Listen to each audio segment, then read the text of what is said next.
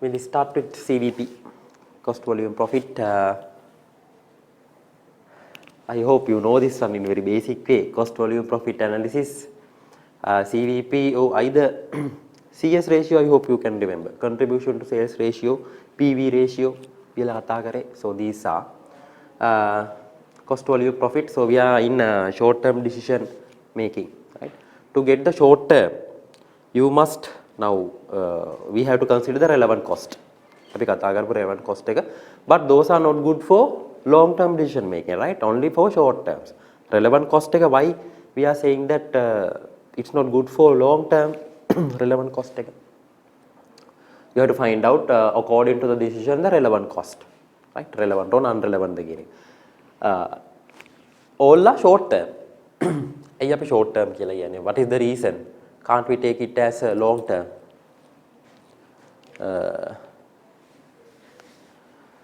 In the long term, cost structure definitely changes. Sometimes some cost fixed for the short term period. We'll assume for a year. But when you are comparing the same thing with the 5 years time, it's about to change. Right? When it comes to the long term, it's not good all the time. So if we discuss about the 100 years time, fixed cost for the year, definitely it's also about to change. So therefore, yes, those goods for short term decision making, again for a month, for a next month or for within the year will be best. So this one also the same CVP analysis, good for short term decision making, not good for the long term all the time. So when considering output decisions, how many units to make and sell. In the short term, then decision making often focus on contribution. Key decision related to the followings. Contribution. So based on the contributions, you will make the decision regarding outputs, right? When there are a product portfolio, bunches of products, right, for the business. So you can calculate and find out the contribution levels, right? From there, you may able to identify, understand the contribution. You can rank the product based on the contribution, right? So then decision based on the contribution will be more successful. Why? How we can calculate the contribution? Selling price minus whatever the variable cost, no, right? So in there for the contribution we always disregard what? Fixed cost. Fixed cost, right? So therefore whatever the variable cost, all the variable costs you will consider when you are going to calculate the contribution. So based on that, whatever the total variable cost you will consider for the decision making. Especially we'll assume some product are there the negative contributions. Will you as a what is your suggestion? Contribution negative. At a glance, selling price 100, variable cost 120 minus 20 contribution. What do you think? Is it good to produce or not? It is not good for production. Loss making. If he can't cover his variable cost from the selling price, means there is no chance to cover the fixed cost. Loss එක but we cannot get the decision based on that sometimes, right? Some products are there. What you have to do? Yes, negative contributions will be there. May income net income definitely yes, it will be negative. Sometimes now easily we can say yes, shut down the production, but it's not that easy. By looking at the contribution yes, it's not good. You have to analyze various factors and find out, right? Contribution making decision right? But the thing is, contribution you can easily change. Selling price what will happen to the contribution? Contribution will be increased, no doubts, right? Cost if any factor, if any chance is there to reduce the cost, definitely contribution ready. ඔය දෙකේ contribution එක හැදෙන්නේ, right? So එකපාරම product එකක් shut down කරන්න කියන තරම් contribution එක base කරගත්තොත් that is not good, right? It's not good. So therefore I think අපි short term decision ගනිද්දී contribution එක good වෙන්නේ not for the shutdown and no shutdown will be a very crucial decision නේ. ඒව ගන්න නෙමෙයි, right? how we can increase the contribution එහෙම නැත්නම් especially for resource allocation limited resources allocate කරගන්න තමයි අපිට මේ contribution එක will be more useful ඇත්ත කතා right how many units do we need to sell or break even yes by analyzing this CVP contribution you may able to identify how many units to sell for the break even. So we should know no break even means no profit no loss. When you are doing a business, when you are selling a product, when you are manufacturing, you must know what is the break even level to get the no profit no loss, right? It means in the break even level we know that total cost equal to total income. එතකොට break even කරගන්නත් බැරි නම් we have a issue, right? So loss නොවි zero කරගන්න එක kind of a objective for the business, right? Profit maximization ඔක්කොම objective. Survival කියලා කියන්නේ that's also an objective. ඒ කියන්නේ no profit no loss situation එක යන්න වෙනවා හිටපු ගම, right? Basically on this kind of situations මේ current situation of the country. I think some business may able to get the generate the profit, some are not. හරි අමාරුයි. Right, what they are looking for actually the break evens. Break even වෙන්නේ කීයද කියලා බලලා the minimum sales break even කරන්න plan කරගන්න, right? So next one safety margin. Yes, margin of safety MOS. So what is this actually? Margin of safety, what do you think? Break even break even in units and break even in sales we can calculate easily. Then margin of safety, what do you think? Like that's kind of a formula we can calculate. Anyway, the difference between break-even units and the current level of output or quantity sold. It means you are going to compare the break-even, the difference between break-even level and the quantity that currently you are selling, right? So that's called margin of safety. Then there you have an idea actually. Yes, this is the level that I can lose, right? So we'll assume yes, current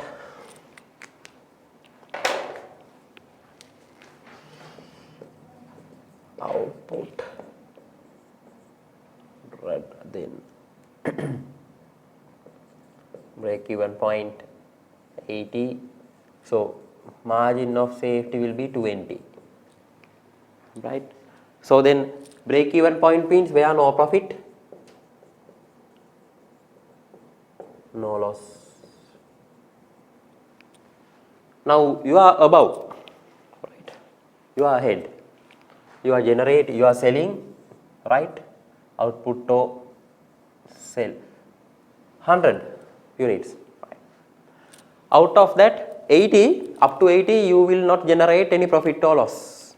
But these 20 units, what it will give to the business? Profits, right? May 20 units තමයි business එකට ඇත්තටම profits දෙන්නේ. Margin of safety, right? You should know this level, right? Minimum level එක දැනගන්න ඕනේ. එතකොට ඊට වඩා උඩින් if you sell 81 yes it's still profit. පළවෙනි unit එක generate the profits, right? So up to 80 no profit no loss. Margin of safety you can easily calculate. ඉතින් after the මේ 80න් පස්සේ එන හැම unit එකම will generate a profit for the business. එතකොට those are the units are covering this cost as well, no? ඒ කියන්නේ profit එකක් එන්නේ 81 ඉඳලානේ, right? එතකොට 81 ඉඳලා ඔයා වැඩි කරන හැම unit එකකටම it will give what? Profit. Already you cover the cost now. Pure profits in the business side, right? I think when you have a product portfolio, එක product එකක් හරි even you are not selling even ඔයා service එකක් දුන්නත්, right? You must know break even levels, right? How many service you should provide for the day or for a month to earn to no profit no loss, right? එතකොට මේක අපි දන්නකොට it is easy to manage, no? Sales team එකට you can force, right? Okay, this is the minimum, you must achieve this one. I think what a sales team එකට when you are setting the target, yes you can set 90 more or less, right? Minimum එක 90 කරන්න ඕනේ. Then there you anyway benefited. Alright. So ඉතින් ඔය වගේ decisions you can take very short term. ඒ කියන්නේ this is about to change quickly. Right? When you are budgeting especially next financial year එකට budget එක හදද්දී. So you have to calculate the break even, margin of safety, everything.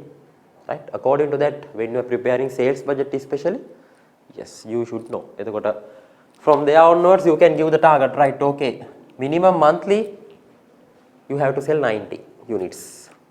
Right?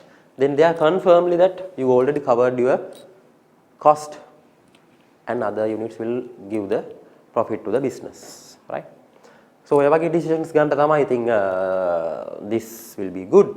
What safety margin do we expect? Yes, margin of safety. How many units need to be sold to achieve a target profit? We know target profit, target cost, right? So then now we'll assume a business want to achieve a 10 million profit, right? This will allow you to understand or calculate what are the quantities that you need to sell to achieve the target profit. Again, it should cover the cost plus you need to earn a 10 million profit, target profit. So those are the things we can calculate through this one. Then CVP analysis for single product, break even units, fixed cost divided by contribution per unit, right? Contribution per unit. Then break even point into sales, it is CEC. So the units that come in through this one into the selling price also you can get the break even sales.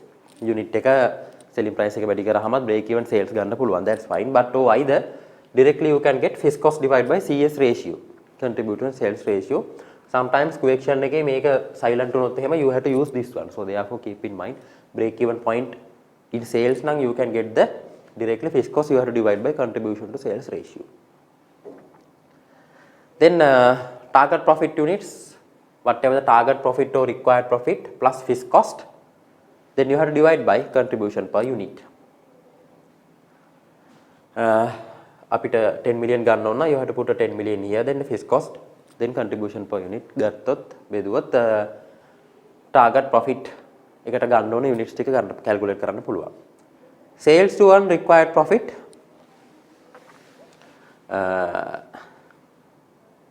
whatever the profit, target profit, you have to record there. Then the fixed cost divided by CS ratio, it will comes with the rupee terms. This one from the numbers, the same thing. Then a CS ratio, contribution to sales ratio, contribution divided by sales. Easy. Safety margin, margin of safety units, actual units minus break even point units. So those are the formulas required. Right. Traditional break even chart. So here I hope you aware this one. This is the cost curve, total cost curve, right? Why total cost curve is starting from here? Because of the fixed cost, right? So variable cost will be starting somewhere, fixed cost methaning, altogether total cost curve will be behave like this. This will be total income or revenue, it will start from the zero, where the intercept point may P එකේදී no profit no loss will generate. ඒ කියන්නේ cost එක over කරගෙන the income will goes intercept point, that's called break even point by the chart. So this area will be profits, right? This area the losses are there. So margin of safety means the points here to here, right? Actual sales points, break even points, right? That's called margin of safety. So this will be the fixed cost and this will be the variable cost of the business. This will be the income or profits. These are the losses. This is the intercept point according to the break even chart. Break even chart එකේ හැටියට, right?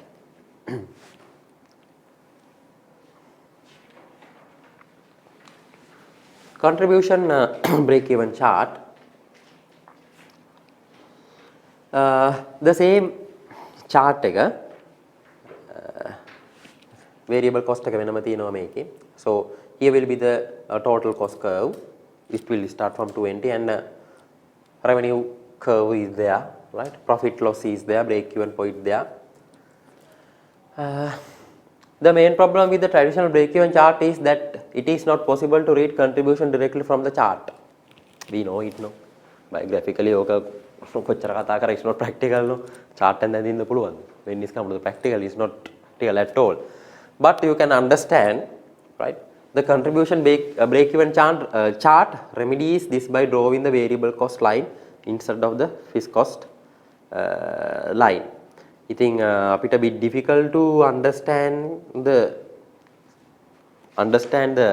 break even point by the charts. The more suitable way by the formulas, right? If after you develop a formulas, I think if you want, you can draw this one.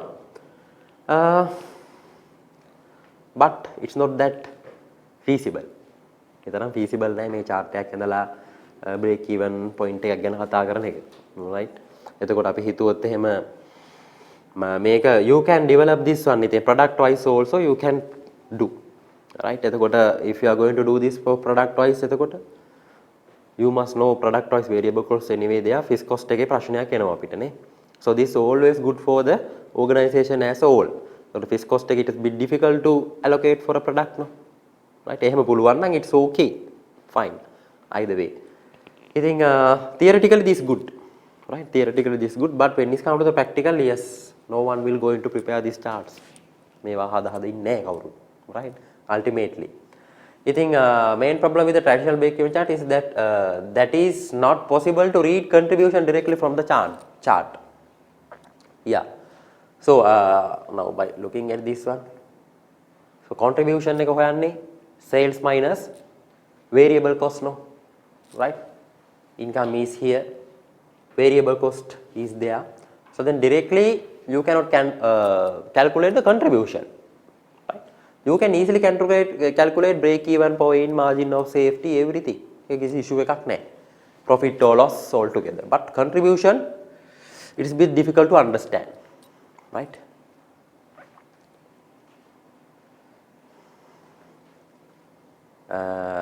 The contribution break even chart remedies this by drawing the variable cost line instead of fixed cost line. Right? Variable cost line එක තියෙනවා, fixed cost line එක මෙතනින් එනවා, the total will start from there. දැන් මේකේ fixed cost එකයි variable එකයි total එකයි ඕම අන්තර පස්සේ so it is bit difficult to understand. So therefore අපි මොකද කරන්නේ මේ variable මේකත් නැතුව so we are just recording total cost and total revenue. Right? Then there sometimes you may not able to understand the fixed cost. Fixed cost එක හරියට හොයාගන්න බෑ. Yes, you know මේක මෙතනින් පටන් ගන්නවා, that will be the fixed cost. Right? But you cannot show it. ඒක පෙන්වන්න ගියොත් එහෙම දැන් තව curve එකක් මෙහෙම එනවා. Will be confused. Break even එක මෙතන කියලා හිතුවොත් එහෙම ඊට පස්සේ then again issue. Right? So therefore that's I think graphical methods වල තියෙන issues, right? Okay.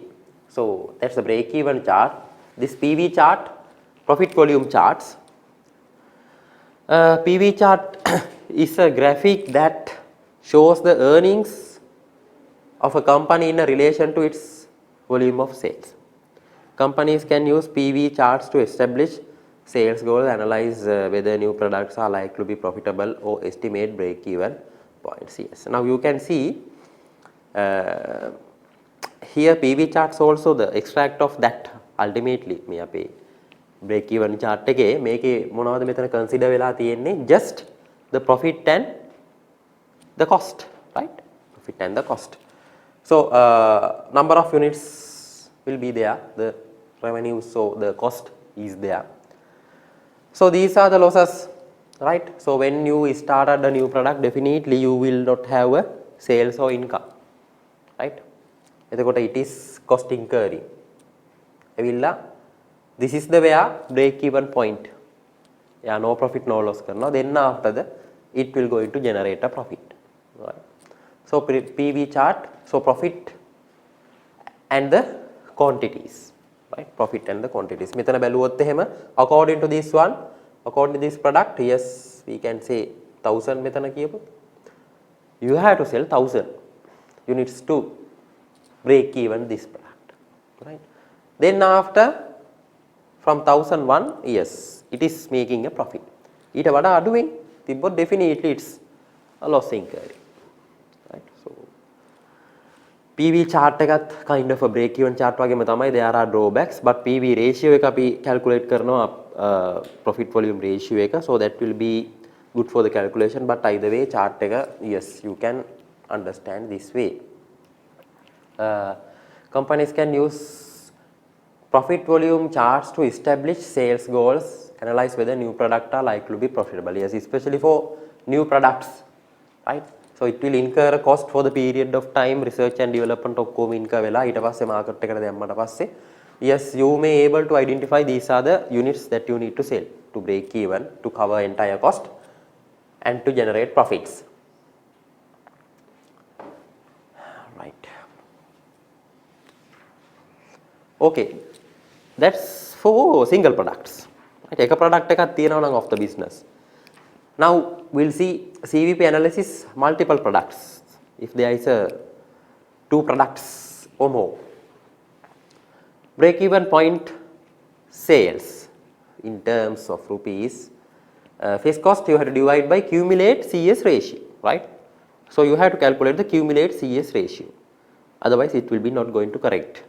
So cumulative CS ratio, contribution to sales ratio, cumulative contribution divided by cumulative sales, right? Cumulative contribution. So the individual contribution you have to calculate first of all, then you have to add together. අපි හිතුව we'll assume 2 products තියෙනවා නම් add together, then you have to divide by total sales. So we'll assume 2 products are there, A and B, right? Sales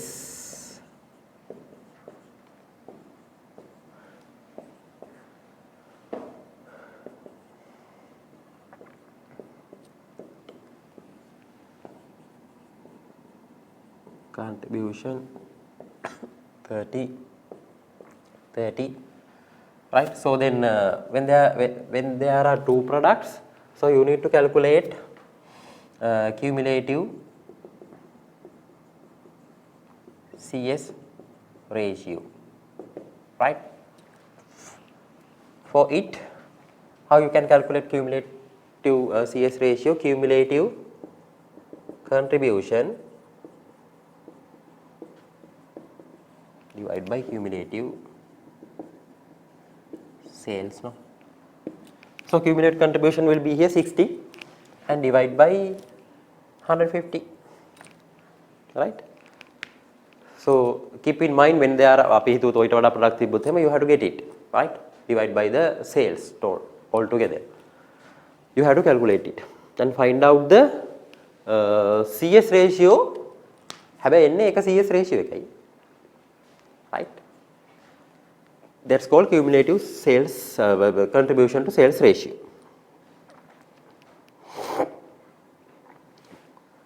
Product. There are 2 break-even point sales. Product A sales. Yes, the same thing. They have analyzed here. There are 2 products A and B. Then the break-even points in units. Product A break-even point sales divided by product A selling price. Product B sales divided by product B selling price. Product A break-even point sales into product A sales divided by cumulative sales ratio, right? Once you calculated it, you may able to calculate break-even point sales and break-even point units product wise, right? Then මෙහෙම තියෙන නිසා ඕනේ නැහැ, but if the question comes in that way, this is not there with you, no? Right? එයා එතකොට දුන්නොත් cumulative sales ratio එක directly. We have to apply these. ඒක දීලා break even sales ඇහුවොත් එහෙම product wise. So this is a formula, no? So then you may able to solve ratio එක දුන්නොත් එහෙම you have to put that the ratio, then the sales separately. Likewise එහෙම නැත්නම් ඒ දෙක තියෙනවා නම් the ratio, whatever thing. Sales and units, you may able to calculate through this one, keep in mind all the time cumulative CVP analysis for the multiple products. We have to get the cumulatives to calculate the PV ratio. Profit volume chart. Yeah. Multiple products profit volume chart. Yes, this graph is used when there are more than one product. We know. Compute the profit volume ratio of each product. Rank each product in order of profit volume ratio. Compute the cumulative sales value and the cumulative profit. Yes. So as we know, we'll assume cumulate sales, cumulate contribution, fixed cost, profit. Now this is a මේක හදාගන්න chart එක හදාගන්න මේ, right? Not anything else. Then we know how to calculate cumulative sales, cumulative contribution, right? It is not a big thing. Then the fixed cost. Now the profit here, no? So the contribution again passe. The fixed cost, you know, it will constant. ඒක වෙනසක් නැහැ. Whatever the level, you have to apply the fixed cost. Then you can calculate the profit according to the level, right? According to the sales mix. Again, එකක් තියෙනවා නම් this one, දෙක A and B both තියෙනවා නම් 250 ඇවිල්ලා තියෙනවා anyway. This will be, right? Product 3-4ක් තියෙනවා නම් so you have to calculate like this. අපි හිතුවොත් if there are 4 products, cumulative sales, cumulative contribution, fixed cost එක it will be fixed cost හැමෝටම එකයිනේ. Right? Then the profit you have to calculate as a separate line. මේ තියෙන්නේ scenarios දෙකක් ඈ. One product or 2 product. Obtain the profit part and profit line. Right. අපි බලමු කොහොමද හදන්නේ කියලා. Assumptions. We have to assume that whenever units of product A are sold, Y units of product B and Z, units of B and Z units of product C are also sold. Assumptions. Highlight that whenever අපි හිතුවොත් X, Y and Z, there are 3 units again. 3 products තියෙනවා. 3 or 2. එකක් විකිරනකොට we are assuming that others one also selling. නැත්තම් බෑනේ. Right? Assumptions, right? Next one, such an assumption allow us to calculate a weighted average contribution per mix. The weighting being on the basis of quantities of each product in the constant mix. Yes, the first assumption. The second will be because of the first one, it allow we to calculate a weighted average contribution per mix, sales mix එක. Right? When there are 2 or more products එදී අපි දන්නා එක sales mix එකක්. Right? එතකොට මේ දෙකම products ටිකම concurrently විකුණනවා. එකපාර විකිනනවා. එතකොට there will be a sales mix simply නේ. Sales mix එකක් අපිට එනවා. Right. Yeah, this is the chart, profit or loss, the income or cost, then the revenues, sorry, here the profit and the revenue. So we'll assume this is the product X, right? My products X එක this. Oh wait, product X නෙමෙයි.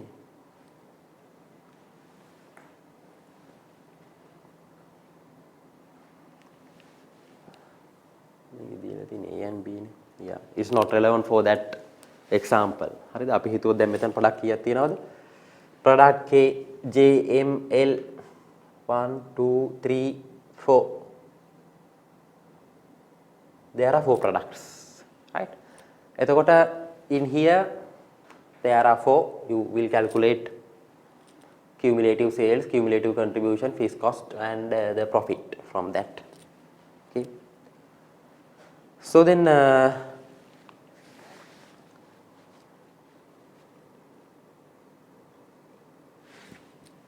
revenue, when there is 100, it is making losses, right? All the product are cumulative. Cumulatives ne here. මෙන්න මේ line එක තමයි consider කරගන්නේ. Mix එක මෙතන cumulative sales, right? And the profit. According to that, line by line.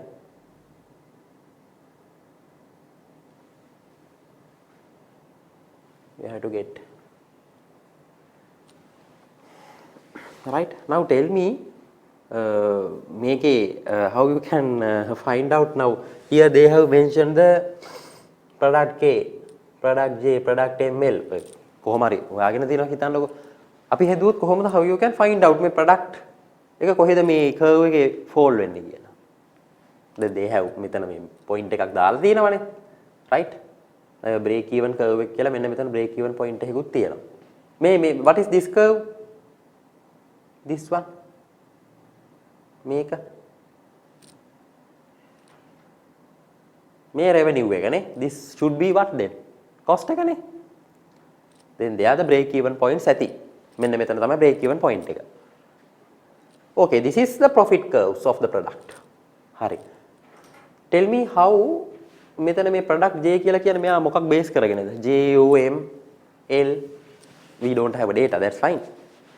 නිකන් අපි හිතුවොත් how you can මේ profit line එකේ කොහොමද product එක තියෙන තැන how you can point out.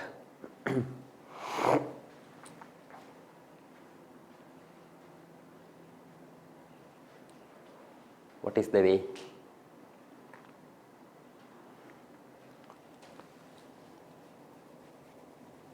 Based on what?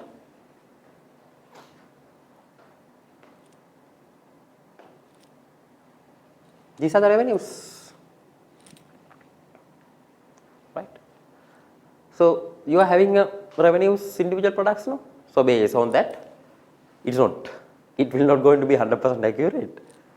Product එකේ individual revenue එක you have to point. Right? This is the profit curve. This is the revenue. Based on that, otherwise you don't have a way. වෙන විදියක් නැහැ අපිට. Likewise, so එහෙම තමයි මේක අපිට මාක් කරගන්න වෙන්නේ. Right?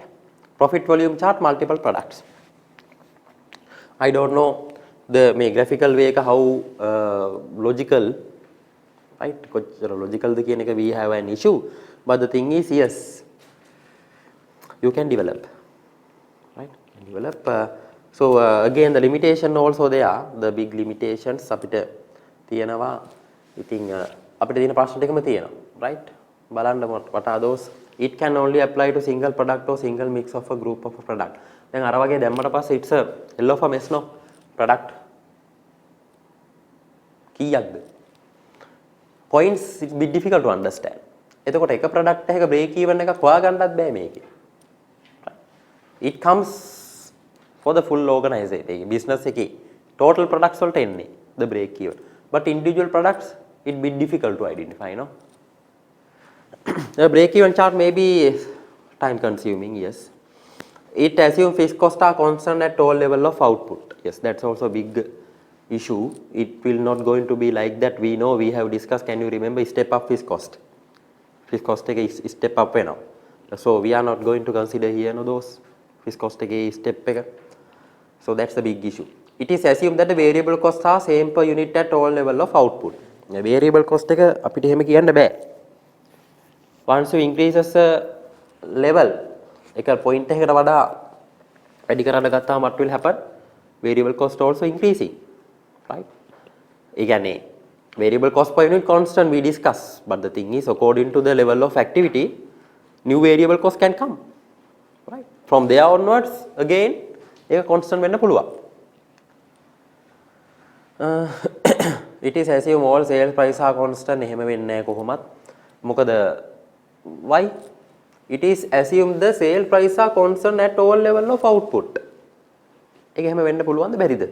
What do you think?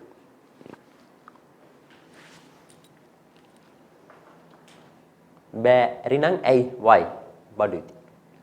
Sale price එක කියන එක අපි හැබැයි හැමතිස්සෙම අඩු වැඩි වුණොත් මිසක් අඩු කරන්නේ නැහැ. ඒ කියන්නේ මෙහෙමයි either way it's not constant, no. වැඩි වෙනවා අඩු වෙනවා. You will give discounts. Discounts දෙනවා definitely අඩු වෙනවා. Sale price එක sometimes because of the cost you will increase it. It's not constant.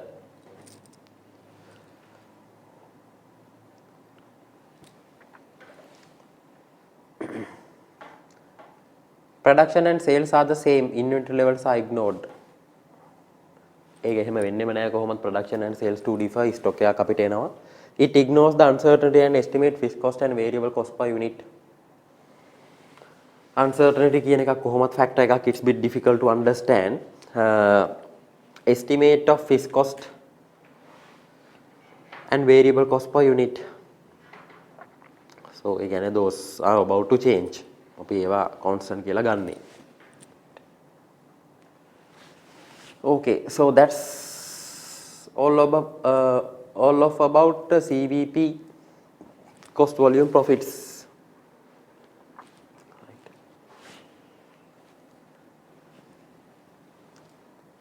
Especially අර formula ටික තමයි මතක තියාගන්න ඕනේ. Right.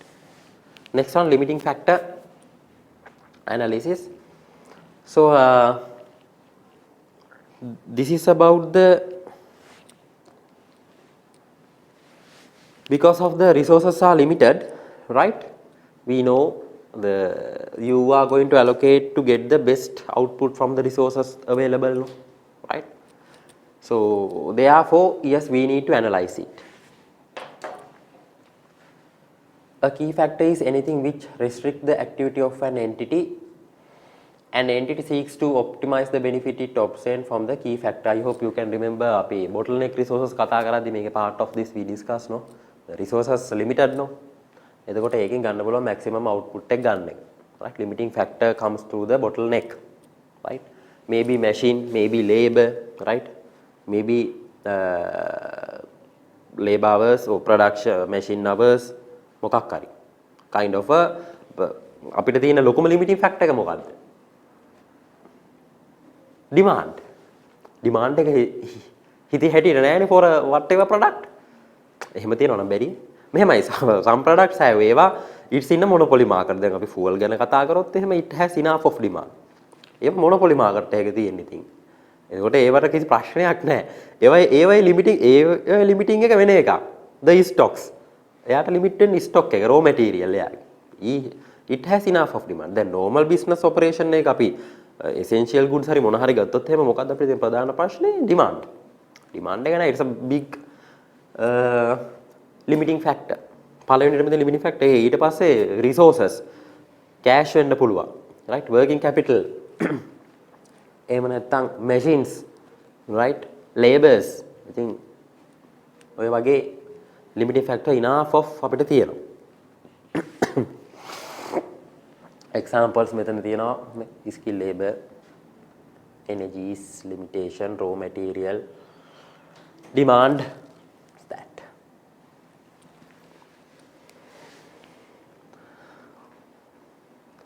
Assumption of limiting key factor analysis.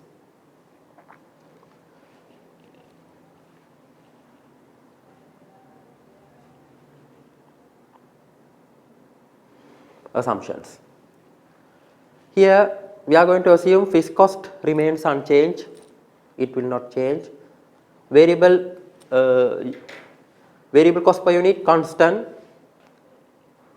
Resource composition for production of units are known with certainty. Resource composition again allocation of resources. Allocation එක fix වෙනස් වෙන්නේ නැහැ. Estimated of sales demand is in known with certainty. Sales demand එක අපි දන්නවා. Units of outputs are divisible, right? Output එක also අපි දන්නවා. So those are the assumptions. එතකොට we'll see limiting factor. Okay. When there is one single limiting factor, එක limiting factor එකක් තියෙද්දි. When there is a single limiting factor, the approach to be determining the optimal production plan is as follows. Right? So identify the key limiting factor. අපි ඒක ඉස්සෙල්ලාම identify කරගන්න ඕන. What is the bottleneck resources එක identify කරගන්නවා වගේ තමයි. Machine hours ද, labor hours ද, demand එකද, working capital එකද මොකක්ද කියන එක we must identify. Compute the unit contribution for each product. If it is a අපි හිතුවත් product portfolio එකකුත් තියෙනවා, right? එක limiting factor එකයි. So මොනවා කරන්නත් කලින් we need to calculate what contribution. Unit contribution we need to identify. Then compute required limiting factor for each product. Yes. machine hours na labor hours na we have to calculate the requirement for the product wise. Product A ekata how many machine hours, how many labor hours. Product B likewise, right? So first of all you have to calculate the contribution of the units or products, then required limiting factor for each product, right? Eka product ekata limiting factor ge requirement එක. Compute the unit contribution per key factor. Yes, උඩින් contribution එක හැදුවා, ඊට පස්සේ limiting factor එක දාගත්තා. You can calculate ඒ දෙක divide කරාම you will get the answer unit contribution per key factor, no? එක key factor එකකින් limiting factor එකේ contribution එකක් you can calculate, right? Unit contribution per key factor you can calculate. You need to calculate it. Based on that you are going to rank, right? Rank the products according to the contribution to the key factor. Hari. දැන් මට කියන්න මේකෙන් අපි හිතුවොත් rank කරොත් දැන් there will assume 3 products are there. Products තුනක් තියෙනවා. ඒකෙන් ABC will assume වැඩිම ranking එක එන්නේ A ට. අඩුම C ට. Right? When you are going to allocate the resource allocate කරන්න ගියාම වැඩිපුර resources to which product you are going to allocate, A or C? වැඩිම limiting factor contribution per limiting factor highest in A, lowest C. Limiting factor එකේ වැඩිම resources allocate කරන්නේ කාටද? කියන්නේ අපි හිතුවොත් 100% හදන්නේ A the C the? What do you think? කිව්ව තේරුණානේ? අහපු මේක තේරුණානේ? right. එතකොට contribution එක calculate කරා, ඊට පස්සේ limiting factor requirement එක කතා කරා. ඒකෙන් ඒ දෙක divide කරලා එන answer එක වැඩිම එන්නේ A ට. right? එතකොට අපේ anyway you have a limit there. ඔයා product එක rank කරන්න එපා. right? You have to rank. එතකොට ranking එක අනුව තමයි resources allocation එක වෙන්නේ. වැඩිම resources allocate කරන්නේ A ටද නැත්නම් C ටද? The contribution per limiting factor. Limiting factor එකකට contribution එක වැඩි වෙන්න ඕනද අඩු වෙන්න ඕනද? වැඩි වෙන්න ඕන නේද? Simply yes, the answer should be මේ ඒක වැඩි වෙන තරමට it's good for you. يعني limiting factor එකකින් more contribution. එහෙනම් ඔයා more resources you must allocate to him. Then he will that it will generate more contribution. Right? So simply as that. ඒ කියන්නේ when you are going to rank the products, yes, rank කරන්න ඕනේ. The ranking will easy. මේකෙන් එන වැඩිම answer එක you will rank 1 2 3. The when you are going to resource allocate also වැඩිම එකට තමයි maximum resources you have to allocate. ඊට පස්සේ ඊළඟ එකට. ඊට පස්සේ ඊළඟ එකට පුළුවන් තරම maximum you will do. තිබ්බොත් remain තියෙන ටික, right? So that's the way you have to rank the products and allocate the resources under the limiting factor, right?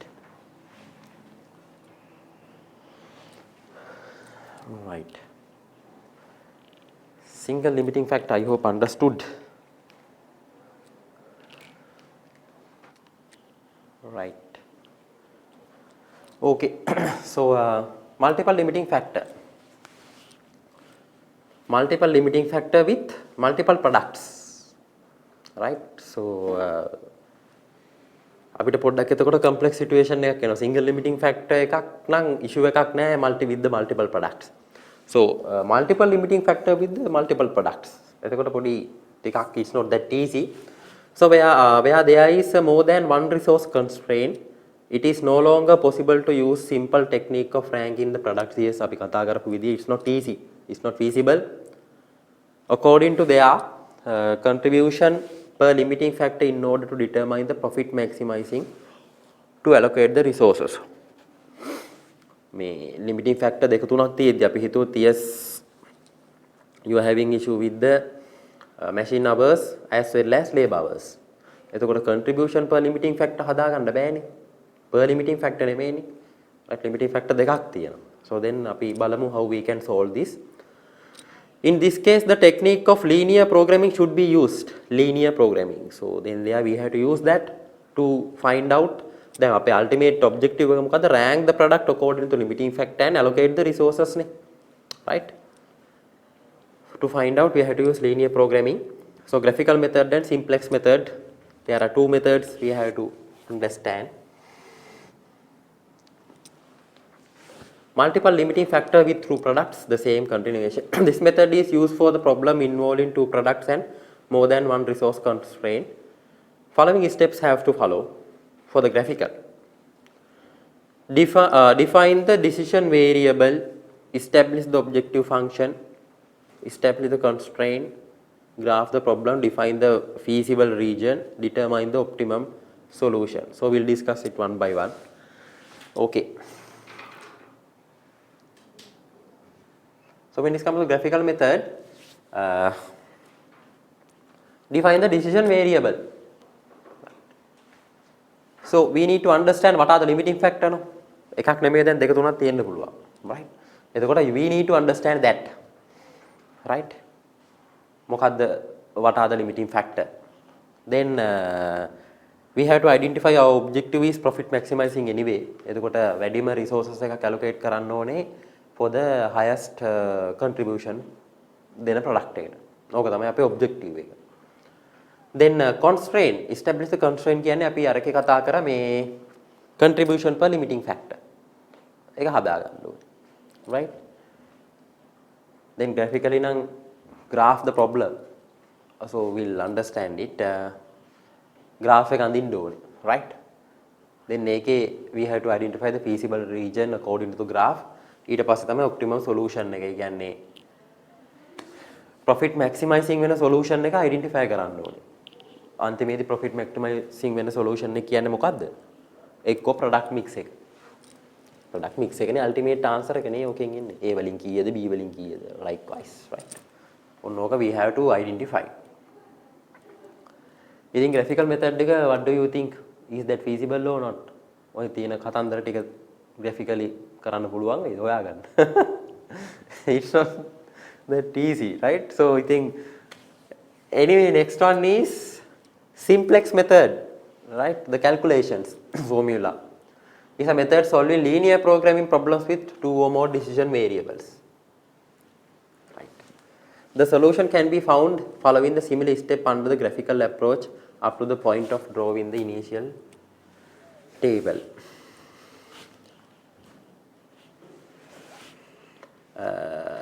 In any feasible solution, if a problem involves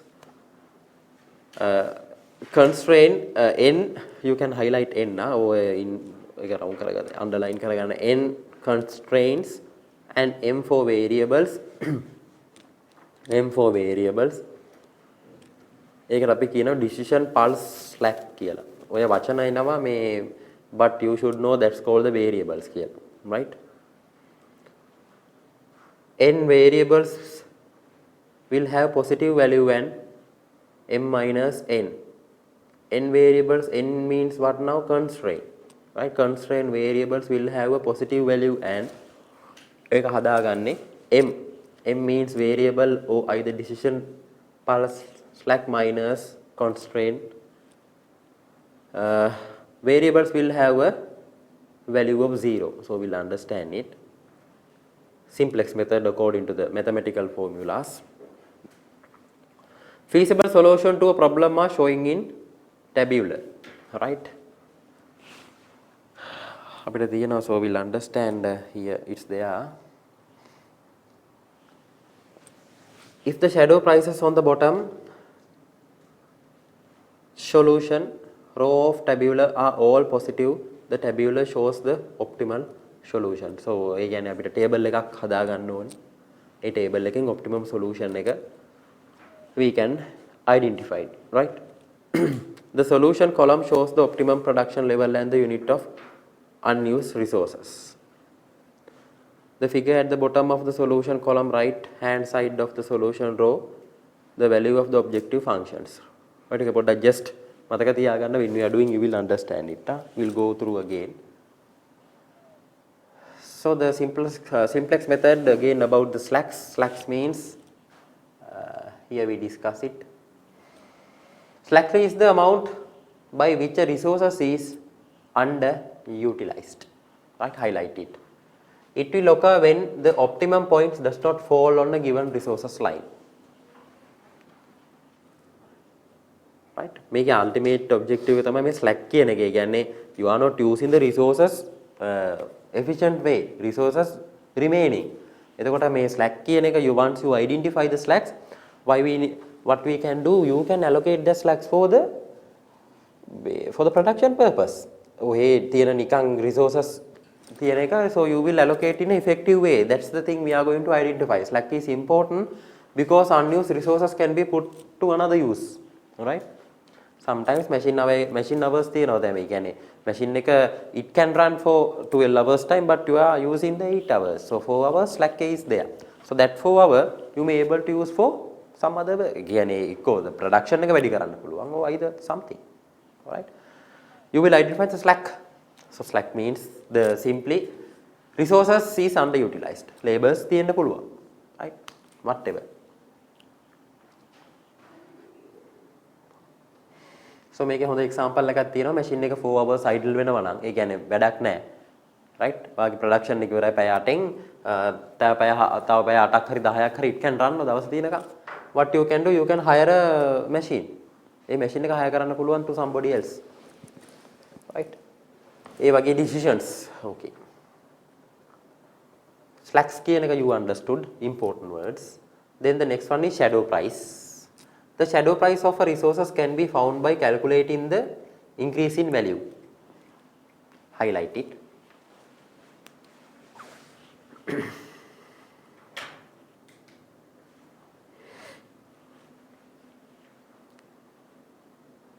Yes. The shadow price of a resource can be found by calculating the increase in value which would be created by having available one additional unit of a limiting resources at its original cost. ඒ කියන්නේ limiting resources එක use කරලා if you produce another one unit එකක් හැදුවොත් හම්බෙන contribution එක extra contribution එක call as a shadow price. We'll assume okay currently you are producing 100 with the limiting factor. හරිද? එතකොට you will analyze the limiting factor. A limiting factor එක එහෙමම තියාගෙන 101ක් හැදුවොත් what is the additional contribution that you can have? කියන එක තමයි shadow price simply. Right? So these things important to make the decision එකයි. හරිද? අපි will see how we can apply these. The shadow price of resources can be found by calculating the increase in value, usually extra contribution, which would be created or generated by having available one additional unit of a limiting resources at its original cost. Limiting resources එකේ original cost එකට ඒ කියන්නේ labor නම් not from the මේ labor එළියෙන් hire එක ඒ කියන්නේ limiting factor එක තියෙන කොට cost එක. එහෙම නැතුව now will assume labors are there. Since knowing that labor is a limiting factor, you will hire a labor. එහෙම කරලා නම් it's not, we cannot take that. It's not from the original cost. එතකොට ඔයාගේ limiting factor එකක් නැහැ. You has hired the labor and it's available now. Right? එතකොට limiting factor එකේ original cost එකෙන් තමයි that contribution එකක් එනවා නම් that's called shadow price. Right? It therefore represents the maximum premium that the firm business should be willing to pay for one extra unit of each constraint. This aspect is discussed in more detail. Right? I hope you understood what I meant. An extra contribution කියන එක තමයි shadow price simply available resources වලදී. 100ක් හදනවා නම් 100 හදද්දි contribution එක මෙච්චර නම් එකක් හදපු ගමන් තව another additional unit එකක් හදපු ගමන් කීය දෙන්නේ with the same limiting factor. Right? Okay, calculating shadow price. Step 1, 2, 3. Take the equation of the straight line that intersect at the optimal point, add one unit to the constraint concerned while leaving other critical constraint unchanged. Don't worry, we'll practice, then you will realize it. Use simultaneous equation to derive a new optimal solution. Calculate the revised optimal contribution, the increase in the shadow price for the constraint under consideration. To calculate shadow price, you have to do these things under simplex, right? Right. මෙන්න මේ කියන කතාව. Simplex initial tabulex. Okay. Just look at variables in solutions, then material, labor, machine time, contribution for solution they have given. likewise, right? So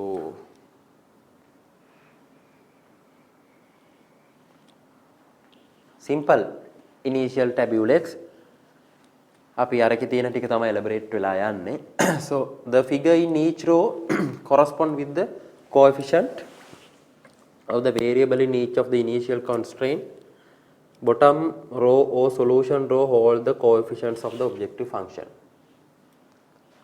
The figures you are referring here on each row correspond with the coefficients. Each row, these, right, with the constraint. Each row corresponding with the coefficients highlighted, coefficient of the variables.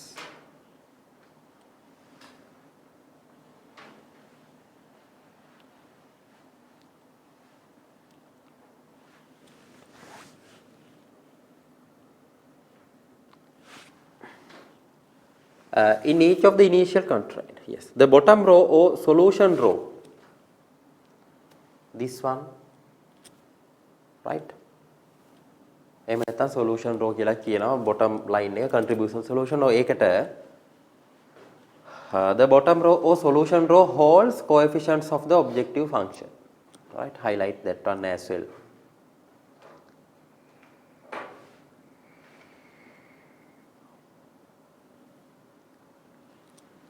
S1 S2 S3 කියලා කියන්නේ simply unused resources of that.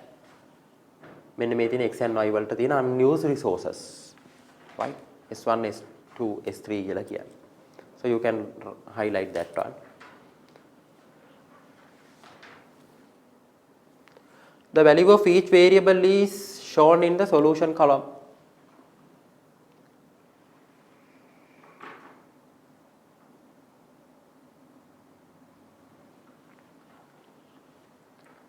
We are testing a solution that all decision variables have a zero value. මේවා ගැන කතා කරන්නේ, right? අපි testify කරන්න යන්නේ ඒක. So there is a no production and hence no resources are used. Highlight. All decision variables have a zero value, so there is no production and no resources are used. The total resources available is therefore unused. ඒ කියන්නේ මේ zeros එනවා නම් unused resources කියන එක තමයි identify කරගන්න තියෙන්නේ අපිට. Right? You will get it understand.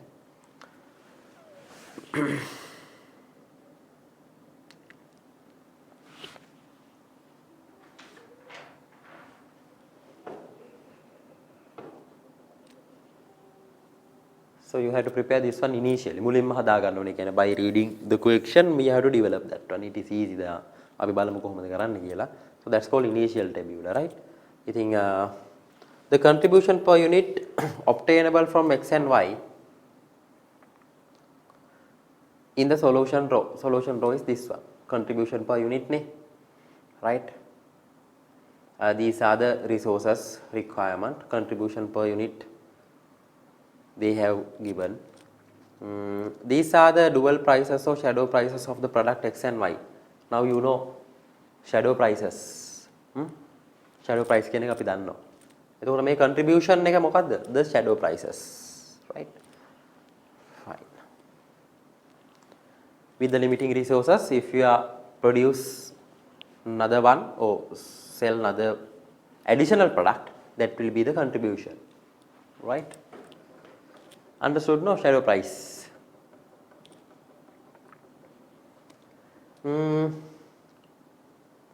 A minus shadow price indicates that the value of objective function can be increased by the amount of shadow price per unit. Now all the decision will be going to base on the shadow price. This is shadow price. ඒ කියන්නේ එකක් with the limiting resources වික්කොත්, right? This will be the contribution to have නේ, right? එතකොට ඕක base කරගෙන material, labor, machine times වල හදා ගන්න පුළුවන්. Contribution per limiting factor එන්නේ අන්තිමේදී ඒක තමයි එන්නේ. ඉතින් ඕක හදා ගන්න, right? Positive shadow prices indicates the amount by which the value of the objective function would be reduced per unit of the variable introduced into the solution. Yes, so don't worry. So when we are doing the question, you will understand how to analyze this one. Right. Initial you have to draw, then based on that the final tabular you have to do. Make a so we'll understand this one. The solution in this tabular is the optimal one because the shadow price on the bottom row are all negative. This is the bottom row contribution solution, all are negative, right? Highlight shadow prices on the bottom row are all negative.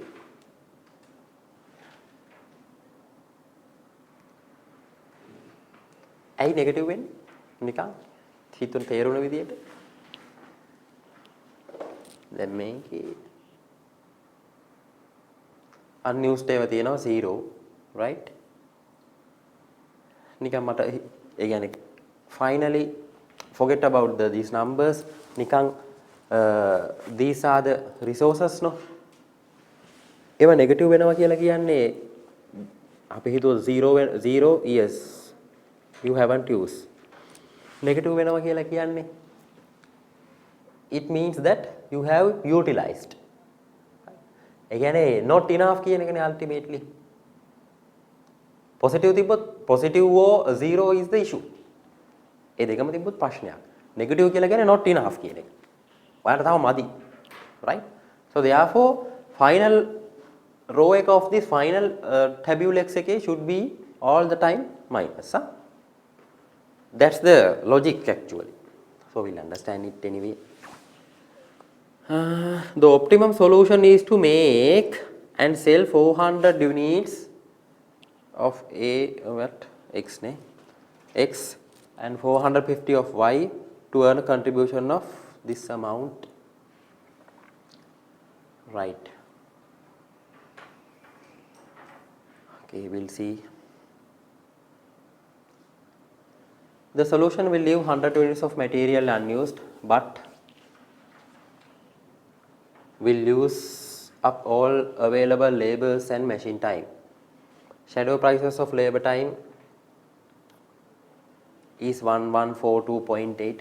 Somewhere I may get this one. Next one is 6258. This one. The shadow price of material is nil, because there are 100 units of unused material in the solution. Here this one. Make it positive, right? Hari will understand it anyway, will do. Okay. So now our main objective එක මොකද්ද by doing now? We are not going for graphical method. It is not that much feasible, no? Practical නෑ. But here you are going for simplex method. මොකද්ද මේක? අපි ultimate objective එකයි මේ why we need to calculate this one?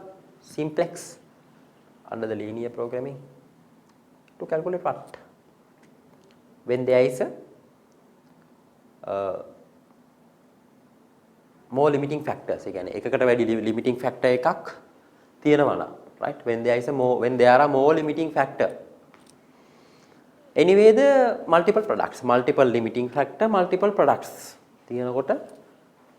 It be difficult, no? You can't understand actually. අපි හිතුවොත් machine hour labor hour limit වෙනකොට එතකොට product එකේ contribution එකත් හදා ගන්නවා. You don't know which one is giving the maximum නේ. Contribution එකේ maximum product එක හොයාගත්තට per limiting factor you don't know, right?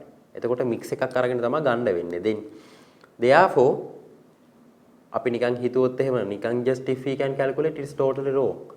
හරි okay labor hours මෙච්චරයි machine hours මෙච්චරයි. ඒ දෙකේ වෙන වෙනම අපි හිතුවොත් single limiting factor එක calculate කරලා you cannot find out the answer, no? Right? එතකොට to get the best optimum solution maximum contribution එක ගන්න එක තමයි අපේ final objective එක. Right?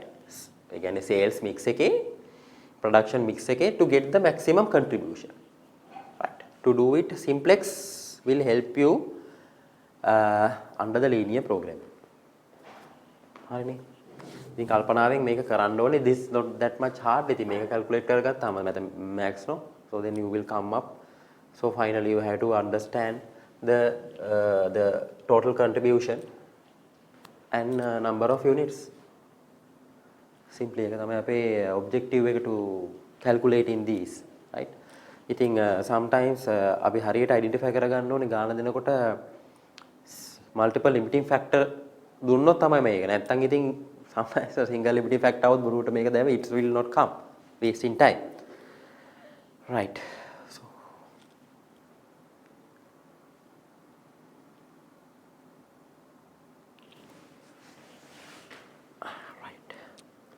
අපි first of all we'll finish and we'll discuss the question ඔක්කොම එකට නෙන්නේ, right?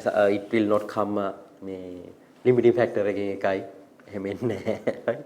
So according to that finally make or buy එනකොට දෙන්නේ එහෙමනේ, right? So අපි we'll finish this one and we'll go for calculations. හරි දැන් මේක නම් දන්නවා make or buy decisions. I hope you can remember when you are going to produce a product actually sometimes the production comes through the process, no?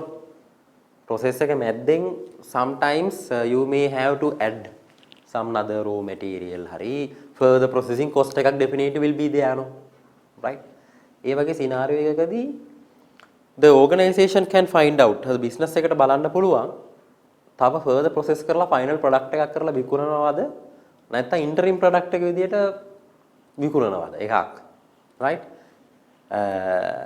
එහෙම නැත්නම් production එක කරගෙන යද්දි you need to අපි හිතුවොත් දැන් ඔයාගේම product එක the input of the output of the another process, the product will be input for the another process, no?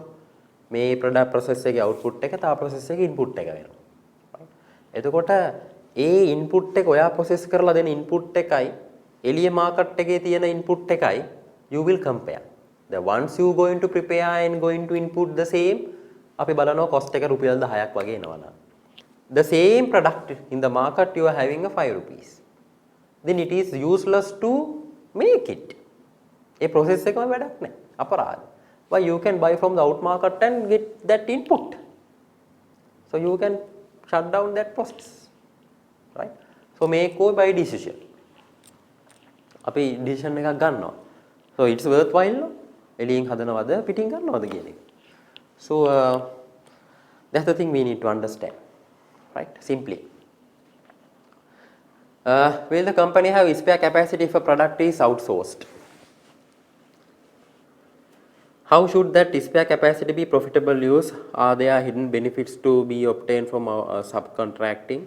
Would the company's workforce resent the loss of work to an outside subcontractor, and might such a decision cause an industrial death? So simply is that what I said you, when you are going to understand the cost of the process and cost of the purchase from outside, you will definitely you have to review and understand whether it is worthwhile to produce and make as an input or buy from the outside. Simply make or buy decisions, right? ඒ වගේ මේකටම එනවා මම අර කීප එක further process cost එකක් එනවා නම්, right? Interim විකුණන්න පුළුවන් 20 rupees. Further process කරලා you to further process it will incur another 10. Then final product cost will be 30. Market එකේ තව products තියෙනවා ඊට අඩුවට. It is then useless to further process. Better to sell as interim product. So those are the decisions අපි මේ කතන්දරේ අන්තිමේදී ගන්න යන්නේ.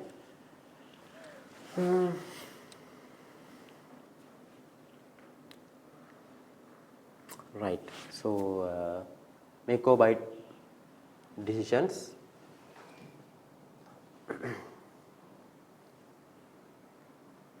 So එක කරන්න යද්දී, right? Will the company have spare capacity? අපිට we should have a capacity, right? ඒ කියන්නේ enough resources තියෙන්න ඕන. නැත්තම් බෑනේ, right? And enough resources තියෙනවා product එක outsource කරගන්නත් පුළුවන් වෙන්න ඕන. ඒ කියන්නේ in my example, yes, you can produce and the same product should be available in the market. නැත්තම් මේ decision එක ගන්න බෑනේ, right? Otherwise no one you can make as input there නේ. ඔය scenario දෙකම those assumptions should be there.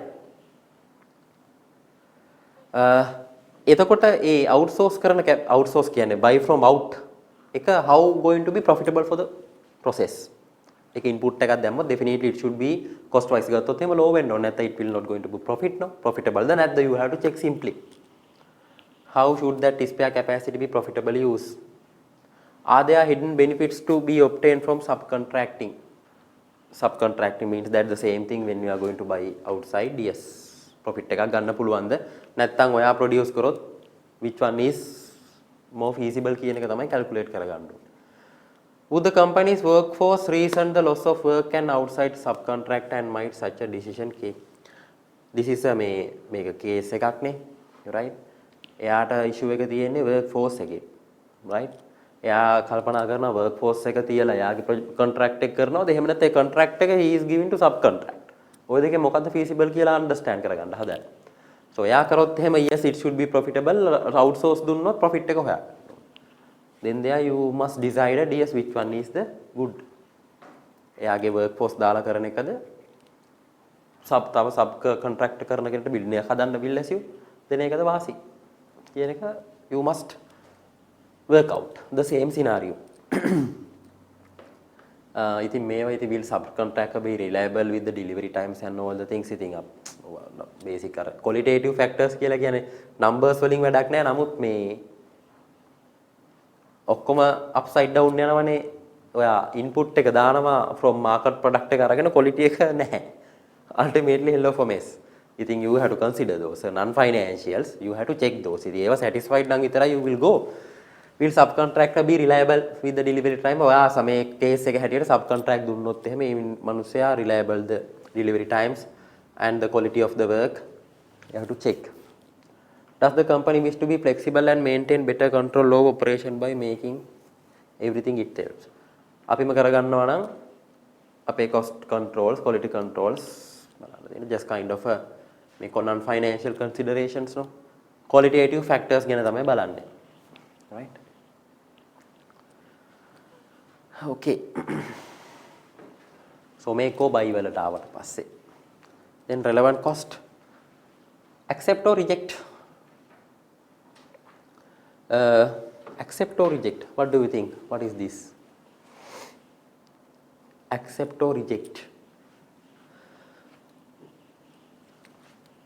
When you get a මොකක් හරි order එකක් ආවට පස්සේ big kind of so you either you have to accept or reject no දෙකෙන් එකක් කරන්න එපේ right. Relevant cost accept or reject decisions you have to do one either accept or reject thing so but take you have to calculate what contribution contribution if you going to accept you have to find out the contribution right profit එක වෙනම ඔයා reject කරොත් එහෙම what is the reason to reject කරොත් එහෙම profit එක අඩු වෙන එක what are the reason to reject accept නම් okay accept එක understandable no ඔයාට කරන්න පුළුවන් නම් yes you will accept it profit එකක් තියෙනවා නම් definitely but what are the reason to reject actually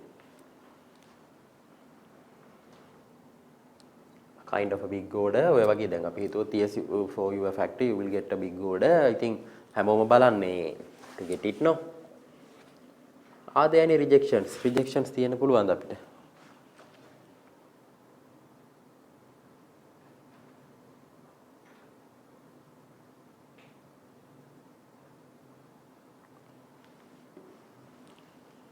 මොන වගේ සිටුේෂන් වලද රිජෙක්ට් වෙන්නේ රිජෙක්ට් කරන්නේ if you don't have a sufficient resources නේද වාට ඒ කියන්නේ කරගන්න බෑ ඒ කියන්නේ it is useless order එක අරගෙන you will be in a trouble right so that kind of scenarios you will reject the project කියන්නේ මේ order or whatever then profit නැත්තම් ඉතින් කොහොමද reject නේ ultimately you have to do the feasibility study ඒ කියන්නේ return on investment නැත්තම් definitely you have to reject it right ඉතින් ඔක්කොම කරන්න you have to calculate the contribution profits everything otherwise you cannot do ඉතින් the relevant cost for this accept or reject variable cost of the production, additional fixed cost, opportunity cost you have to consider, right? ඔය ඔක්කොම consider කරලා තමයි whether you are going to accept or reject කියන එක අපි දැනගන්න ඕනේ, right? Okay.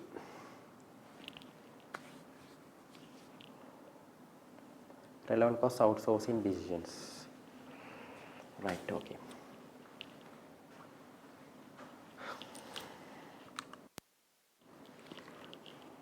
Relevant cost outsourcing decisions. Outsourcing is the use of external supplier for the finished products, component or services. This is known as contract or manufacturing subcontracting.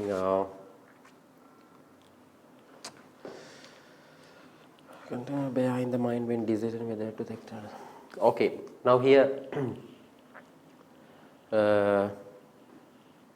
when you are going to outsource of your business function, with your IT department or finance department, some organization been outsourced, no?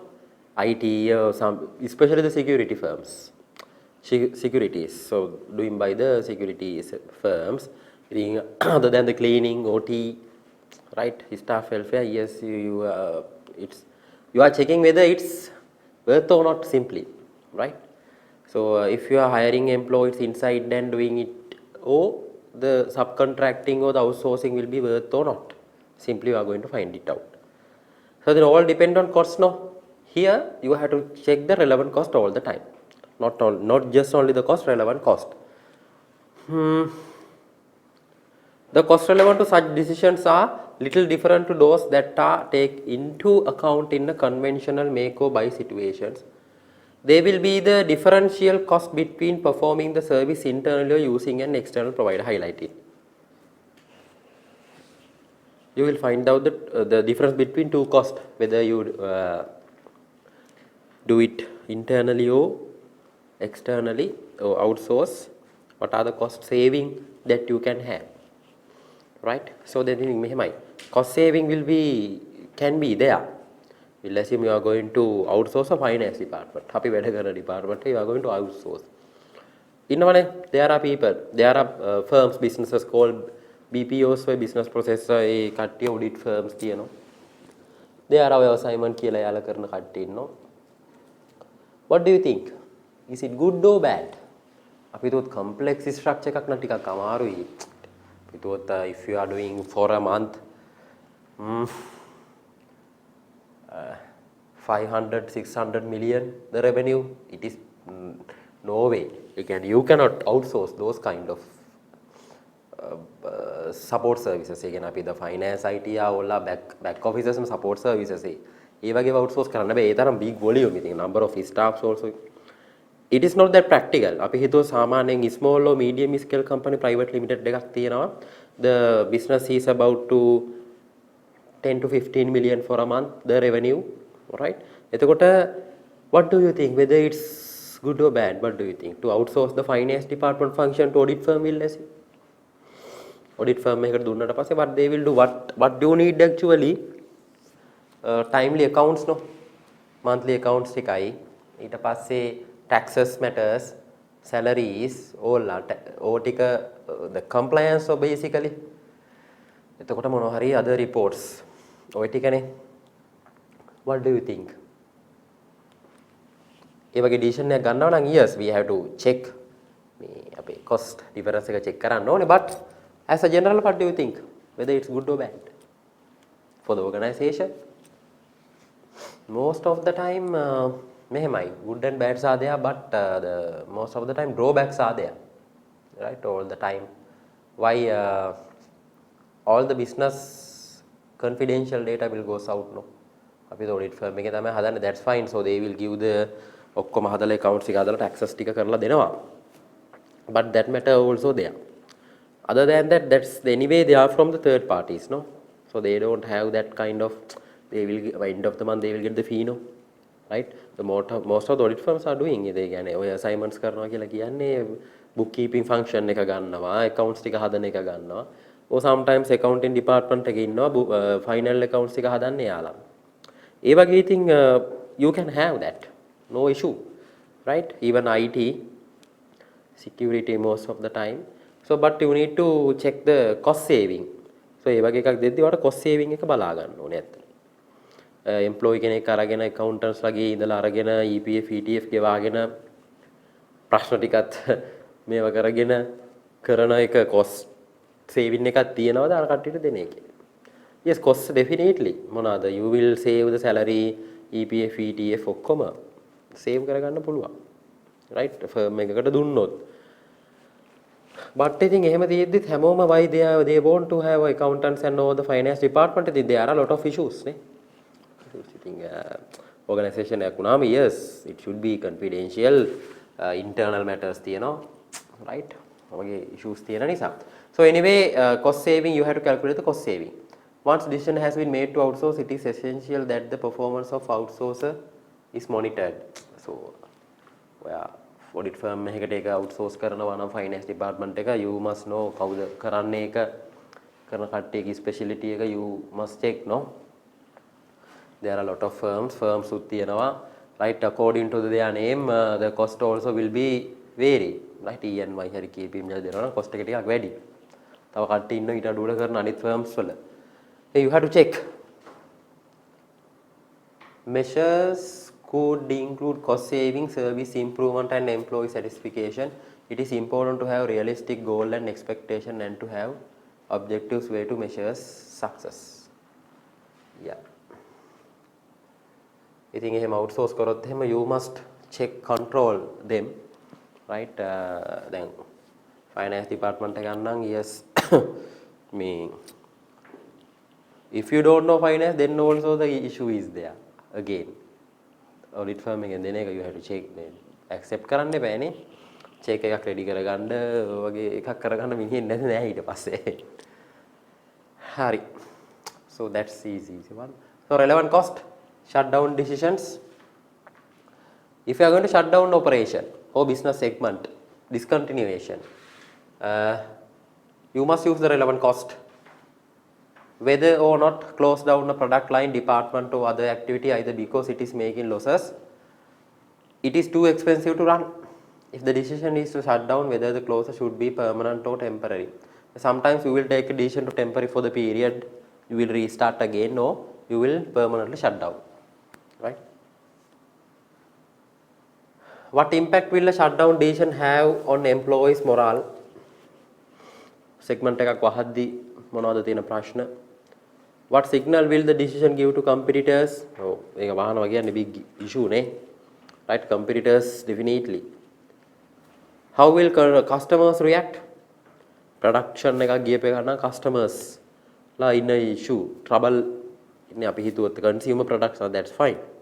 But electronic hari මොනවා hari නම් warranties, they will is in a trouble. කොහෙටද යන්නේ ඊට පස්සේ? You have to sort out. How will supplier be affected?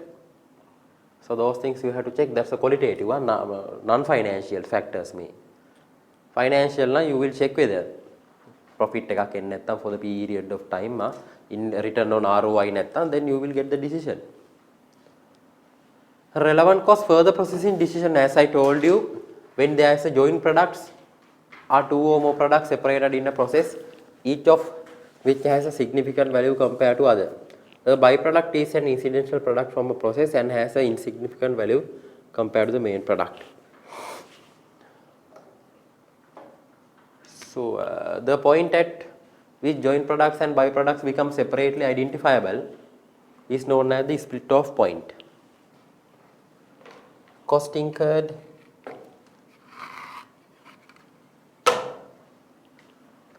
up to this point are called common cost or joint cost. So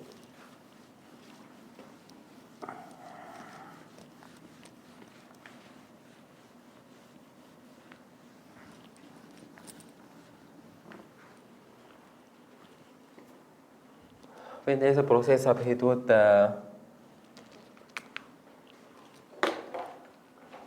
input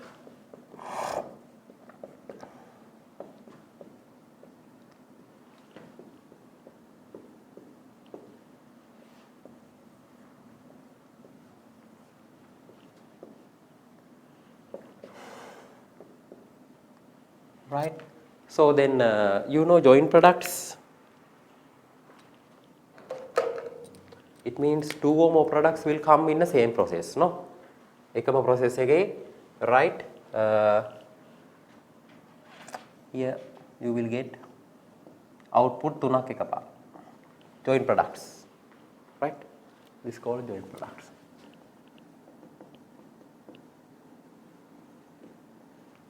Joint products. When you are processing, sometimes you are not planning to get this product, but from the process it's come. It's called byproduct. So when you are going to refine the crude oil, your main plan is to get petrol, diesel and something, right? But tarai, ghee, sanamana will come as a byproduct, ne? So it will come. So you cannot stop it, right? So process again, byproducts will come. Right. The point at which joint products and byproducts become separately identifiable is known as a split off point. Yes. There will be a point called split off point somewhere here. You may able to understand the byproduct separately and joint product separately. Right? We'll assume here is called split off point. So then there you know what are the joint products, what are the byproducts from the process itself. Or either separation point you can say. Cost incurred up to this point are called common cost. Cost from here to here called common cost, right? That's called common cost. Until the split off point, the cost incurred up to the split off point called as a common cost. Right.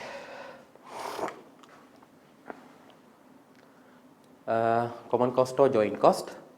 The main method of apportioning the joint cost, each of them can produce significantly different result. Yeah. So then from there onwards you may able to understand costs for this product separately, this separately and these are separately, right, after the split off point. Right. So this is called common cost or joint cost, you can say either word. Right. So now we have an issue after the split off point. Sometimes, as I told you, if you are going to further process, right, split off point again passe process karanna will assume that you need to spend more, right? Tava cost එකක් එනවා නම් from there sometimes now මෙතනින් split off point එකනේ, right? Then products, 3 products and byproducts you can separate. This is the finished good, but here it's not fully finished, right? මෙතනින් separate or it's not fully finished. May point එකේදී you may able to sell. Definitely there should be a market value, right? මේක process කරන will assume okay product A in the split off point you have a market value to sell at 10 rupees, right? Up to now you have incurred common cost, joint cost. You have to find out product cost separately. අපි හිතුවා this is the market price, this is the cost you have incurred from the common cost, right? We'll assume it's altogether 8, right? You have incurred 8 but you are able to sell at 10 in that point. So then further process cost may be there, further processing cost with another 6 rupees. Then full cost after we produce it's 14 rupees, right? Then you may able to sell this at, as example. So we'll assume here it's 15 kila, right? So you may able to sell at 20 after process, right? So then you can have a profit 6 rupees now. Here now what you have to think, whether you have to go for further production or not. මෙතනින් විකුණලා දානවද නැත්නම් finish කරලා විකුණනවද කියන decision එක අපි ගන්න ඕනේ, right? Up to here you have incurred 8 rupees as a cost, you can sell at 15 නේ. එතකොට මෙතනින් රුපියල් 7ක් profit එකක් එනවා if you sell at this point. But once you process and sell you can have a 6 rupees. Better to sell in this point, no? අපරාධෙට බොරුවට cost එකක් දාලා profit එක ඊට අඩුයි, right? So that kind of decision. Further processing decisions means that, right? May common cost එක split කරගන්න. Yes, we'll discuss how it. According to that, this is the final thing you have to get. Further process කරනවද නැත්නම් මේ split off point එකේදී විකුණලා දානවද? Relevant cost. Yes. Further processing will take place if incremental revenue exceed further processing cost. If a product has been produced in a process, it is sometimes possible to make a choice as to whether sell it without further processing or to process it further. As with other short-term decisions, a decision whether to further process a product should be based on the impact on contribution. If contribution increased by further processing, a product goes ahead, right? Now අපි පොඩ්ඩක් extra mile එකක් ඇවිල්ලා we have to calculate the contribution, right? Contribution එක තව improve වෙනවා නම් yes like this one you may able to නැත්තම් වැඩක් නැහැ, right? So that's it under the this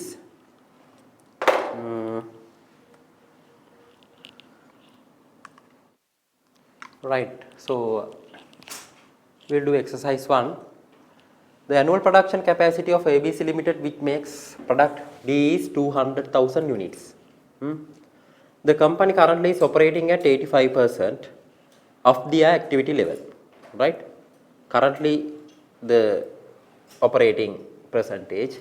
The variable cost of unit D is 25 per unit, and the annual fixed cost 250. The special order 15,000 unit of D is received from a new customer. So they are asking if company agrees to accept this order, determine the incremental cost of the decision.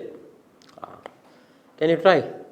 So they are just now you have a this is the annual production capacity you are having, it's called 200,000, and this is the operating level 85%. At that level the variable cost 25 per unit, annual fixed cost given. මේ අහන්නේ 15,000 order එකක් එනවා. ඒක නිසා incremental cost of this decision. Make you have accept this order no? Because of that, what is the incremental cost of this decision? 15,000 ගත්ත නිසා cost එක කීයක් වැඩි වෙනවද? So the capacity 200,000 numbers, right?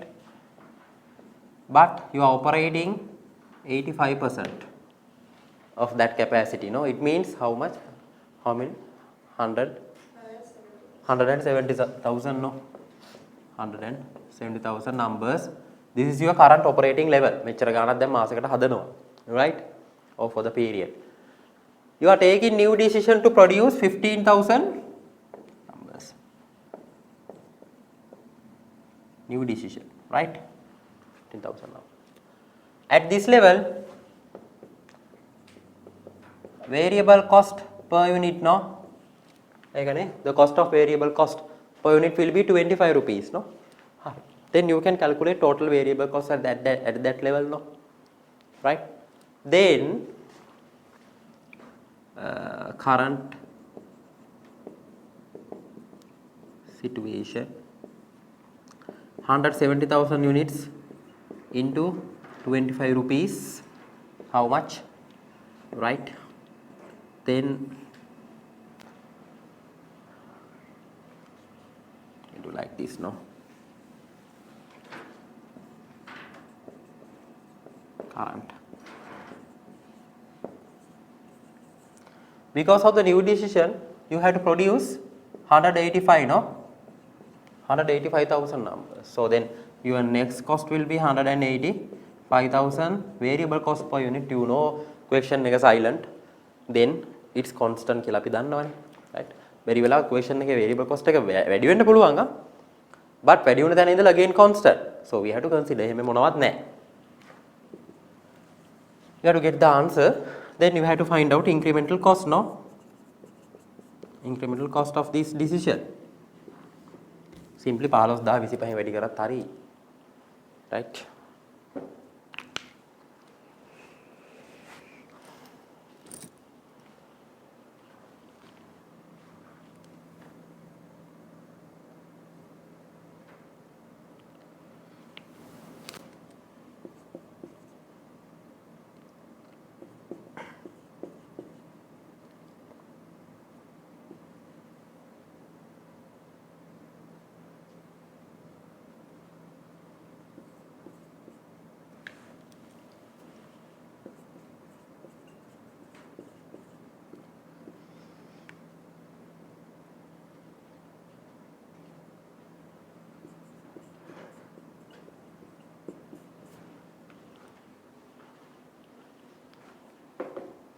Incremental cost of this decision is 375,000.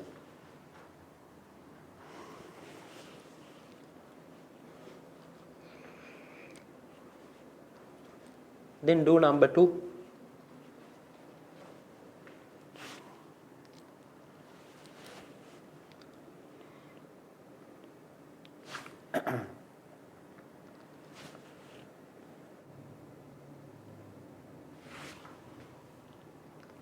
Okay, 2 මොනවද කියන්නේ? First okay නේ පළවෙනි එක. That is fine no? Right, number 2, KYC company produced 2 products A and B. Special order of 1,500 units of A was received from a new customer. A වලට තමයි හම්බෙලා තියෙන්නේ order එක. Right? The fixed cost will be increased by 5,000. Right.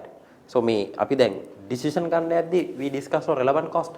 Relevant cost එකේ අනිවාර්යයෙන්ම ඒක simply කියන්නේ මොකද්ද?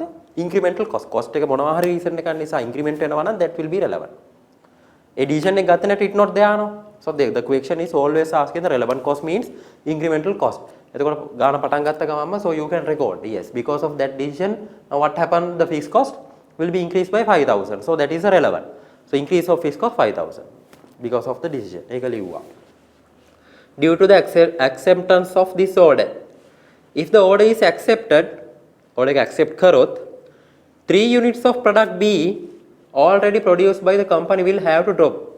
Now A and B there, B වලින් 3 units you have to drop. Produced by the company will have to be dropped to produce 1 unit of this order as the labor is limited. දැන් මාර වැඩේ 1500ක් හදන්න එපා අලුත් එකෙන්. එතකොට එකක් හදද්දී B එකෙන් 3ක් drop කරන්න ඕනේ ඔයා. ඒකනේ මේ කියන්නේ. If the order is accepted, 3 units of product B already produced by the company will have to be dropped to produce 1 unit of this order. එතකොට 1500ක් තියෙනවා හදන්න. එතකොට 1500ව 3ක් අරකින් drop වෙනවා B එකෙන් නේ. එහෙනම් because of this decision no then where the cost impact වෙන්නේ. Making the B එකෙන් you already has generated what? Contribution එකක් අරන් ඇති. ඒකනේ මේ data දෙක දීලා selling and variable cost the contribution that you earn for 4,500 නේ 4,500 will be loss. Understood? එතකොට 5,000 fixed cost වැඩි වෙනවා 4,500 into the contribution also that's called what? Opportunity cost. You are losing that. But you have entertained ඒක නැති වෙනවා. That's also cost no? මෙයා අහන්නේ cost එක විතරයි profit අනම්ම නම් මොනවත් නෙමෙයි. අලුත් order එකේ profit ඒව නෙමෙයිනේ අහන්නේ. So they are asking that. එච්චරයි නේ. You can calculate it now.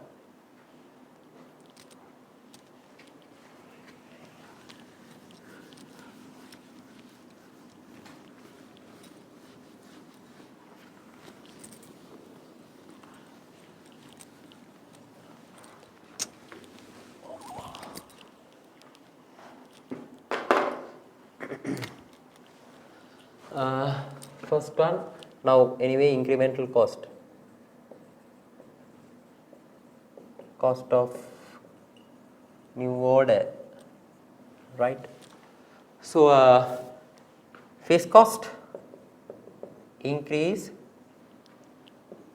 5,000, then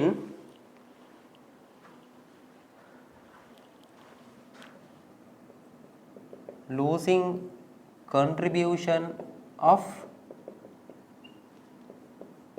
product B. That's called what? Opportunity cost.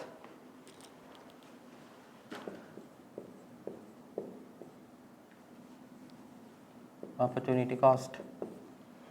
Okay, so that comes how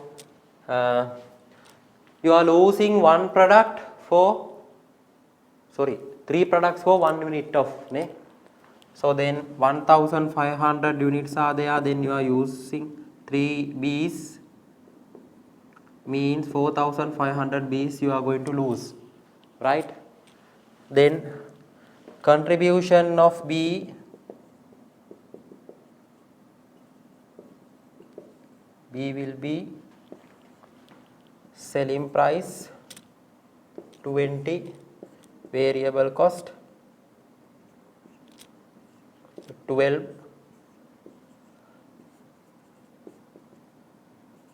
contribution 8. You are losing 8.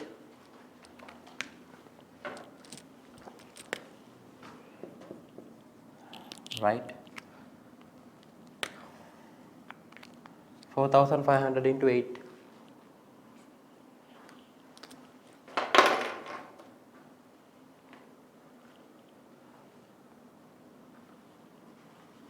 36,000. Right? So then, HRI we'll have to run. Yeah. So then your total incremental cost or relevant cost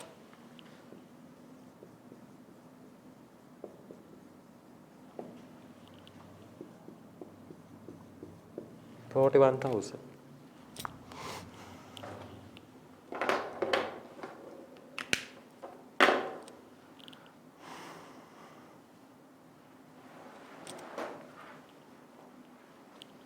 Understood?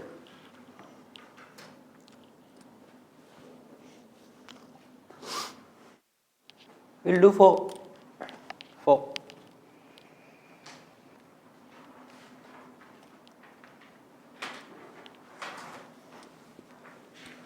Jayanta PLC has been offered 100,000 by a prospective customer to make some purpose built equipment.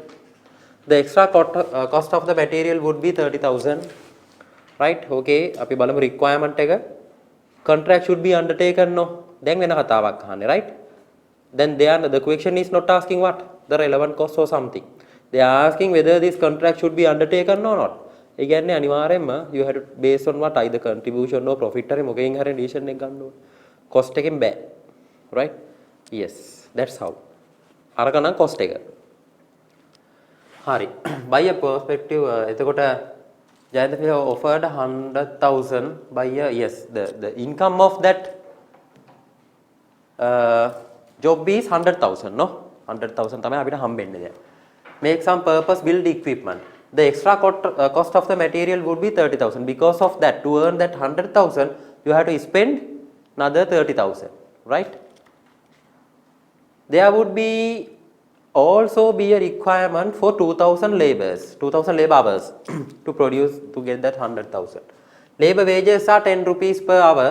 Again, directly pay 2,000 ඕනේ. You have to pay 10 rupees per an hour, right? Then from the material 30,000, from the laborers 2,000 into 10. Now it's going.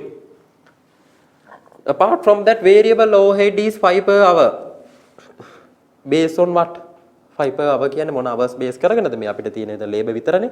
So 2,000 into 5 you have to bear as a variable and fixed overhead absorb at the rate of 8 years. The fixed overhead absorption rate based on the labor hours per hour it's 8 rupees, no? Then 8 into 2,000 also you have to bear. Understood? Because of the decision, na? Right. However, labor is limited. Supply and of the job is accepted. Job එක accept කරොත්. Employees have to be diverted from the work which is expected to earn contribution of 12 per hour towards fixed overhead and the profit. මොකක්ද ඒ කියන්නේ? What does that mean?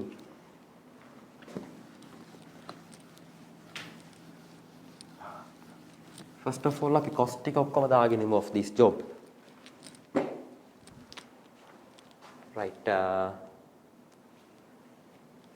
Revenue 100,000, right, of this job, and the cost. So first one is what? Material 30,000, direct labor it's 20,000, no? 2,000 into 10.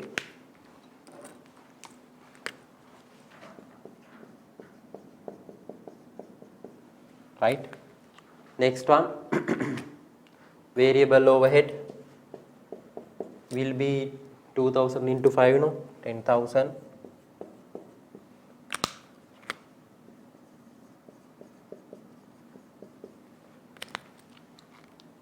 fixed overhead absorption at the rate of 8, it means 16,000.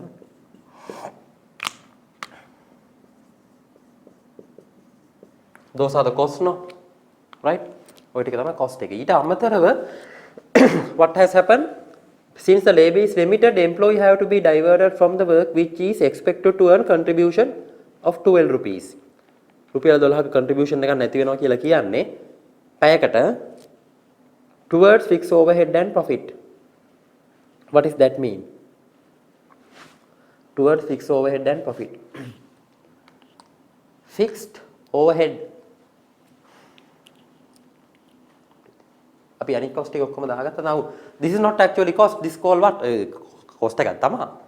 opportunity cost එකක් ගැන මේ කතා කරන්නේ. දැන් opportunity cost එකක් තියනවලු පැයකට රුපියල් 12ක් you are losing. පැය ගාන කොහොමද ගන්නෙ කියන එක තමයි මේ කියන්නේ. Per hour anyway towards fixed overhead and the profit. මොකද්ද මේ කියන කතාව? simple විදියට හිතුවොත් you are required to assess whether contract should be undertaken. හරි. මේ contract එක undertake කරනවද නැද්ද කියන්නේ contract එක profit and loss කියන එක ඉන්නේ simply නේ. හරි. ඒකට cost එක ඔක්කොම දාගත්තා. දැන් ඔන්න opportunity cost එක කතාවක් තියෙනවා. anyway you know පැයකට 12ක් නැති වෙනවා. right? මෙන්න මෙතන තමයි අපිට තියෙන ප්‍රශ්න. what is this mean per hour towards fixed overhead and the profit?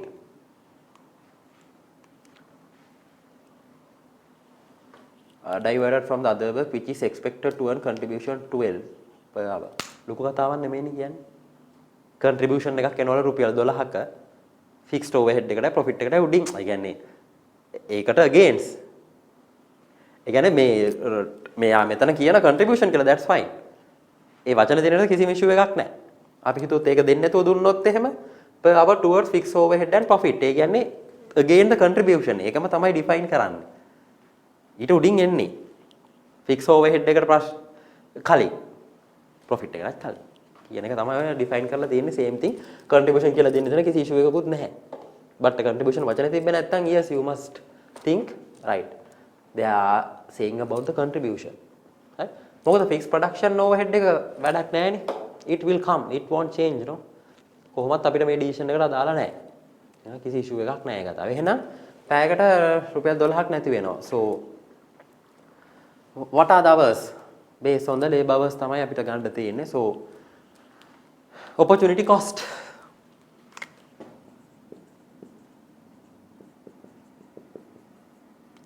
opportunity cost 2000 into 12 rupees you are losing no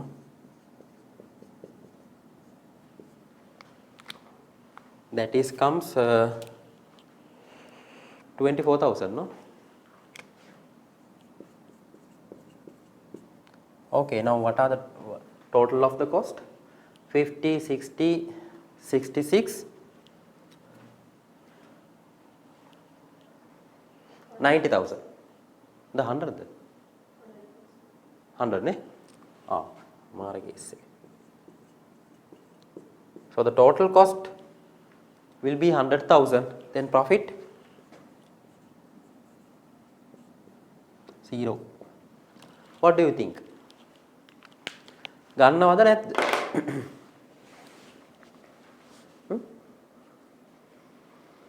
අපිට කියන්නේ you are required to assess whether the contract should be undertaken or not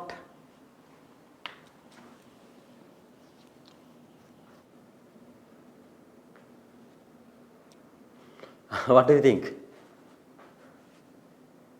profit එක බිඳුවයි නේ okay so then what you can say profit එක 0 නිසා so you can disregard the what this offer right what is this issue actually the opportunity cost right you have to consider it okay okay right so you have to be more extra careful මේ වගේ තැන්වල මොකද සමහර තැන්වල you have to just මේ ටික විතරයි consider කරගන්න ඉන්නේ contribution එක right දැන් මෙතන yes they are asking for the undertaken or not no එතකොට fixed cost එකත් for that job you have to consider no නැත්තම් බෑනේ මොකද you are dropping no right සමහර ඒවායි yeah ඒ නිසා by question so you have to be extra careful when you are doing especially මේකේ ගානෙම කියලා තියෙනවා there would be also be a requirement A project එකටම 8 rupees fixed overhead එකක් allocate වෙනවා කියන්නේ. දැන් general fixed overhead එකක් තිබ්බොත් you have to disregard it. Right? Keep in mind. ඒක නිසා තමයි මෙතන fixed overhead එක දැම්මේ. නැත්තම් you will not record it. Why? It's anyway it's there. කරත් නැතත් ඒක කොහොමත් තියෙනවා. Then if that's so it's profitable no? If that's so it's profitable. Right? Because the question is clearly saying that according to this job this comes. Then no option to us no? හරි. ඕවා පොඩ්ඩක් කල්පනාවෙන් කරන්න ඕන ඔය points. ඔයගේ තැන් වලින් තමයි පොඩ මේවා වෙන්නේ. Other than that this one is okay. හරි.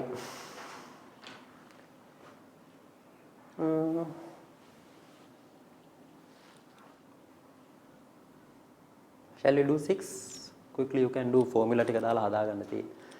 It's nothing there PV ratio break even point in units sales value target profit ඔය ටික formulas ටික apply කරන්න. Number 6 so they have given variable cost selling price fixed overhead quantity of sales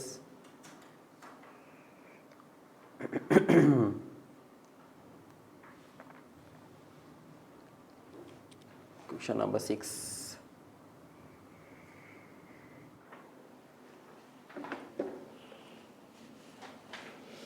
formulas are there you can refer formula මතක නැත්තම් it's there no how number E if variable cost per unit is increased by 25 and fixed cost is increased by 100 selling price remains unchanged variable cost එක 75ක් වෙනවද එතකොට yeah no by 25 it will be 75 rupees and fixed cost දැනට කීයද 600,000 no it's going to be 700,000 no right හරි නේද ඒක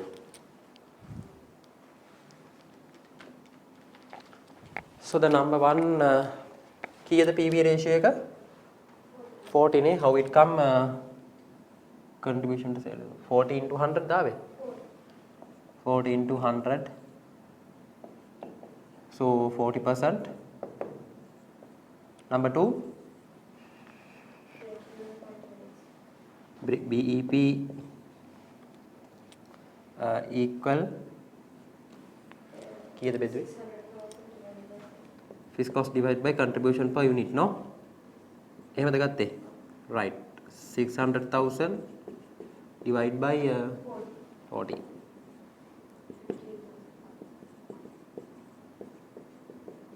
number 3 and values ne so BEP in values you can get fixed cost divided by CS ne එහෙම නැත්නම් මේකට you can apply the selling whatever කොහමද ගත්තේ will be how much 150,000 1.5 million right number 4 මොකක්ද කියන්නේ target profit no target profit equal target profit plus fixed cost divided by contribution per unit no target profit 200,000 plus fixed cost 600,000 no divide by 40 how much 20,000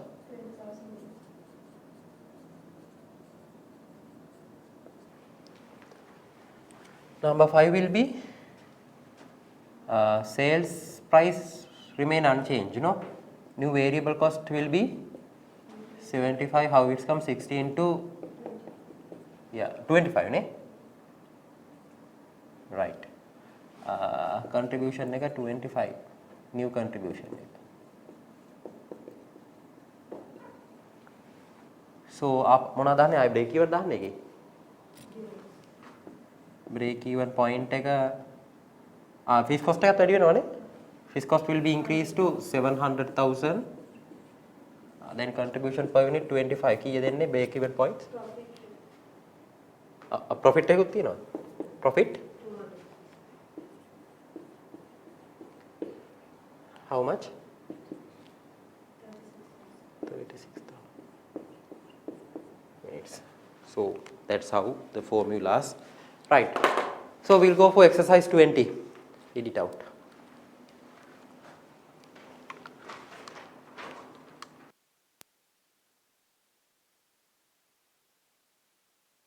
Yeah.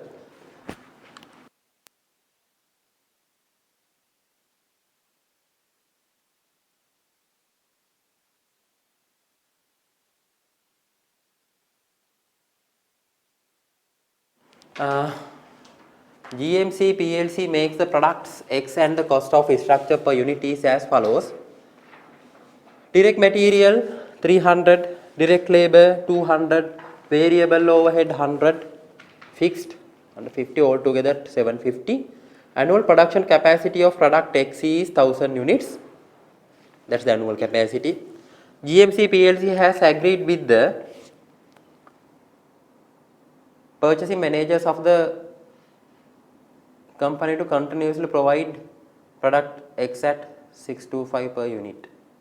Annual production capacity 1000. GMC PLC has agreed with the purchasing manager of the company to continuously provide product X at 625 per unit. Requirements: determine whether the product X should be produced within the company or should be purchased from the supplier. If the annual fixed cost going to be increased by 20,000 due to manufacturing of product X, will be there any change in your decision? The company can alternatively produce product Z utilizing the resources required for product X. The unit selling price of product Z is 650. What? Alternative produce product Z. Utilizing the resources of required for product X. Products X නැතුව Z හදනවා නම් අලුත් product එක. They can sell it 650. And the unit variable cost details are as follows. ඒකේ විස්තර දීලා දෙන්න. Further, an additional fixed cost of 50,000 is also to be incurred in producing Z. Okay. And 1000 units can be produced annually from Z also. If the information B is above is also relevant. B මොකක්ද? If the information is B above is also relevant, will there be any change in your decision? If the annual fixed cost එකත් වැඩි වෙනවලු. Just consider කරලා you have to analyze now. Okay, requirements number A. Determine whether the product X should be produced within the company or should be purchased from the supplier, right? So we have a cost data. Direct material, direct labor, variable, fixed. Data ටික දීලා production capacity එක මෙච්චරයි 1000 කියලා we have a information. Now how we can start? මේකේ decision එකක් නේ දැන් ගන්න තියෙන්නේ. Now what is that? make or buy decision එකක්. හදනවද? පිටින් ගන්නවද? පිටින් ගන්නව නම් කීයද? purchasing manager confirm කරලා තියෙනවා පිටින් අරන් දෙන්නම් කියලා 625 එක unit එකක් අවුරුද්ද පුරාවට. එතකොට ඔයාට 1000 unit පිටින් ගන්නව නම් 625 into 1000 units තමයි පිටින් යන cost එක. එතකොට අපි හදනවා නම් ඊට වඩා අනිවාර්යෙන් ඔක අඩු වෙන්න දෙපේ. our cost එක. Now we have to check whether it's comply with it or not simply. පළවෙනි එකේදී. එතකොට to get that decision, what are the factors we need to think? Direct material අපිට අනිවාර්යෙන් consider කරන්න ඕනනේ. Labor, direct labor, yes. Variable overhead, yes. What about fixed cost? No. Fixed cost එක product එක හැදුවත් එකේ නැතත් එකේ fixed cost එක it's it there no company. Business organization එක වහනකම් ඒක තියේ in the zero level of activity fixed production මේ fixed cost එක තියෙනවා. Right? මේ decision එක නිසා ගොයවත් increase වෙනවා කියලා මේ when is come to number 2 it's there. number A වල මොනවත් නැහැ. එහෙනම් fix එක අපි අපේ relevant factor එකක් නෙමෙයි for this decision making no fix all the time fixed cost එන්නේ නැහැ relevant නැහැ but question එක clearly කිව්වොත් it will be relevant දැන් මේකේ නැහැ එහෙනම් so if you are going to manufacture produce what are the costs that you need to bear material labor and overhead no for a one product 600 into the 1000 unit you need to manufacture 1000 into 600 means 6 million no this fellow is buying 625 ready එහෙනම් පළවෙනි එක definitely what you have to say better to make produce කරන එක හොඳයි right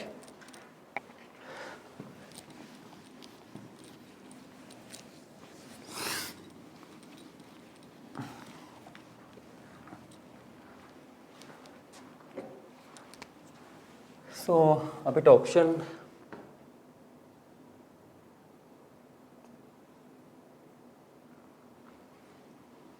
product X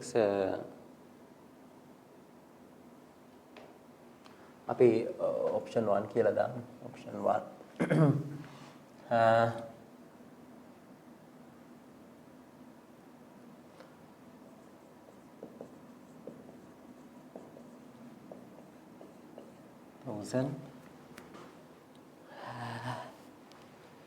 variable cost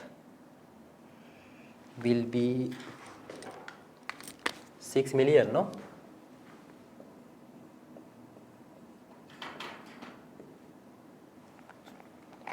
it comes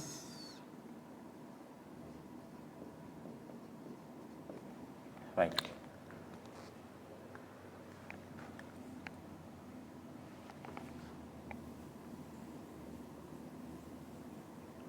relevant cost variable cost variable cost එක relevant නේ අපි කතා කරානේ තා මොනවද relevant වෙන්නේ additional cost නේ ඒක නෑ මොනවත් මේකේ right so additional is cost then opportunity cost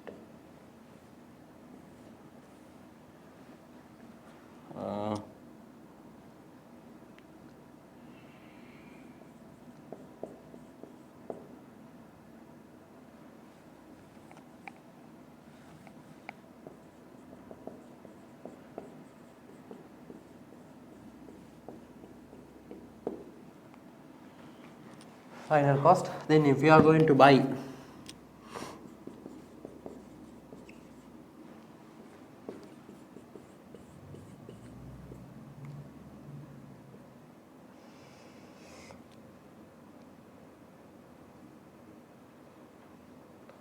sorry this 600,000 no 6 million it should be 6 million no right 1000 into 600,000 no yeah right bindu prashna okay what do you say if you buy you have to spend 625 into 1000 right then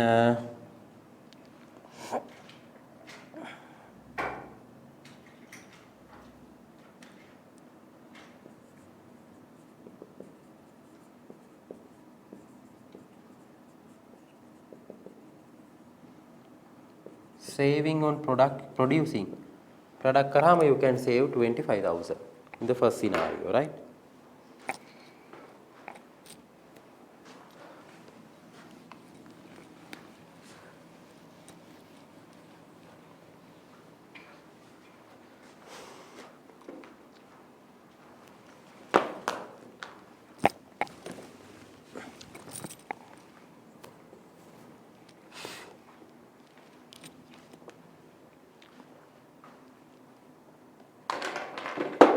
right Can you do number 2? Scenario B. If the annual fixed cost going to be increased by 20,000, same katawe, the same story, annual cost එක 20,000 වලින් වැඩි වෙනවලු.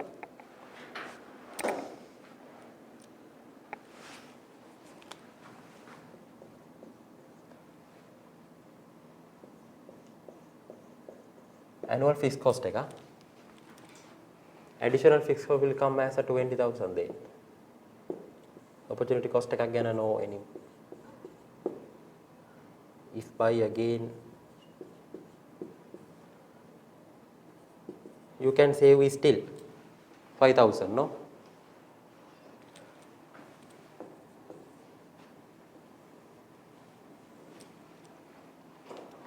හරිද? Number C. The company can alternatively produce product Z. So now no X there.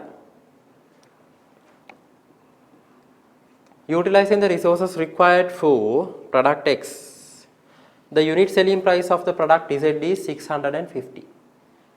විකුණන්න පුළුවන් ගානනේ.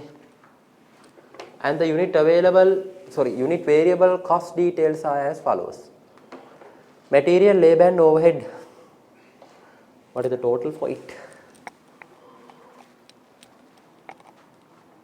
You are going to produce the same unit of ne.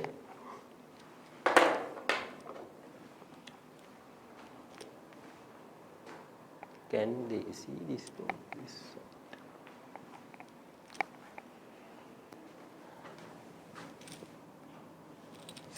See. So the product scenario 3, number of units 1000.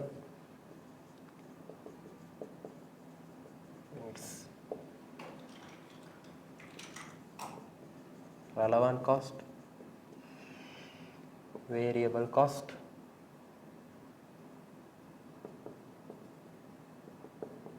additional fees cost,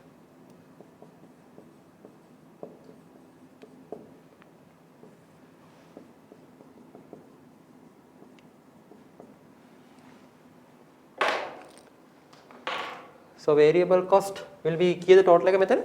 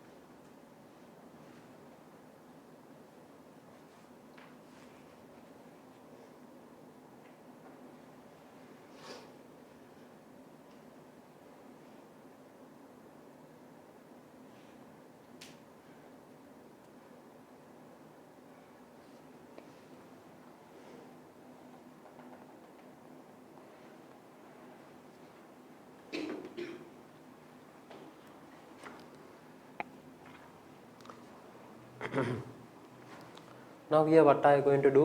So now we are going to replace the product, right? Z to X. එතකොට kind of option no. මේ option එකක් evaluate කරන්න යා. එතකොට you have a මේ two options. මොකක්ද option එක? X produce කරන එකයි Z produce කරන එකයි. Right?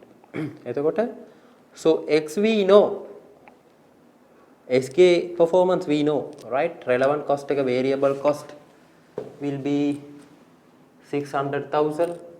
Additional උත් එනවානේ 20,000 also consider. The final cost මෙන්න මේ situation එකකින් ඉන්නේ 620,000 no. But we will have what? Because of this, what will happen? Now, දෙකෙන් එකයි පුළුවන්. either x හදනවා නැත්නම් z හදනවා, right? So then to calculate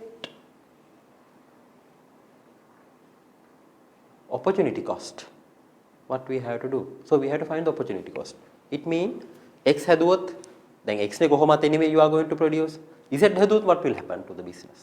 Right? z වල performance we have to analyze. You can sell 650. මේ ටිකනේ variable cost එක. So the contribution it's there. Into you can sell 1,000. It has generate 50,000 additional fixed cost. එතකොට එයාගේ we can calculate the profit. Simply you can calculate the profit of that product if you manufacture. Right? If you are going to produce X, you will lose that. Z කරන්න තියෙන එකනේ නවත්තගෙන you are going for X. දැන් අහන්නේ if the information is B is also relevant, will there be any changes in your decision? මොනවද මේක අහන්නේ? Determine whether the product X should be produced within the company or should be purchased. පළවෙනි එක.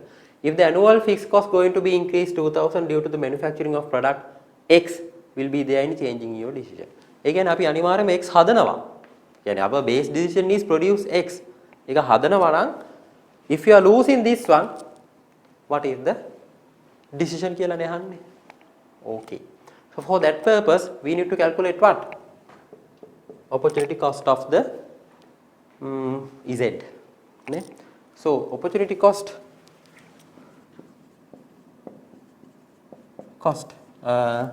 sales of that product 1,000 into 650. 650,000. Then all the variable cost will be කීයද දෙන්නේ? 275 175 350.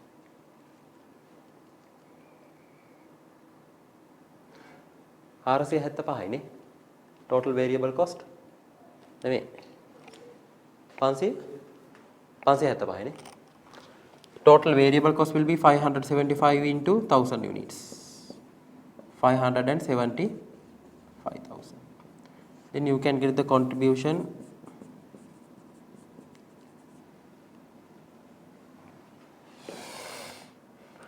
75,000. Then because of this X වලට එනවා special Y වලට Z it come 50,000 as a fixed cost. Then you can earn a profit how much? මේක හැදුවොත් 25,000 නා. Z හැදුවොත් you can have a profit of 25,000. Understood? හරි නේද? Contribution එක fixed cost එක it's generating fixed cost no? Additional එකකුත් එනවානේ. So then it will come no, for this scenario 50. Here will be when is that's relevant for X no? එතකොට X වල yes you had here no fixed cost but additional fixed cost 20,000 will be coming here. Now here if the information is B above also relevant. If the annual fixed cost going to be increased by 20,000 relevant for X no? B එකේ කියන්නේ X වලට relevant annual fixed cost එක වැඩි වුණොත් නේ it means it's here. Understood? Z එකට එන්නේ that will be only 50,000. Right? Then profit of that product is 25,000. That is your opportunity cost. නේ අපිට ඒක now you are going to manufacture X අපි බලනවා ඒක වැඩක් තියනවද කියලා අන්තිමේදී. Right? ඒ කියන්නේ with regard what? purchase කරන එකත් එක්ක. Right? Still you are going to purchase or make. එතකොට මේ option එක තියෙනවා. Right? Variable cost will not change, no. Here will be 600,000 and 20,000 opportunity cost will come as a profit. Make a profit take opportunity cost, then final cost will be 645,000. So then you can buy at 625,000, no? You can buy the product at 625,000. So that is feasible now. 6,25,000 ගන්න එක වාසි නේ.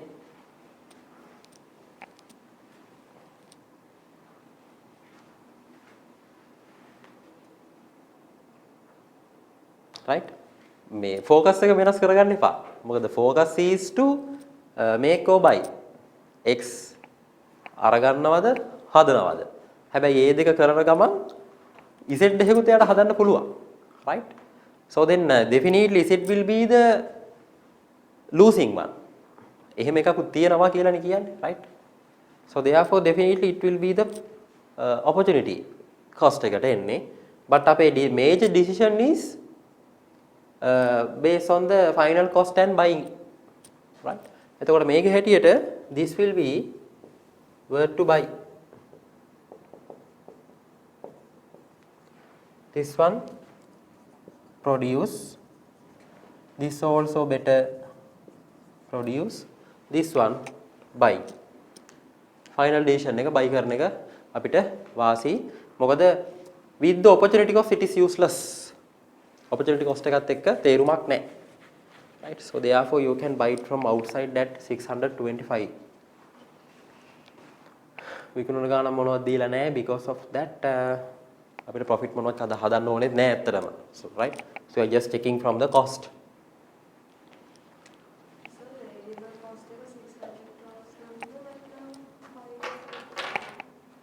Here is 600,000.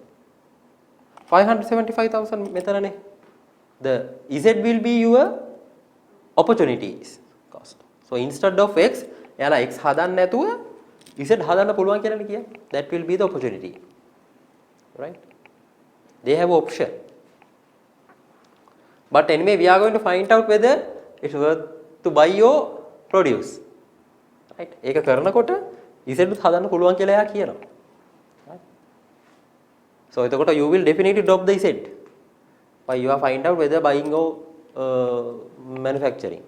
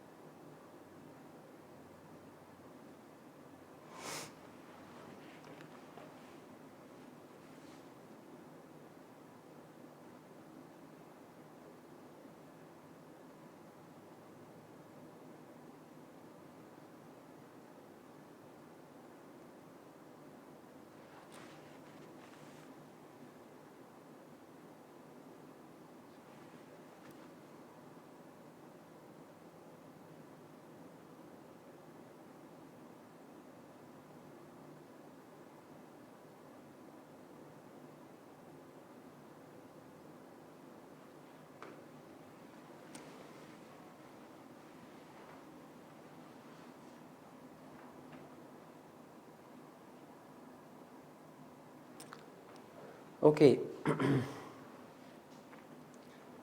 So right.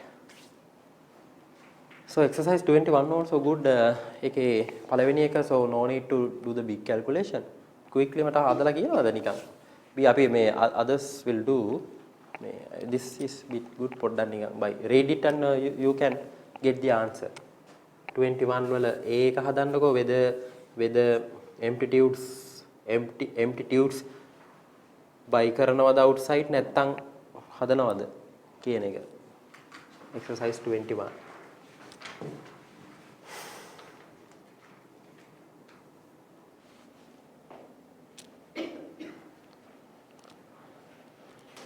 Sorry, question again. Maximum purchase price. Maximum. Purchase price. Okay. Calculate the maximum purchase price that company would be willing to pay for an empty tube if the company purchased from an outside supplier, right?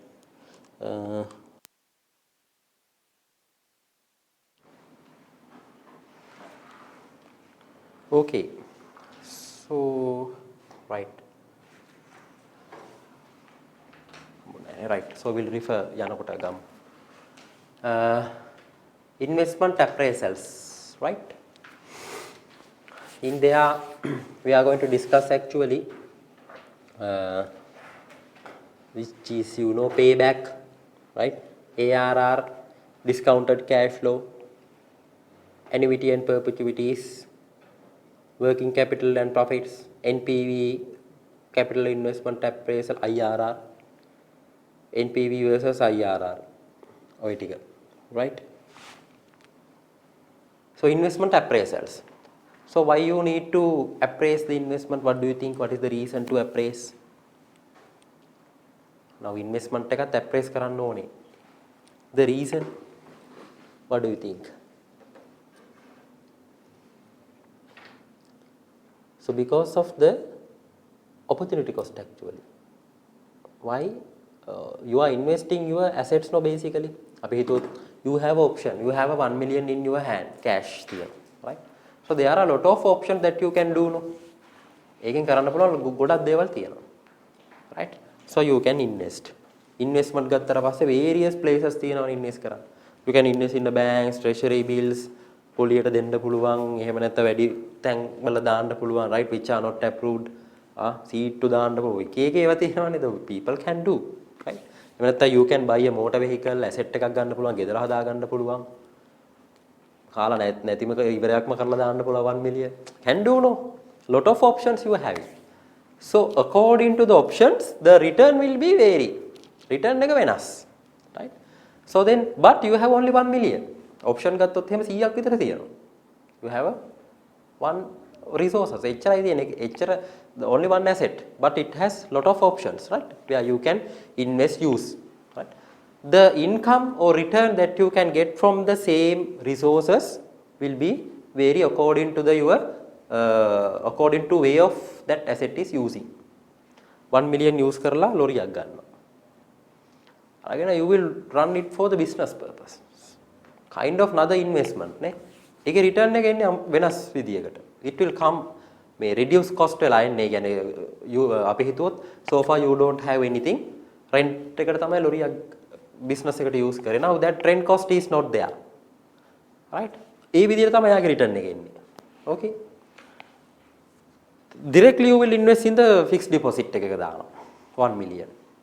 You can get 12-13% directly out of that 1 million for a year 150,000 වගේ ගන්න පුළුවන් directly හරදරයක් නැතුව. ඒක return එක ඒ විදියට එනවා. Right? It will come in a various way, but either way there is opportunity cost all the time, no? If you can select only one, no? එකපාරම ඔක්කොම කරන්න බෑනේ. The other everything you have to drop, right? So the losing the best alternative is the opportunity cost. මෙන්න මේ opportunity cost එක තියෙන නිසා you have to analyze. Yes, which one is giving the most benefited one. Invest කරාම අපි මේ පොඩි ගණන් කිව්වට if the business is when the business going to invest millions, right? Or billions. එතකොට පොඩි impact එක උනත් will be big ultimately. right? Sometimes risk එක වැඩි ඒවා තියෙනවා. So the return is too high but the high risk which are not feasible. So we have to analyze, no? We have to appraise. So there are various techniques we need to discuss how we can appraise these investments, right? Okay. So an investment is an asset to item that is purchased with the hope that it will generate income or will appreciate in the future. Whatever asset, cash, hari, you are buying a building. No, sorry, purchasing a building, right? So there are a lot of things you can do. No? You can rent it out, rent karanna puluwan, right? So you can use it as office complex. So either way, right? In an economic sense, an investment is the purchase of goods that are not consumed today but are used in the future to create wealth. In finance, an investment is a monetary asset purchase with the idea that the asset will provide income in the future or will be sold at higher price for a profit. Building එක අරගෙන අවුරුද්දක් තියාගෙන ඉවරලා profit එකක් තියා විකුණනවා. Kind of an investment. Motor vehicle එකක් ගන්නවා, you will use it, after a year you will sell with the profit. Investment, right? එතකොට with the intention of investment ඒවට accounting standard එක ඔයාලා මොනවද කියන්නේ? මේ වගේ basis එකෙන් ගන්න ඒවට it's called investment properties, no? Accounting standard එකක් තියෙනවනේ 40ද? Investment properties 40 වගේ, right? So with the main major purpose is investment. ඒ කියන්නේ ඔයාගේ main objective investment කරන එක, right? If the business have that building එකක් තියෙනවා rent out කරලා, that comes under investment properties, right? ඒ වගේ capital budgeting is the process in which a business determines and evaluate potential expense or investment that are large in nature. These expenditure and investment include projects such as building new plant or investing in a long term venture. Now අපි හිතුවොත් investment building an apartment for an investment for that, no? අපි හිතුවොත් apartment එකක් you are producing, constructing, right? So the return will comes after 5 or 6 years, ne? So what is your ultimate purpose is either sell or either rent. දෙකෙන් එකක් නේ කරන්නේ ඔයා. apartment එක හදලා you will not go, the company කට්ටිය නෙමෙයිනේ accommodate වෙන්නේ. You produce it, right? එතකොට 0 to අපි හිතුවා හදලා ඉවර වෙනකන් all the cost you have to incur නේ. ඒකට relevant ඔක්කොම cost ටික දාන්න ඕනේ, right? ඉතින් various kind of investment. ඒකයි මම කිව්වේ investment එක එක එක විදිහට එන්න පුළුවන්. So you will invest in either way, cash විදිහට හරි, asset විදිහට හරි, whatever construction එකක් විදිහට හරි, it will comes, right? So I think organization should evaluate those things to understand where it suitable. අපි හිතුවොත් you have option now build an apartment. ඒකේ first of all you need to check whether your money is recovered, නේ? invest කරන්න ඕනේ will assume 100 million 100ක් invest කරන්න ඕනේ වැඩේ පටන් අරගෙන ඉවර කරන්න. So what the organization will check first, quickly කවද 100 million නම් ගන්න පුළුවන් වෙන්නේ first thing, no? Payback, then the profits likewise. I think as per the view the organization එකේ objective එක අනුව වෙනස් වෙනවා. Some organization don't like for it, එයාලට කිසි කරදරයක් නැතුව සල්ලි තියෙනවා නම් they just invest in a bank, treasury bill එක දාගෙන ඉන්නවා. Some are not like that, some will do business and ඒකේ මොකක් හරි product එකක් හදලා you will invest, right? එහෙම නැත්නම් you will invest it for the new product. අලුත් product එකක් introduce කරනවා market එකට. Think about that. It's a kind of a very crucial situation, no? ඒ කියන්නේ මාර risk එකක් තියෙන්නේ ඒකේ. We don't know whether it may, success or fail, right? Getting that decision is too crucial. ඉතින් මේ whatever decision මේ හැම එකම ගන්න කලින් you must evaluate which one is giving the highest benefit to the organization.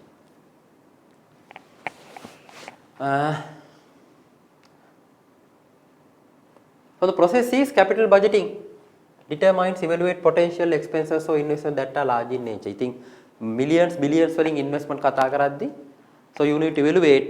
The evaluation process called capital budgeting, right? Capital budgeting. Capital budgeting is the process of identifying, analyzing and selecting investment projects whose return are expected to extend beyond 1 year. returns are expected to extend beyond 1 year. කියන්නේ large අපි හිතුවොත් ඔය investing in a short term treasury bill වල වගේ මාස 3කට වගේ දාන ඒවා will not comes under that. තුල එන්නේ right most of the time ඔයා product එකක් හරි another building එකක් හරි කරි ලොකු project එකක් right so another manufacturing plant එකක් හරි right so you will going to invest in it. Even a share market එකෙත් අපි හිතුවොත් ඔයා shares මොන හරි company එක ගන්නවා 5 years you are going to plan to keep නේ investment එකේ return එක එන්නේ කොහොමද by the dividends no එහෙම නැත්නම් sometimes in between price වැඩි වුණොත් you can sell ඔය වගේ එක විදිහක් නෑ ඒකට. A typical model for investment decision making has a number of distinct stages. Organization of proposal, project screening, analysis and acceptance, monitoring and review. I think there will be proposals. If you have money, what you will do in the organization point of view. So when there is excess cash, first of all you need to take whether you have excess cash. Let's say you have to evaluate your cash flow. මොන හරි big commitments future නැද්ද ඔයාට? Then otherwise ලොකු commitment එකක් තියාගෙන if you are going for big investment is a hell of a mess no. So better to keep that cash for that commitment. If it is not there, that's fine. එහෙනම් then you can evaluate the proposals. Proposals හදන්න පුළුවන් right. I have a 600 million in hand. What should I do? I can invest in treasury bills. අවුරුදු 5කට දාන්න පුළුවන්. Sorry treasury bonds. එහෙම නැත්නම් bills ඊට පස්සේ investing in a new production plant factory එකේ කැලලක් extend කරනවා. various things no. ඔක්කොම හදා ගන්නවා.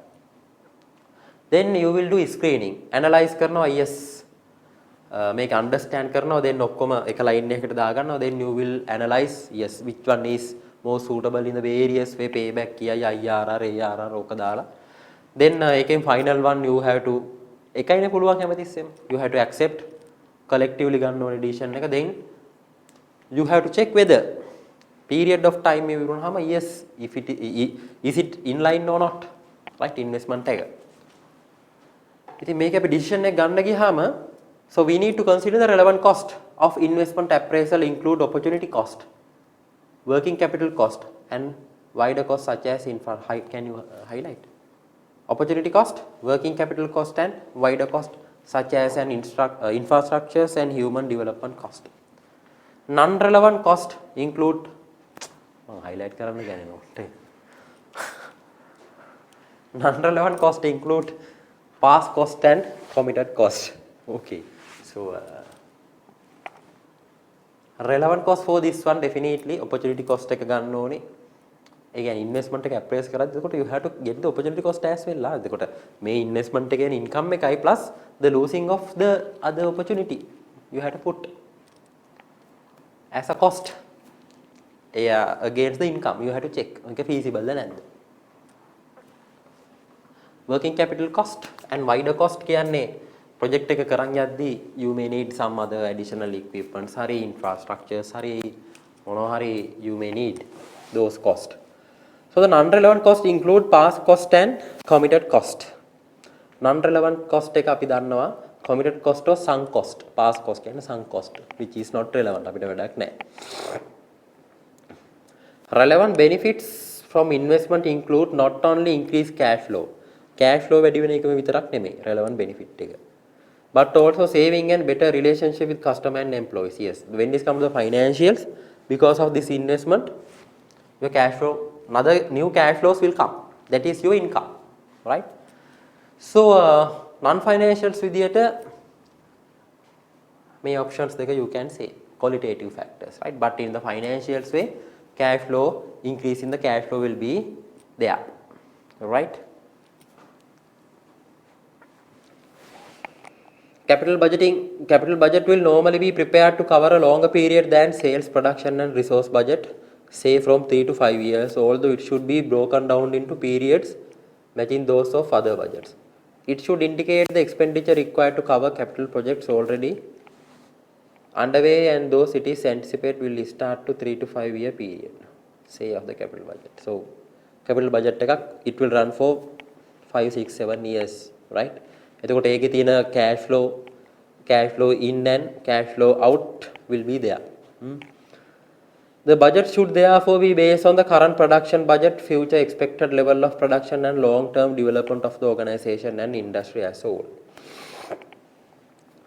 Organization may have defined time periods during which proposals are considered so as to allow for an indication of expected capital expenditure budget period.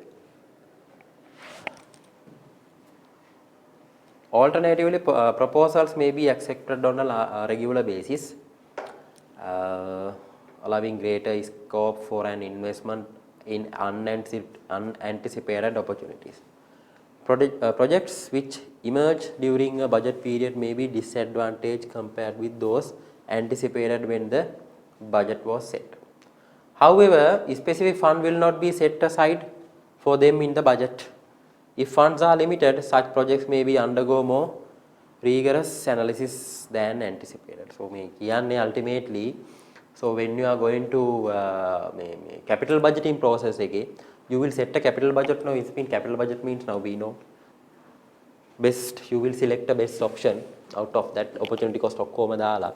You will prepare. අපි හිතුවොත් 5 years project එකක් කියලා මේක you will invest in a manufacturing plant. Look, right? ඒක complete කරගන්නම 1 to 2 years යනවා. Then the cash flow will start from the 3 year onwards, right? ලොකු කතාවක්. Until that ඔයා ඒක development මොන හරි එනවා, right? After අපි හිතුවොත් 10 15 years scrap value එකකුත් එයි, right? All are based on what?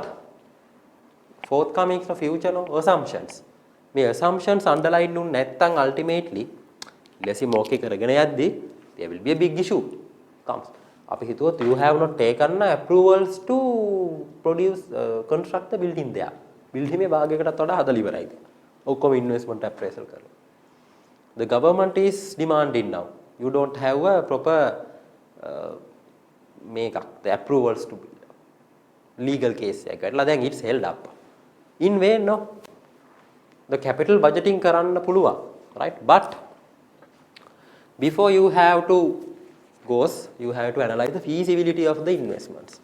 ඒවා ටික කරන්න ඕනේ. ඉතින් අපි assume කරනවා ඒ ඔක්කොම කරලා ඇති කියලා. We don't know anything, right? For the question is not relevant at all. ඒක වැඩක් නෑ. But when it's come practical, yes, you need to be think this, right? Apartment එකක් හදනවා නම් you have to check everything. Invest කරන්න කලින් yes, every approvals හැමතැනින්ම අරගෙනද ඔක්කොම හරියද done the plan pass වෙලාද? You have to check everything. Investing in the bank is nothing no. ගිහලා සල්ලි ටික දැම්මා. But ඊට වඩා more complex මේ situations. මේ හදනවා factory location එකක් new machine එකක් fix කරන්න. Machine has not yet come there. ඒක ඔක්කොම ටික හරියට study කරලා plan එකට හදන්න ඕනේ. machine එක ආවට පස්සේ තියන්න බෑ. That is not enough of space. Practical scenes, right?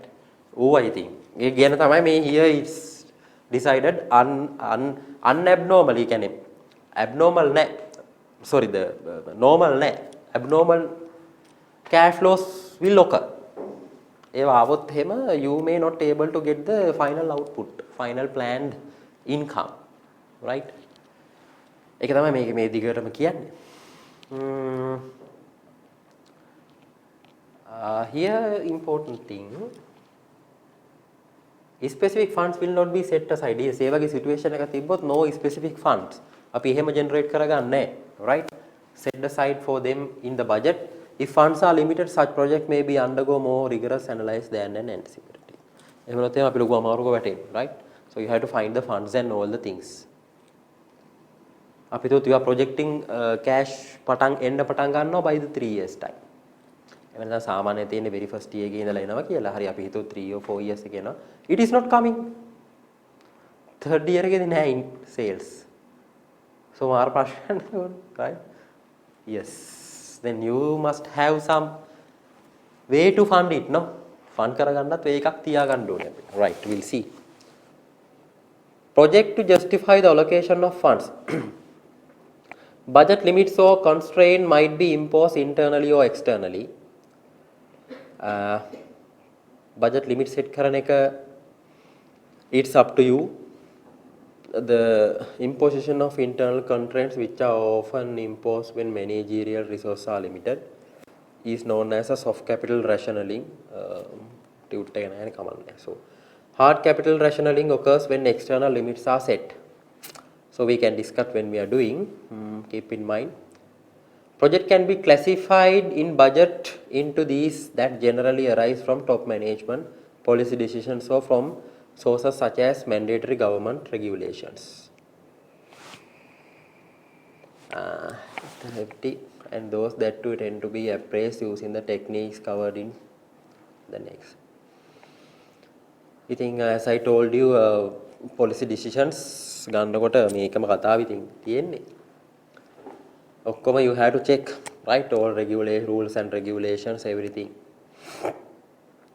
To administration of the capital budget is usually separate from that of the other budgets. Overall responsibility monitoring is most largely organizations the responsibility of a committee.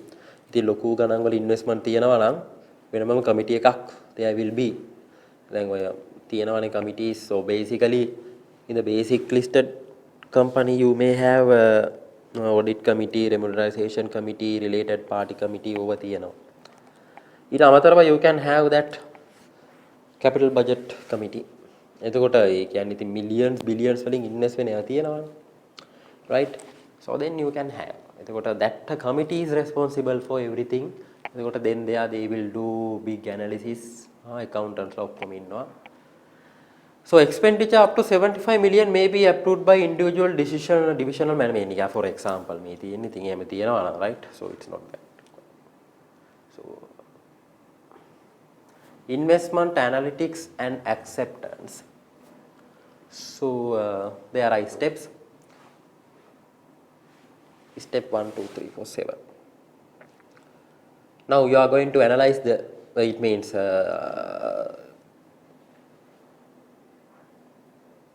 very first stage, right?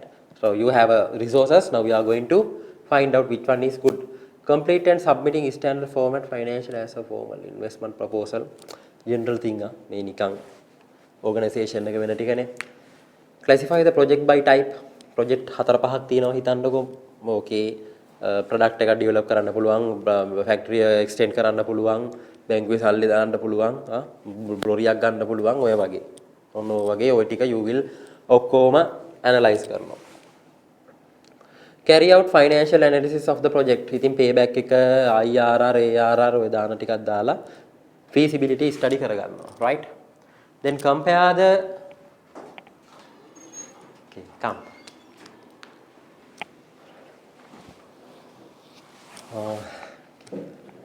compare the outcome of the financial analysis to predetermine acceptance criteria, right?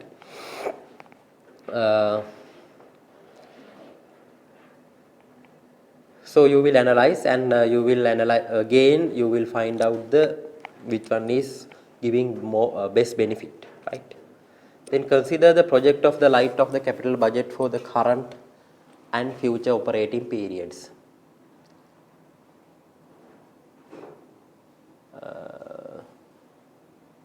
Make the decision go or not go, monitor the progress.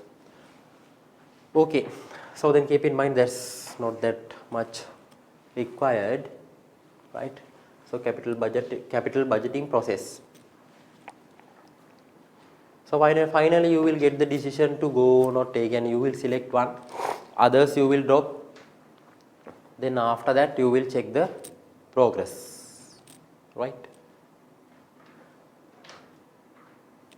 Investment screening. Each proposal must be subject to detailed screening. What is the purpose of the project?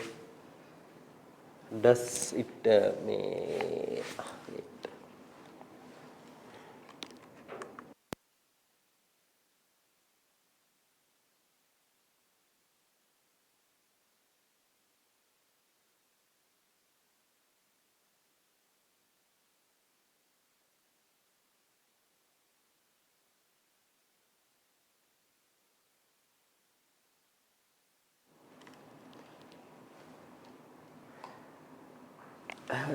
is it a mandatory investment, for example, to confirm the safe legislation? What resources are required? Investment screening. Do we have the necessary management expertise? Does the project expose the organization to unnecessary risk? So screening is when it comes to the screening stage of the project or investment, you have to analyze everything. Feasibility. Monahari unnecessary, unnecessary risk are there. Right? We'll assume okay, you are going to develop a water treatment plants of the organization. Local investment එකක් අපි හිතුවොත් 50 million විතර ලොකු investment එකක් කරන්න හදන්නේ, right? So then you have to analyze those. All the health and safety ඒවා ටික බලන්න ඕනේ. ඊට පස්සේ waste water big issue no, if you may releasing those things to the national maybe the natural resources are not allowed. I think හදුවට පස්සේ what if you not made anything license or something, if you not taken the big issue අයින් කරන්න කියනවා. Especially for the hotels, we'll assume that you are going to invest for an hotel, you are going to build up a hotel, so big no, billion දෙක තුනක projects rupees, right? So before you do, you have to analyze everything. ගන්න ඕනේ approvals you have to take. The beach එකේ හදන්න දෙන්නෙත් නැහැ. If you are going to develop in that beach එකක් උඩ හදනවා නම් yes, you have to get the approval from the various භාගයක් හැදුවට පස්සේ there are lot of the things. ඒ කියන්නේ lot of examples are there. Hotel එහෙම හදාගෙන හැද්දි මගදී එනවා from the government. The various authorization will come and ask to stop. It's not that easy. You have invested half away, you know. So you think whatever this thing, you have to before comments you have to analyze whatever the factor. You can risk, cost, benefits, everything, right? What resources are required and are they available? Money, capacity, labor. Do we have the necessary management expertise to guide the project on a completion? So some projects are there very අපි හිතුව නෙළුම් කුල්ල වගේ හදන එක. Very මේ highly technical වැඩක් නේ. right? ඒකත් ඉතින් ඔය වගේ හොඳට feasible කරලා කරන්න නැත්තේ. right? නැත්තම් ඔහොම වෙන්නේ නැහැ නේ. හොඳට operate වෙනවනේ දැන් ඒ අවුලක් නැතුව. So therefore they have done good investment appraisal නේ. right? So anyway ඒ වගේ එකක් හදනවා you must have the expertise no. ඒ කියන්නේ engineersලා හිටියටත් මදි. ඒ වගේ හදපු පොරවල් ඉන්න එපා. ඒ වගේ එකක හිටපු අඩුම තරමේ මිනිසෙක් ඉන්න ඕනේ. right? You have to hire them, otherwise කෙනෙක් කුළුන්ට තියෙන්න පුළුවන් මෙහෙම. Can happen no. දැන් highway එකක් හදනවා නම් so then you have to have the experienced people who have built it for කාලයකට කලින්, right? So though you have මොනවා තිබ්බත් yes you should have expertise people. The highway එක is not a central line එක දිග line එකක් නෙමෙයි. ඒකේ ගියාම පේනවනේ වංගු තියෙනවා අරහෙට තියෙනවා මෙහෙට තියෙනවා. So according to the environment is change. So to get the additional expertise people should be there. ඒ වගේ investment project එක හිතන්න China Harbour that the other one did that highway anything ඔය මිනිස්සු මේ වගේ කරන්නේ ඉතින්. ඉතින් cost එක කීයක්ද ඒ project එකේ? That's the investment for them no. Before they started they may have done this. ඉතින් they are having expertise and everything නේ. So අපි roadways හදන කට්ටිය ගැන මම හිතන්නේ they are not doing this kind of thing. But most of the organization when they are going to do a project, so actually if it is investment project, right, they will do at least benefit එක recover වෙන්න කවද්ද හරි කියලා බලනවානේ the cost එක, right? Do we have the necessary management expertise? Does the project expose the organization to unnecessary risk? අපි හිතුවොත් yes you are the group of a business. අලුත් දෙයකට invest කරන්න යනවා group එකටම වැඩේ වෙයිද දන්නේ නැහැ. right? You have to check. group එකටත් කියලා වෙලාම යනවා නම් you have to find out. right? How long will the project last and what factors are key to its success? Then බැලුවාම can you remember air taxi was there no with the cinnamon? මෙතනින් පටන් ගත්තේ air taxi එකක් ගියේ මෙහෙට Trinco වලට වගේ මතකද from the cinnamon hotel they have cinnamon එයා කියලා project එකක් තිබුණා මතක නැද්ද? helicopter-ෙන් ගියේ there was no tourist මෙහෙ ඉඳලා went to Trinco Kandy route එකක් තිබ්බ Kandy යනවා Trinco යන්න පුළුවන් අරහෙන් අර පැත්තේ කතරගමද ඔයද මට මතක නෑ දැක්ට. can you remember cinnamon එයා කියලා දැන් ඒක නැහැ. It has failed. Helicopters දෙකක්ද තුනක්ද තිබ්බා යාලට. From there they are starting. So you have to pay and go. ඉතින් Trinco වලට මම ඉතින් පැයකින් විතර යනවා ඇති. එච්චරත් යන්නේ නැතුව ඉතින්. Kind of. So heli tours. Air taxis. What happened? Project failed. මොකද දන්නවද? ලංකාවට එන සුද්දුත් එයා ටැක්සි එක බෙයා කරන්න තරම් ඉන්කම් එකක් නැහැ. සෝ ගත්තට පස්සේ ඉන්කම් එක ගත්ත දැන් can we offer යන්න මම හිතේ එකපාර ලක්ෂ 6-7ක් you have to pay. So from here to air taxi එකක යන්න for their big cost no. Helicopter එක යනවා it's not that easy. We'll assume 200,000 කියලා for a here to Rinko. එතකොට බිමින් පැය පහක් ගියත් රුපියල් 20000ක් විතර you can go in Sri Lanka no. The local tourist not attract that. සල්ලි වැඩිපුර වල්ලි විසි කරන්න තියෙන කට්ටියස් with the experience they may go. අපි යයිද? No. මට යන්නේ නැහනේ. ලක්ෂ දෙකක් විතර කරගෙන ඔයගොල්ලෝ යන්න කොහෙද ඉන්කම් එකක් නැහැ. ඊට පස්සේ පිස්සුවක් ඇත. බිමින් යන train it has a train. train එකේ රුපියල් 2000යිද මන්ද රින්කෝ. ඉතින් the only that is time. Oh if you are in a business ලොකු businessman කෙනෙක් නම් time එක important නම් that's good. Can you remember Sannas Gala had a helicopter no? දන්නේ නැහනේ. A level class කරන කාලේ he is doing candy and all the things. Yes එයා මේ එකක් ඉවරනම අනිත් එක from candy here to he can't come by the road no. So he had hired that. ඒ කාලේ ලොකුවට ඒක තිබ්බා. When we are studying. මේ කියන්නේ from not from him but we can see it. He did Sinhalese no. එතකොට from candy to here he is coming half an hour's time. මේ class එක පටන් ගන්න. ඉතින් ඒ වගේ කෙනෙක්ට good. offer කරන්න පුළුවන්. That project failed. සිනමන් එයා දැන් නැහැ. ඊට පස්සේ ආයෙ මම දැක්ක නිකන් මොන මොනවද දදා ඉන්නවා. ඒත් not feasible. Why? It is not up the community don't have the disposable income. එච්චර ලොකු income එකක් නැහැ. ඒ වගේ දෙයකට offer කරන්න. Right? I think you have to check those. helicopter over ටික ඔක්කොම අරගත්තට පස්සේ ඔක බලලා වැඩක් නැහැ. Right? How long will the project last and what factors are key to its success? Yes, project එක කොච්චර කල් run කරන්න පුළුවන්ද? Right? So those are very technical factors. අපි හිතුවොත් ඒක හරි අමාරුයි කියන්න. project එක අවුරුදු 10ක් කරන්න පුළුවන් වේද 20ක්ද 30ක්ද we don't know. The market condition are too dynamic no. Have all possible alternatives been considered? So I think මේ screening එකේදී you have to check every aspect. expertise ලා join කරගෙන තමයි ඉතින් මේක කරන්න ඕනේ. If you are going to construct engineers ලා ඉන්න ඕනේ. financial analysis ලා ඉන්න ඕනේ. accountants ලා ඉන්න ඕනේ මේක ඇතුලේ. Right? Every man collectively කියන committee එකක් දාලා so you have to decide collectively decision එකක් ගන්න ඕනේ. Yes. මොන investment එකද select කරන්න. So you have to screen every investment. Why investment appraisal? Significant cash outflow at the beginning of the project. I යන්න එකපාරම million 200-300. You have to invest in no quickly in the year 0 in the current year you have to invest quickly. Future profits are based on the current investment. Yes. Once the decision is made it cannot be reversed. Yes, once you invested සල්ලි ගියාට පස්සේ it's irreversible. Bad. The benefit of the investment derived to entity over the future years. Yes, අද invest කරන එක income එක එන්නේ සාමාන්‍ය 5-6 years ගිහිල්ලා. Right? You have to be patient. බලාගෙන ඉන්න ඕනේ ඉතින් income එක එනකම්.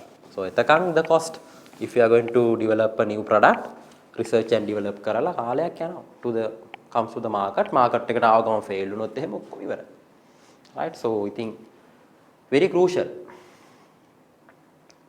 Qualitative issues in investment appraisal. Qualitatives කියන්නේ non numeric ඒවා නෙමෙයි numbers නෙමෙයි financial ඒවා නෙමෙයි. There is a very wide range of other qualitative issues that may be relevant to a particular project. What are the implications of not undertaking the investment, adverse effect on staff morale, loss of market share? Sometimes you will not go for the developments, right? Thinking about all the time financial factors, right? Financial feasible නැවවා කියලා. ඉතින් මේවා නම් yes adverse effect on the staff morale, loss of market share can be. අපි හිතුවොත් now when this come to the ඔය can products වලට can products කරන්න special machineries ඕනේ. එකක් නෙමෙයි ගොඩක් ඕනේ. It's not easy. ඔය මේවා bottles නෙමෙයි can. අර නේම Coca-Cola Pepsi වගේ. අපි හිතුවොත් elephant house don't have no. Don't kill සල්ට තාම නැහැ. Now they have bought over the factory from the Matugama මේ වගේ තිබ්බ පොඩි factory එකක් අරගෙන develop කරනවා. Cargill's recently they had ඊට පස්සේ තමයි කිස්ට් එකේ ආවේ කිස්ට් එකේ තියෙනවනේ ඔය drinking can එක. So now quickly John Keel's also enter into it why they are potential to lose that market. මොකද can product එක පොඩ්ඩක් නිකන් handy අර ඒ generation එක ඒකට තමයි කැමති it's easy no. Oh Coca-Cola බෝතලේ අරන් යනට වැඩිය can එක it's costly and it's has something ඉතින් market share එකට වැඩි ලු. So therefore they had Cargill's එක දැන් කරනවා. Shields product වල මොනවත් තාම can product ආවේ නැහැ ළඟදිම එයි. They also why දැන් කරන්න නැතුව ඉන්න බෑ because of the market share. Compelled to do.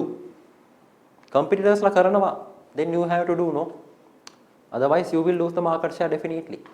Competitor කරනවා නම් organic cover එකක් දානවා නම් product එකට right tetra pack එකක් වගේ if you are still producing that plastic එක it's not going to be the same.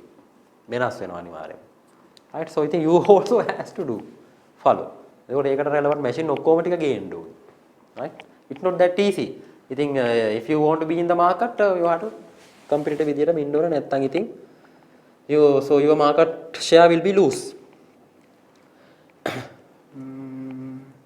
Will acceptance of this project lead to the need for further investment activity in the future? මේ project එක නිසා තව further investments තව මොන හරි මැදදී invest කරන්න වෙනවද නැද්ද? You have to check. What will be the effect on the company's image? Yes.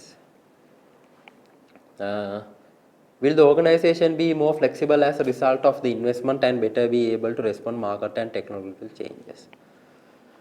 So those are the qualitative factors. I think investment tech කරන එකෙන් organization එකේ company image if it is improving ඒ කියන්නේ අපි හිතුවොත් අපිට value addition එකක් නැහැ for the consumer.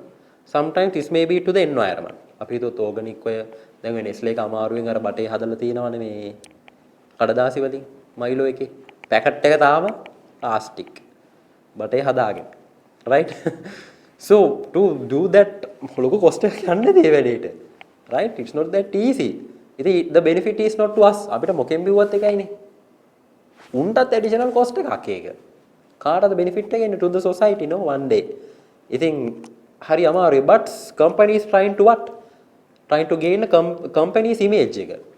Company's image එක තමයි හදාගන්න හදන්නේ. right? නැතුව වෙන මොකක්වත් නෙමෙයි. නැත්තම් ඔක වේවන්න බැරියේ. So ඉතින් those kind of investment also there.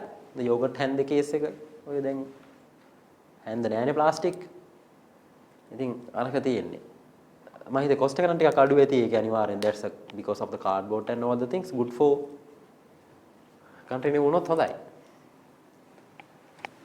okay sorry will the organization be more flexible as a result of the investment and better able to respond to market and technological changes. So market එක අහන එක තමයි ඉතින් organic නම් so you have to give the organics artificial reject කරනවා නම් right. Okay, benefits of investment. The benefit from a proposed investment must also be evaluated. These might consist of benefits of the several types. Investment එකේ benefits especially the cash flow and the income. Saving because asset use currently will no longer be used. The saving should be include saving in staff cost, saving in other operating cost. අපි හිතුවොත් you are investing in an asset කියන්නේ machine එකකට which is not with you new technological machine. එතකොට ඒකෙන් මොකද්ද වෙන්නේ you may able to reduce staff cost. Machine will take over no. ඒ වගේ investment එකක්. මම අර කිව්වා වගේ cost එක තමයි save වෙන්නේ. Because of that you are saving the cost. It will not generate income but saving the cost. Right? Saving in staff cost, saving in other operating costs such as consumable materials. මොනවා හරි වෙන්න පුළුවන්. Right? So manual වැඩ කරන ඒවා ටික ඔක්කොම you can save. So that is the benefit of that investment. Right?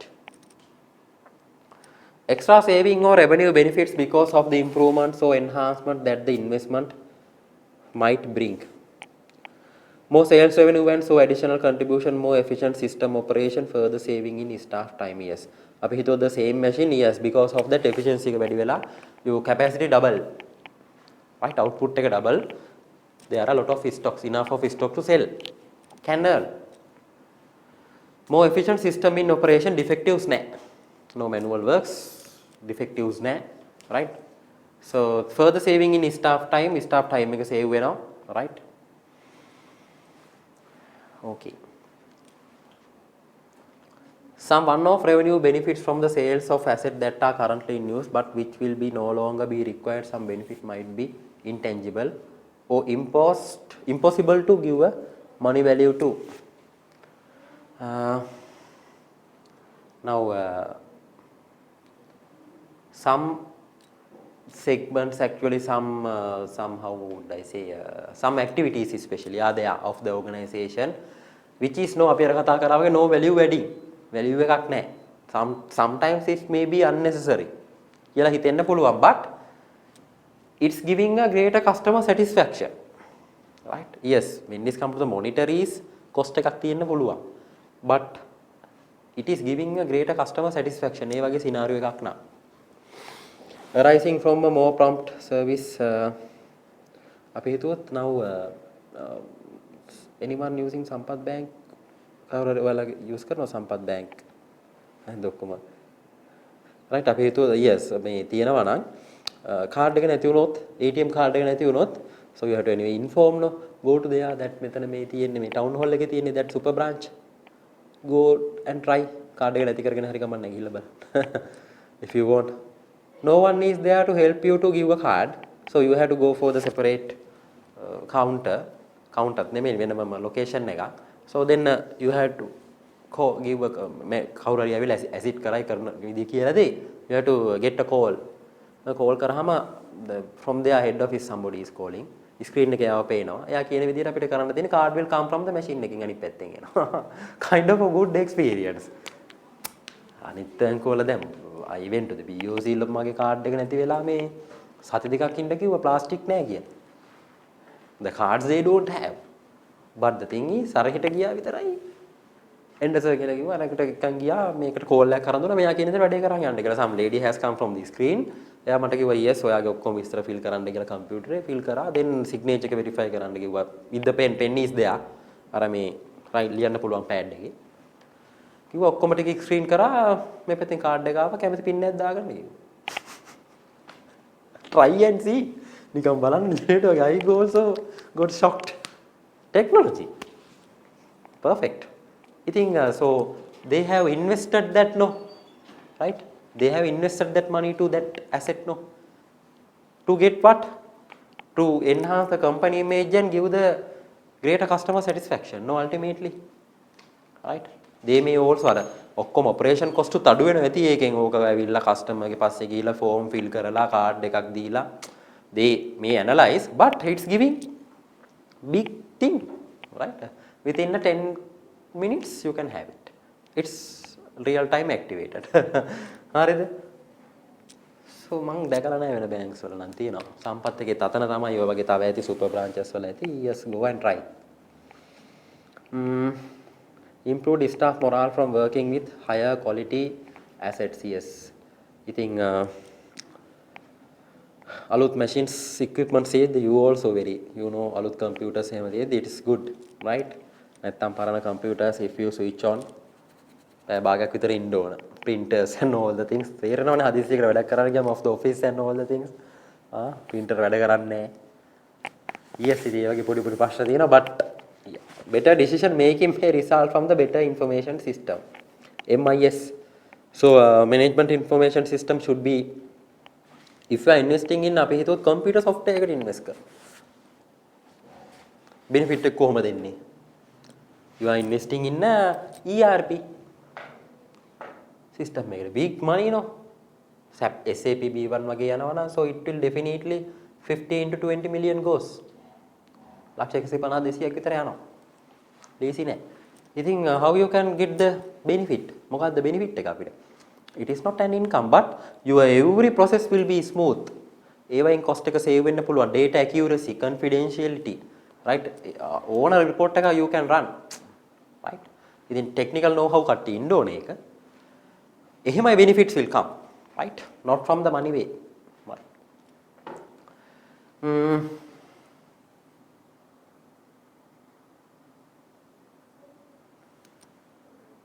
Investment appraisal techniques. So there are basically two types, non-discounted and discounted, right? Non-discounted තමයි මේ easy payback period and ARR. ඒ කියන්නේ I'll explain discounted NPV, internal rate, discounted payback, right? So there are two techniques in investment appraisals, non-discounted and discounted, right? I hope you know what is the discounted means. What do you think? Discounted. Non-discounted, under that payback and accounting rate of return ARR. What do you think? Which factor we are going to consider for the discount? Sorry? Time. Partly correct, no? Time, yeah, time. Fine, we can take time. Time value. The money value. Money value according to time. We are going to consider, no? So it called discounting factor. Then matak pe discounting factor. Right? Here, you are not going to apply those very straightforward. It is easy. Here you are going to apply that discounting factor. Actually the money value with the time. Right? So what does that mean then? Money value with the time, what does that mean? So today 1 rupee or whatever the currency, the one will not be the same on after 1 year or 2, 3 year, whatever, later period, right? It will get what? It will get depreciated, right? Even any currency is getting depreciated. Not even rupee is getting depreciated like hell, no, right? Even a USD is getting depreciated. That's understood, yes. Very small percentages, not like this, not like Sri Lanka. Right? So whatever the currency, according to the today terms, definitely will not be equal after a certain period of time, right? So there are two values in the money, right? The face value and monetary value. The face value will not change. 1 rupee will be 1 rupee for the entire period. That's the face value, printed value, no. But the goods or services that you can buy from it, definitely it's getting changed. So we are considering that actually, right? So the same items that you bought today will assume by spending 1000 rupees. So you may able to get it noted, right? What are the items that you bought? Then try to buy the same on the next year. You have to spend another 100 or 200. It means the same thing you have to buy. You have to spend 1200, will assume. So the currency has getting depreciated. That's why you need to pay more, right? That's what happened. We have experienced it well, no, here. You can feel it. That's called what? Inflation. Over again, it's inflation, right? The same thing will come as inflation. So you have to pay extra than what you pay earlier. The same thing, income also that you generated, that you calculated today to evaluate a period of time. Now we'll assume we are going to forecast 5 years. So you are assuming the currency is not changing and you are assuming, okay, today in today terms you will receive the 100,000 on a 5 years time. So then that's fine, but thing is it will not definitely accurate. Why? You haven't considered the depreciation rate of the money. You must consider. So today 100,000 will not equal to 5 years time 100,000. Definitely money value should comes down, right? The items or good or service that you can buy from, that 100,000 will not be equal. It will be reduced definitely, right? So we are going to consider those things here. This is very realistic one, right? Very realistic. So therefore yes, net present value, IRR and discounted payback period will be have more weight. Okay, so when you are going to calculate, those things will give discounting factor or discounted rate, they will give, right? That's the rate the currency is getting depreciated. Okay, now you know it actually depreciating and all the things, the currency, that's understandable, right? Tell me in the now the question will give everything, that's fine. But when you are going to work practically, how you can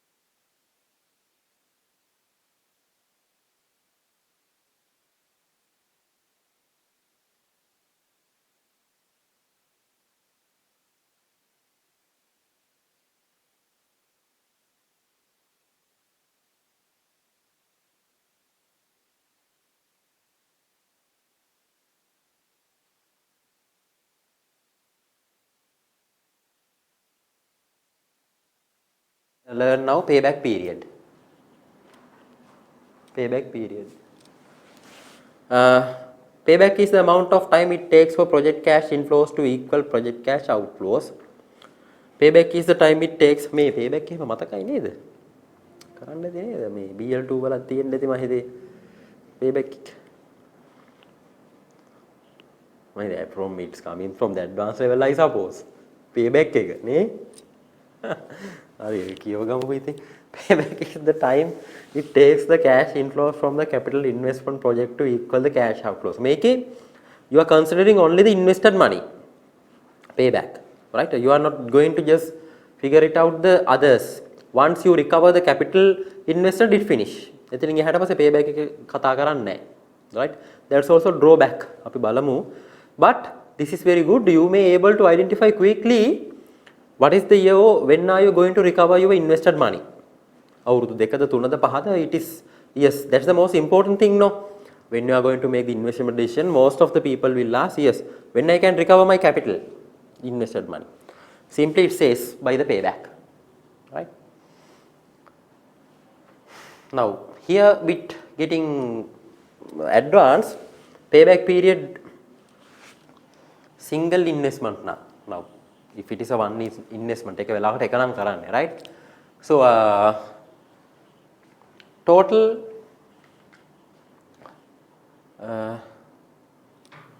අපිට කතා කරන්න දෙන්නේ.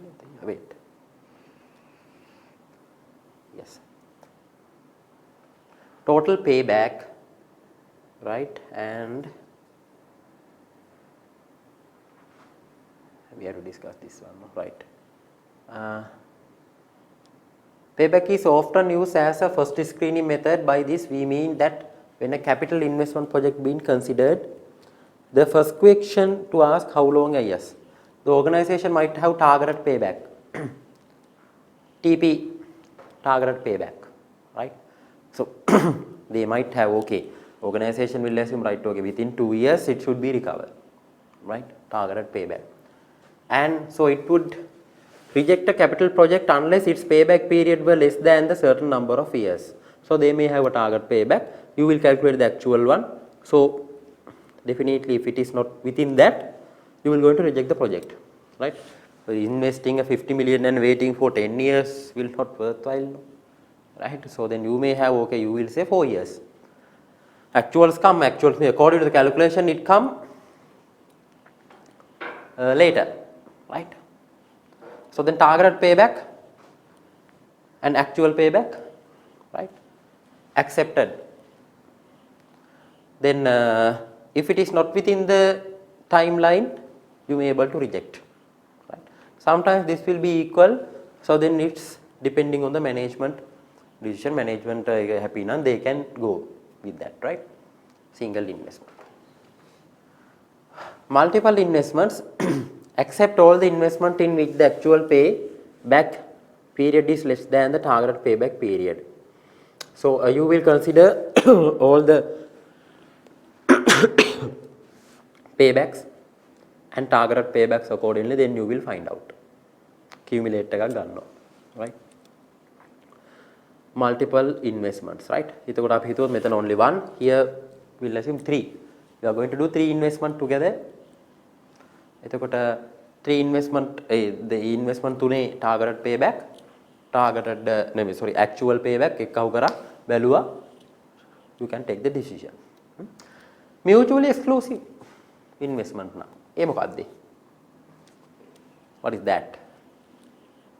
Mutually exclusive means, what do you think?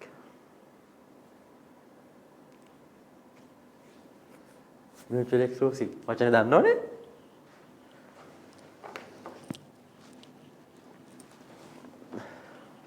One project at a time. එකපාරකට එකයි. ඒ කියන්නේ වාට ඔක්කොම කරන්න බෑ. So when there is a 3, out of that you can do 1. Mutually exclusive. එකක් select කරන්න ඕනේ. ඔක්කොම කරන්න බෑ. Right? Mutually exclusive investments. Accept the best investment in which the actual payback period is less than the targeted payback period out of all the investment. Yes.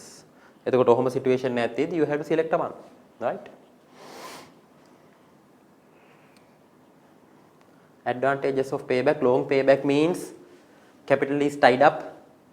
Payback එක දිග වෙන්න right. So the money will not recover. So your working capital will be tied. Focus on early payback and enhance the liquidity. Investment risk is increase if payback is longer. Recover වෙන්න කාලයක් යනවා නම් yes investment එක නැති වෙන්නත් පුළුවන්. It's as a risk. Shorter term forecasts are likely to be more reliable. The calculation is quick and simple. Payback is and easily understood. Anyway, this is very easy to understand and it is giving the when you can recover the money invested quickly, you may able to understand. Focus on early payback and enhance the liquidity. Yes, if you can recover early, liquidity will be there. Then investment risk is increased if payback is longer. Payback එක දිග වෙනවා නම් that's if it is take too much time to pay back, yes you have to think twice. That's not good. Okay, disadvantages of payback. Drawbacks there are. It ignores the timing. Yes, time value. The discounting factor it ignores, right? Money, time value of the money. Yes, it ignores. That's a bad. It ignores the time period. It ignores the timing of cash flows within the payback period. The cash flows after. Time value is this one.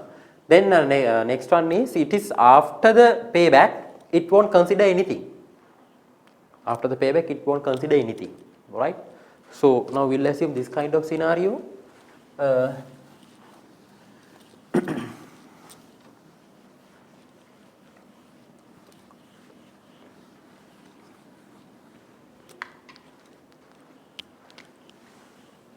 We'll assume yes, project A, project there are two projects, we'll assume A and B, right?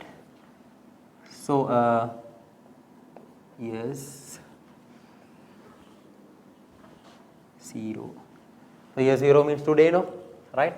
So you need to invest, we'll assume 100,000. It's the same thing here, right? So then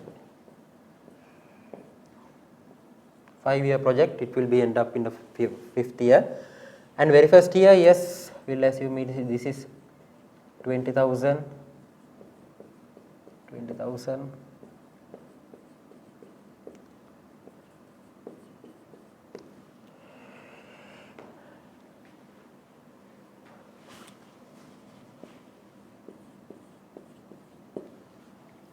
Here this one.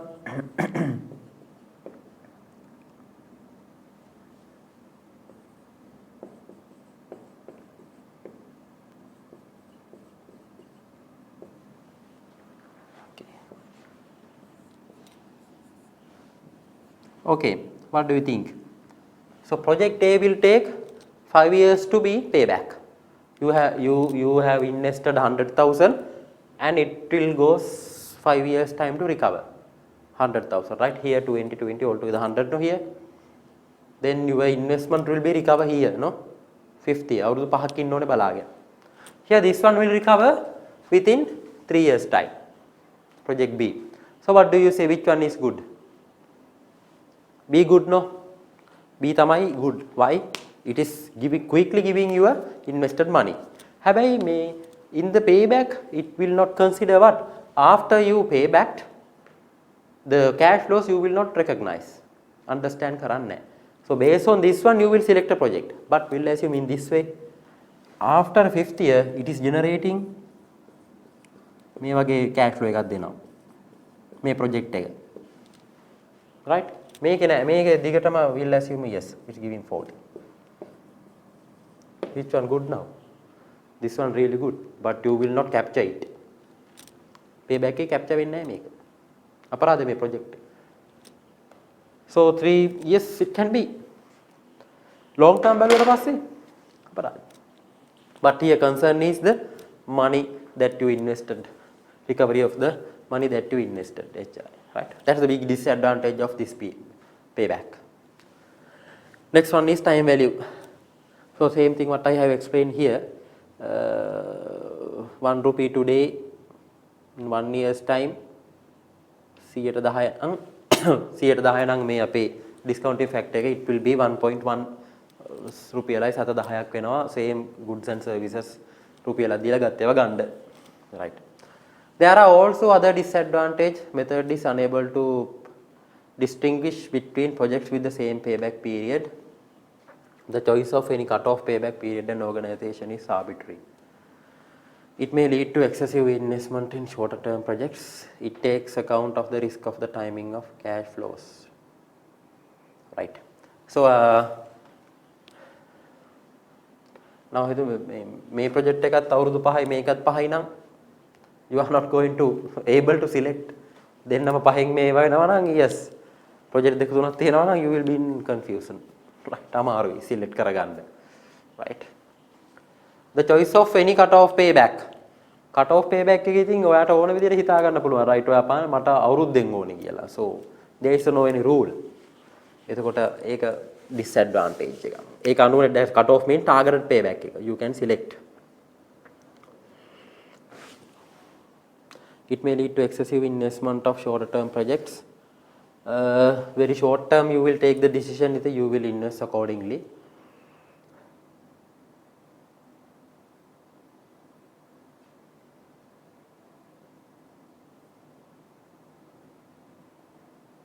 It takes account of the risk of the timing of the cash flow but does not take account of the variability of those cash flows. Cash flow එකේ variability means that factor timing මේ factor එක based on the then this is forecast no right, that's also up to you. Like it will be difficult to define, right. මෙතන forecast එක වැරදුනොත් එම all your calculation will go upside down, right. In those kind of drawbacks are there. So when you are going to investment analysis, I think so you have to think those. Payback is good, but I think who can define these cash flows future? අපිට ගණන් හදන්න හොඳයි අවුලක් නැහැ. Right? But when you are going to take the decision of the investments, ඊට වඩා factors තියෙනවා practically. Yeah? හරි. This is kind of a good accounting rate of return ARR. Right? Is also called return on capital employed ROCE and return on investment ROI. ARR is used in appraising an investment project and used to estimate the accounting rate of return that the project should yield. If it is exceed the target accounting rate, project will be undertaken. The target accounting rate එක කියන්නේ return on capital investment එක you must decide. You must decide.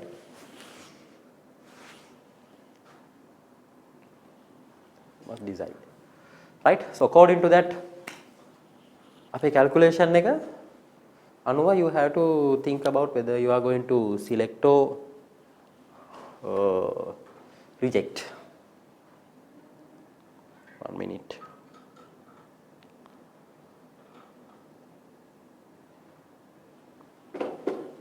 ARR the formula, return on capital employed, average annual profit before interest and tax. Keep in mind ලෝක කතාවක් කියන්නේ average annual profits වලත් average එක අවුරුදු 5ක් තියෙනවා නම් profit average of this 5 මෙතන එන ටික අපි ගලෝ 100,000 එන්නේ එන ඒක පහෙන් බෙදලා එන 20,000 තමයි ගන්න ඕනේ. Right, average annual profit before interest and tax ඒකත් PBIT, profit before interest and tax, divided by initial capital cost කියන්නේ මේක හැටියට නම් 100,000 the money that you invested on today into the 100%. ඒක එක formula එකක්, right. Then average annual profit before the same thing, average capital investment. So capital investment එක you may able to divide by 2, like, right, that's kind of a formula, right. But මේක තමයි ඒක නැත්තම් alternatively you have to use this one according to the scenario, right. We don't know how the question come. These two you can use. Then average investment can be calculated as mean average investment එක initial investment plus scrap value. After the 5th year the question sometimes will say they can sell the scrap. machines as a scrap, so that there will be income initial plus scrap. You have to divide by 2 and apply to this to calculate ROCE. Then there are two scenarios. I think if there is a initial investment, initial තියෙන scrap value තිබ්බොත් අනිවාර්යෙන් you have to apply this formula, right? මේක දාන්න යන්න එපා. එහෙම නැත්නම් you can apply this one and take. According to that you have to decide which formula to take. Okay, single investment එක ගන්න target ARR actual ARR. Target ARR you have to select, will assume 15% කියලා target එක set කරනවා, actual ARR එක එනවා 17%. Yes, you will accept it. ඒ කියන්නේ return on money that you invested. ලක්ෂයක් invest කරා 117ක් එනවා කියන්නේ 115 වගේ target එක ගන්න profit එක, but 117ක් දෙනවා නම් that's fine. You can select or reject. Multiple investment. Multiple investment. Accept all the investments in which the actual ARR is higher than the target ARR. When there are multiples, then you have to you have to add all targeted ටික එක්කව කරා actual ARR ටික එක්කව කරා ඒ දෙකෙන් you have to think ඔක්කොම කරන එක කියන්නේ you will come answer no. ඒකට වැඩි නම් then you will select, if not reject ඔක්කොම multiple ඒ කියන්නේ එකපාර 3-4ක invest, right, which is not practical. This one is always practical, mutually exclusive investments once at a time, right? එකපාරකට එක you have option, but enough of options, so accept the best investment. ඒක තමයි. එතකොට you have to calculate ARR separately and find out which is giving the best, right? Then that one you will select, but still you have to check with the target ARR. ඒකේ target ARR එක check කරලා තමයි you have to select. Advantages of ARR easy to calculate. It involves familiar concept. Percentage වලින් කියනකොට හරි ලේසියිනේ, right? Why 100? ඒ කියන්නේ so now CS ratio also අපි කිව්වේ විකුණන හැම රුපියල් 100කටම 140ක් කියලා හිතන්නකො CS ratio. එහෙනම් විකුණන හැම 100කටම 40 rupees will be come as a contribution. Simply ඒ කියන්නේ මේකත් එහෙමයි. invest කරපු 100කට 17ක් රුපියල් 17ක් return එක. When it comes to the 100, it is easy, no, to compare, right? Otherwise it's a bit difficult. දැන් මෙයා මෙතන fail වෙන්නේ yes 55 ආවට පස්සේ no way to compare. Accounting profits can be easily calculated from financial statements. Yes, financial statement ටික ළඟ තියෙනවා නම් මේ formulas ටික දාලා quickly you can calculate. It's considered the profit of whole investments project. මුළු project එකේම profits you have to take. අවුරුදු 5ම ගන්න ඕනේ. කරලා ඒකත් average කරනවා, right? So those are the advantages. We'll see disadvantages. The ARR method of capital investment appraisal has the serious drawbacks. Time value එක නැහැ, right? Yeah. Whenever capital is invested in a project, money is tied up until project is begin to earn profits, which pay back the investment.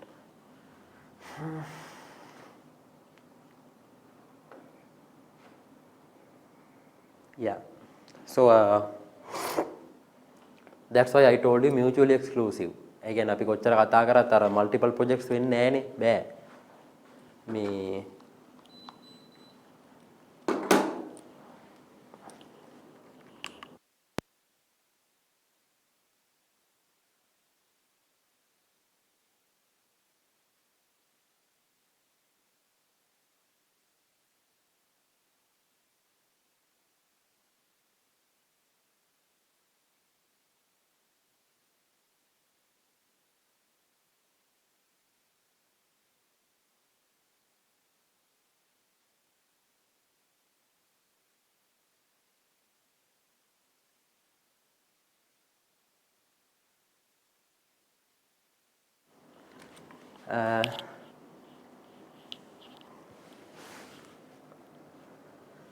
so mutual exclusive will be good all the time. ඒ කියන්නේ ඒක හරි practical.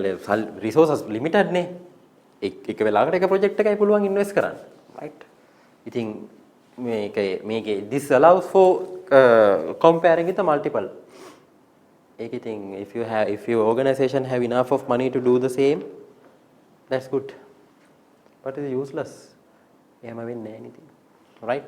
So mutual exclusive is the concept. ඉතින් ඒකෙදී you will select the best alternative anyway. There are a number of other disadvantages. It is based on accounting profit and not cash flows. Yeah, accounting profit are subject to number of different accounting treatments. So you know that this meaning well, no?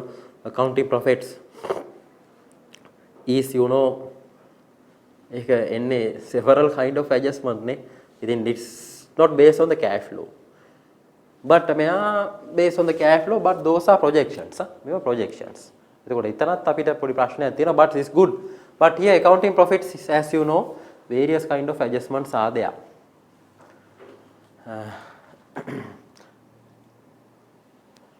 Non-cash expenses, all thing you added කරලා නේ තියෙන්නේ. ඒ කියන්නේ expense විදිහට add වෙලා තියෙනවා, accrued කියයි, depreciation කියයි ඕවා.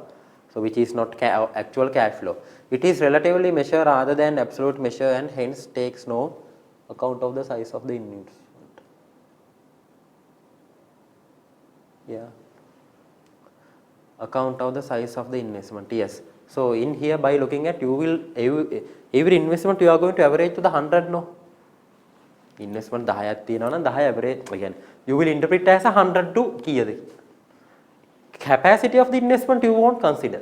දැන් අපි හිතුවොත් ඔයාට එනවා කොලයක් ඔක්කොම ARR ටික දාලා. project 1 project 2 ARR විතරයි තියෙන්නේ percentage.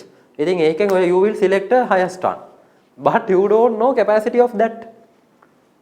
ඊට වඩා ලොකු capacity එක තියෙන project එකක් තියෙන්න පුළුවන්. Right? You will just disregard it because of the averaging. ඔය 100 කරනවා කියන අපි ඔක්කොම average එකක් නේ ගන්නෙ. Right? It takes no account of the length of the project. It takes no account of the length of the project. මේ වගේ length එකක් නෑ යාට. It not considered. Right? 5 years, the 6 years, the 10 years, it won't. Like the payback method, it ignores the time value. Yes, time value it's ignoring.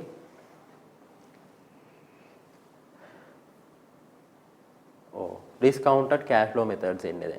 Right? So here time value of money, net profit value, net present value, IRR, internal rate of return.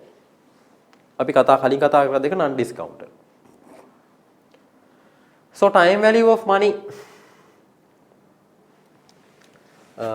discounted cash flow techniques. So we have to discuss this one, time value of money, compounding, discounting, single sums, perpetuities, annuities, advance or delay, but that's fine. So I hope you know discounting, then perpetuities අහලා ඇති, annuities කරලා ඇති නේද? නැද්ද? මතක නැහැ? Okay, fine. NPV net present value නම් මතක ඇතිනේ. internal rate of return පොඩ්ඩක් මතක ඇති. annuity perpetuity මතක් වෙයි කරද්දී, that is අර discounting factor එක එකපාර ගන්න එක. The discounting factor you will calculate no අවුරුදු 10කට තිබ්බොත් 0 for පළවෙනි එක year 0 1. That's called what? Annuity no. Perpetuity කියන්නේ එකපාර අවුරුදු 10 number එක ගන්නෙ. අපි හිතුවොත් අවුරුදු 100ක project එක 100ම හදන්නද ඔයා? අරක බෙද නෑනේ. So quickly 100 value එක ගන්න එපා. That called it. මතක් වෙයි පොඩ්ඩක් කරාදී. හරි. That's the map එක හරි. So anyway මේක කරගෙන යද්දි දැන් අපිට now that is the basic no. ඒක අවුලක් නැහැ, basics ටිකක් තියෙන්නේ calculate කරන්න. But here we have a issue, the cash flow may have relevant cash flows and irrelevant cash flow. උතන තමයි අපිට එන ප්‍රශ්නේ. So then according to that you will calculate the payback or IRR whatever thing, that's fine. But get the relevant cash flow is the issue. Right? එතන තමයි අපිට critical point එක එන්නේ. Right? Relevant cost එක වගේ. Okay? The investment project should be evaluated in detail using relevant cash flow as it fulfill the purpose of maximizing the wealth of shareholders. Profit will not be used. The cash flows are. Cash flows and profit are two different things, no? Then you must study the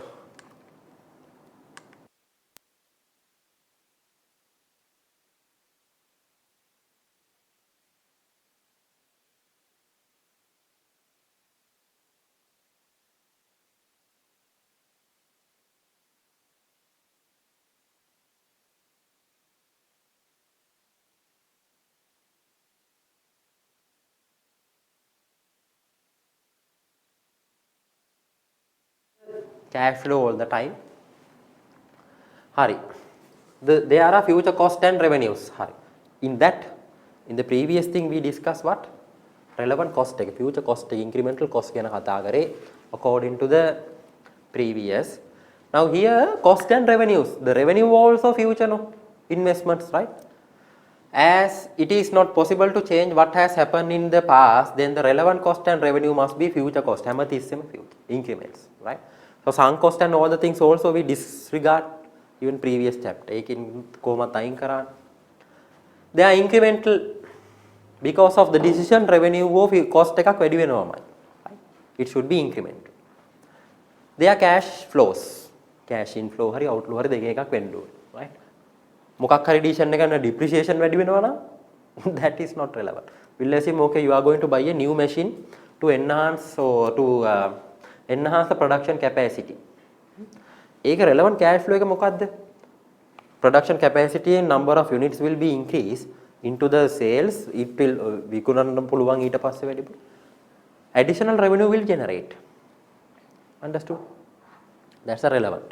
එතකොට you have to invest in the money සල්ලි ගෙවන්න ඕන. ඒක relevant cost එකක්. The purchase price of the machine.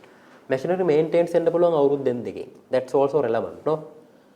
But because of that ඔයාගේ PPE එකේ machine එකක් වැඩි depreciation වැඩි වෙනවා. වෙන්න බෑ.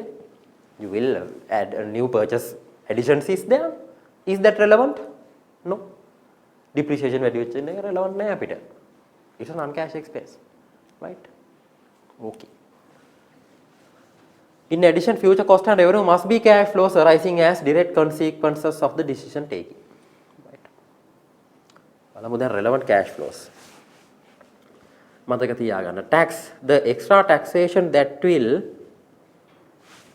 payable on extra profits. The extra taxation that will be payable on extra profits or the reduction in tax arising from capital allowance or operating losses in any year. So now when it comes to the taxes, because of the decision, you may have to pay additional taxes because of that decision. That will be relevant. Sometimes you may have an opposite way. Current tax will be reduced. That also relevant, right? Scrap value or residual value. The residual value or disposal value of equipment at the end of its life, disposal cost may අවුරුදු ගාන ඉවර වෙද්දී තිබ්බනම් scrap value එක you have to consider it, right? Cash inflow එකක් වෙනවා basically ඒක. Working capital. If a company invests 20 million in working capital and earns cash profit 50 million, the net cash receipt 30 million. Cash receipt will be 30 million. Working capital will be released again at the end of the project's life. And so there will be a cash inflow arising out of the eventual realization into cash of the project's inventory and receivable in the final year project. So again now, because of this investment, you have to invest in the money, right? Money or assets. So then working capital, right? Working capital will be tied. But you will earn a profit. Profit එකක් හම්බ වෙනවා. That profit will comes on completing the project. Project එක ඉවර වුණාම එන්නේ. Right? In that time මේ ඔක්කොම ටික realize වෙනවා. Year by year, it will not going to realize. Right?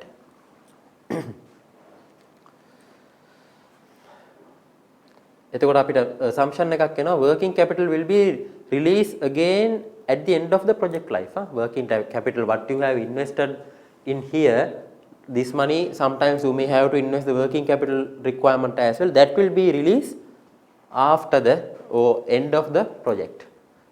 Keep in mind assumption. Gana denakota they will give the additional working capital should be invested. Then you must know it should be realized 5th year.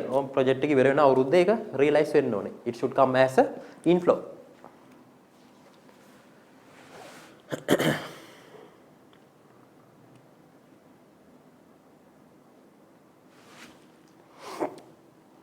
Opportunity cost. These are the cost incurred or revenues lost from the diverting existing resource from their best use. Example, yeah. So then opportunity cost also relevant, right? අපි කිව්වේ නැති වෙන the benefit of the best losing all benefit of the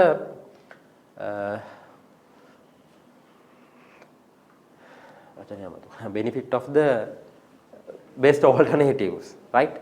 So that's called the opportunity cost, right? So that's a relevant. එතකොට ඒක relevant again. Costs that will often need to be considered include infrastructure cost. මේ ටික පොඩ්ඩක් වැදගත්. Infrastructure cost such as additional information technology or communication systems. මොනවා හරි during the project එකේ මැද්දෙන් ඔයාට invest කරන්න වෙනවා. Infrastructures වලට. Yes, it's relevant. කියනවා sometimes yes technological update එකක් කරන්න ඕනේ third year එකේ this much. You have to consider it. Now අපිට මෙතන තියෙන අපේ key task එක identify the relevant cash flows. ඊට පස්සේ මහ දෙයක් නැහැ. Payback the IRR the ARR the is nothing. Marketing cost may be substantial, particularly of course if the investment is in a new product or service. අලුත් product එකක් ගැන නම් marketing cost එක yes will be relevant. New product එකක්. You are investing money on a new product. Marketing and research and advertising, yes, it must be there. That's the relevant. They will include the cost of market research, promotion and branding and the organization of distribution channel. You have to consider, right? Human resource cost including training cost and the cost of reorganization arise from the investment. මේ investment එක නිසා මොනවා හරි trainings ඕනනම් for the laborers මොනවා හරි නැත්නම් if you need to recruit a specialized person, ඒවා you have to consider a relevant cost. I hope it's okay for you. Relevant cost and revenue. Compounding. Right. Okay. A sum invested today will earn interest. Compounding calculates the future or terminal value of a given sum invested today for a number of years. To compound a sum, the figure is increased by the amount of interest it would earn over the period. We have a formula. Right? What is this mean? So whatever the money that you invested today are about to get the interest or income, no? Right? So compounding calculates the future or terminal value of the value of a given sum invested today for a number of years. දැන් එතකොට invest කරන්නේ for a number of years නම් the interest also should comes according to that, no? පළවෙනි අවුරුද්දේ 2 3 4 5 likewise, right? To compound a sum, the figure is increased by the amount of interest it would earn over the period. Yes. Now, අපිට තියෙන ප්‍රශ්නේ, so then we'll assume you are going for the 20 years project, right? අවුරුදු 20 එක. එතකොට the interest will come 20 years time, right? Then මේක හදන්න 20 years one by one, so you have to work. It is not practical, right? So to get the compound value quickly, we have to use this formula. Right? Compound interest. Kind of a quickly you can calculate, okay, as of end of a 5th year, yes, this much. 6th year, this much. 7th, 10th, likewise. Right? Keep in mind the formula. To speed up the compounding calculation, we can use a formula to calculate the future value of sum invested now. The formula. දැන් වැඩේ තියෙන්නේ formula එකේ උත්තරේ එන්නේ with the future value. Now, as we discuss අපි under that what discounted method now interest also, yes, you will invest today, interest will receive on next year, that interest should be discounted, no? අපි අද ගත්තොත් එහෙම ලක්ෂයක් invest කරා 14%, 14,000 should receive after a year, it should be discounted, no? According to this කීයකින් හරි පොඩ්ඩක් අඩු වෙනවනේ. This formula will give that future value එක දෙන්නේ, right? The present value is today money value. The future means the future period. Okay. Present value today value. Compound kara future value එක දුන්නා ඔයාට. Right? Where F future value after the period. මේක තමයි උත්තරේ. කියන්නේ future value එක එන්නේ ඔයාට උත්තරේ. Present value or initial value මේක නම් 100,000 කියලා අපිට ගන්න පුළුවන්. or whatever the invested value. R will be the interest rate per year per annum, number of periods, right? මේ formula එක නම් මතක ඇති මේක.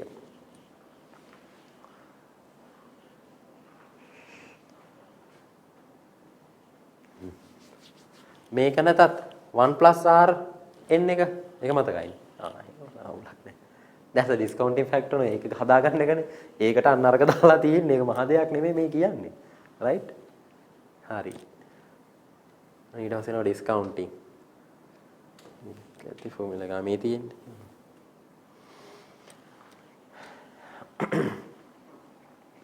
Then compound interest කිව්වට පස්සේ yes you have to apply this formula, right? Compound.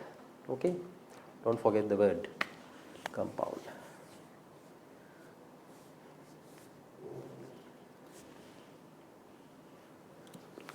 මේ පේනවනේ එතකොට මෙතනට number of years දාපු ගමන් ඒ year එක වෙද්දී එන total cumulate interest එක in the terms of future value වෙනවා. Right? Discounting. In a potential investment project, cash flow will arise at many different points in time. To make a useful comparison of the different flows, they must all be converted to a common point in time. Usually the present day, the cash flow are discounted. So all be converted to a common point in a time. Usually the present day, the cash flows are discounted. හරි එතකොට ගානාවට පස්සේ ඔක්කොම we are assuming මේවා end of the year කියන්නේ හරියටම end of the year තමයි ඔක්කොම generate වෙන්නේ. නැත්තම් මේක හදන්න බෑනේ. Right? The present value is the cash equivalent now of money receivable some future date. Today terms, future terms. Right? Is understood, no? The present value of future sum can be calculated using the formula this you know. Either you can apply this one, නැත්නම් this one will be the most popular formula. Present value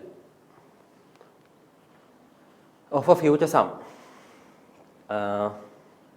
Your answer will be present value, right? Again, today you now sometimes they may give the future value, so then you must calculate the present value. Again, other future cash flows දෙනවා, you have to calculate today. Again, decision එක ගන්න යදනේ, right? In today terms also you have to calculate නේ. For that purpose you can use the present value of a future sums can be calculated using this formula.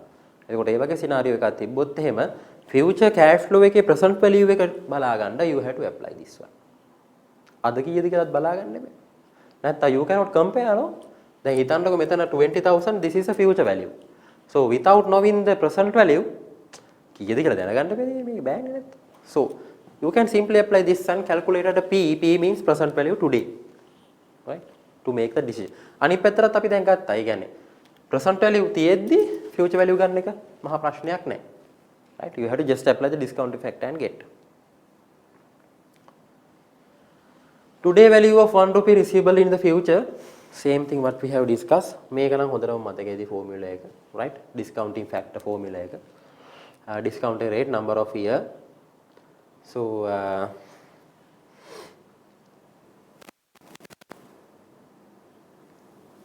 you will get the discounting factor. Then present value එකට so understand this present value and future value નો હવે issue එක. From the present value to future value you have to compound it. Future value ඉඳලා present value වෙන්න you have to discount. Right? So that's the way you have to use. Okay? එතකොට the point of view ප්‍රශ්නයක් තියෙන මේක අර නිකන් mark up and margin වගේ කතාවක් නේ. දෙපැත්තෙන් බලනකොට so you have to use compounding or discounting. So you should know, right, compounding based on the present value, discounting based on the future value. Right? Okay. හදනකොට තේරෙයි. Right. Time value of money. This is no. Money received today is worth more than the same sum received in the future. It has a time value. Time occurs for 3 reasons. Cost of finance, impact of inflation, effect of risk. Okay. Discounted cash flow techniques take account of this time value of money when appraising the investment. Yes. So we discussed why we need to consider time value of the money, right? inflation impact එක risk එක අනිත් එක cost of finance. ඉතින් most of the project, most of the businesses what they will do, they will finance from the third party no. ඒ කියන්නේ banking finance හරි කොහෙන් හරි finance කරලා කරන්නේ. So the cost of the finance also you have to check no.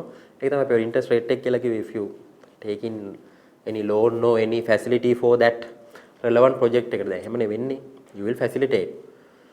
That's the rate you need to pay 14%, right? Or whatever. So because of that, you have to calculate the time value of the money. NPV, ලොකු දෙයක් නැහැ නේ. Net present value. Present value simply means the cash equivalent now of sum of to be received or be paid in the future. මේක එතකොට present value කතාවක් තියෙන්නේ මේකේ. එන present value එක තමයි you will discounted and see. Discounted cash flow involves discounting future cash flows from a project in order to decide whether project will earn a satisfactory rate of return. To appraise the overall impact of a project using discounted cash flow techniques involve discounting all the relevant cash flows associated with the project payback their PV. If we treat outflows of the project as negative and inflows as positive, that is known, right? Net present value එකේ තියෙන few present values ටික you will discounted what from the whatever discounted rate and calculate the future value and find it out whether it's worthwhile, right? ඔය දෙකේ the මේකට discounting factor එකක් දාලා ඒක ආය cash flow එක ගන්නවා, right? Then there you will check total එක අරන් බලනවා net present value එක net of this මේ ටික net කරලා බලනවා whether still if it is a positive that's good. ඒ කියන්නේ මේකට වඩා වැඩිනේ. Right? If it is negative, you are not able to recover the money. Investor money එක recover කරගන්න බෑ discounted way එකේ. Equal උනත් it's not good. හැමතිස්සෙම positive වෙන්න ඕන net present value. Right? අපි ගණන් හදනකොට කතා කරමු. We can remember it no. Example එක පෙන්නන්න ඕනේ නේද? Net present value. Okay no. මේ ගණන් හදලා ඇති ඇතිපදා.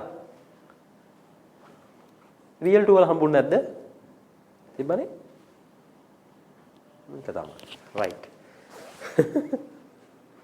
Cost of capital.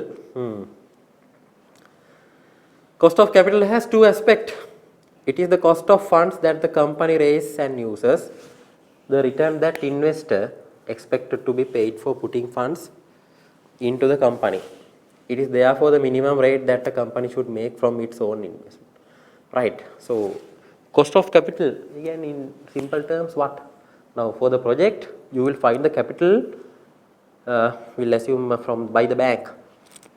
Cost of that capital is what? The bank interest you need to pay. Simply is that, right? අපි හිතුවොත් yes, business will use the savings.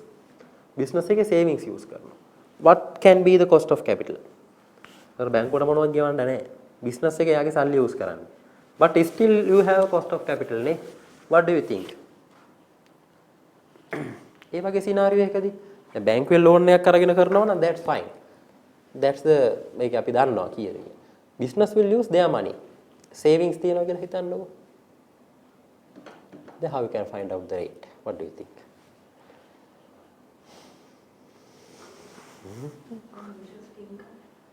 Yes, correct. මෙහෙමයි. So now invest in that money, right? අපි හිතුව ඔයාගේ ගාව තියෙන savings ටික invest කරලා ගන්න පුළුවන් rate එක, right? The interest rate that you can get investing money, that will be the cost of capital or that interest income මොකක් හරි, right? So anyway එක percentagely you can calculate. Simple.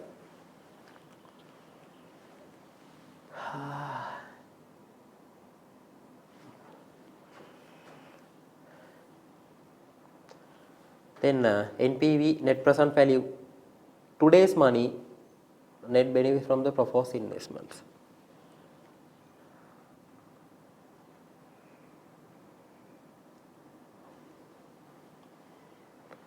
If an investment with a positive NPV goes ahead,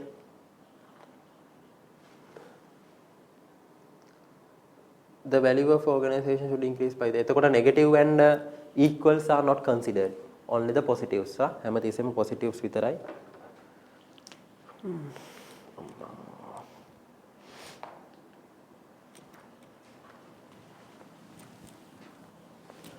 So අපි හිතුවා discounting factor 1 10% නම් okay තියෙනවා rate එකක් right.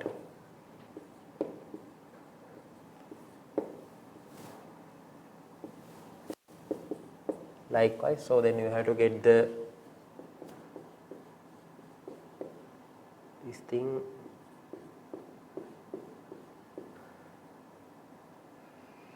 will assume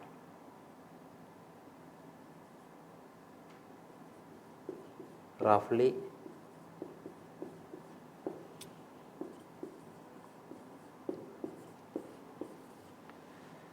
so net present value is here. Right, this is the discounted cash flow of yours. Right, මේ ටික එක්කහුව කරනවා 100,000 වලින් අඩු කරනවා. Right, all positives එක්කහුව කරලා minus එකෙන් අඩු කරනවා. So then ඒක still අපි හිතුවොත් දැන් මෙතන බැලුවොත් 24යි 32යි 31යි 28යි 2යි 10යි 14යි 15යි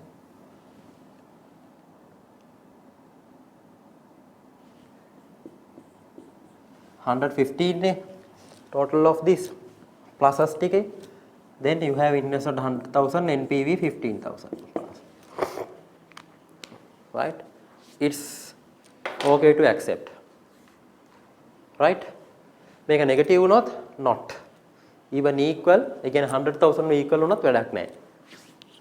So that's called positives.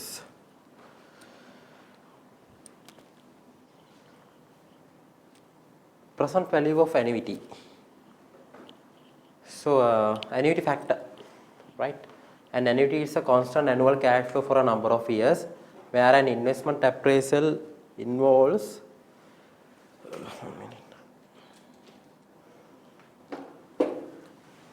constant annual cash flow, a special discount factor known as annuity factor. Again, the annuity factor is the name given to the sum of individual DF. So not like this, when there is a constant of the cash flows, constant cash flows, right? Again 20,000 for the entire period. Now, if you have a constant cash flow, you can apply this annuity factor.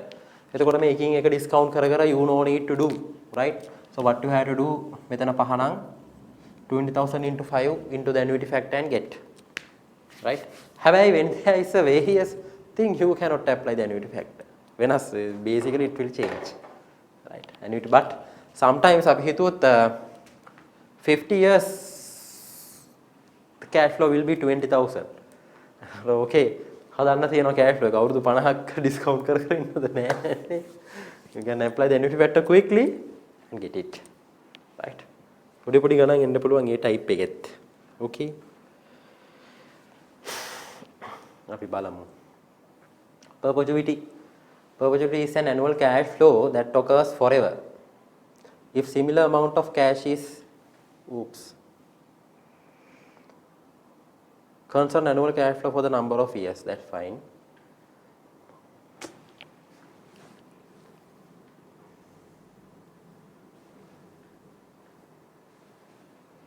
Perpetuity is an annual cash flow that occurs forever. If similar amount of cash is received in every year to the infinity, to the present value of perpetuity is found using the formula. Now the same thing, cash flow is a constant, හැබැයි this will comes to the infinity. අනන්තයට වෙනවා. කියන්නේ never end. එහෙම ගන්නොත් වෙනවා ඉතින්. right? cash flow එක ඉවරයක් නැහැ. එතකොට අපිට annuity දාලා ගන්න බෑ. By annuity it should be ඉවර වෙන අවුරුද්දක් තියෙන්න ඕන නැත්නම් you cannot calculate no, right? But the thing is here this will never end, right? That's called perpetuity. Perpetuity is found using the following formula. I think this is easy. 1 divided by the discounting factor or interest rate or present value. You know, if we have a cash flow, again the equation will say into year 1 to year 50. This is the cash flow, or sometimes infinity, not 50, infinity. So then that cash flow divided by the interest or the discounting factor will be that perpetuity. Okay.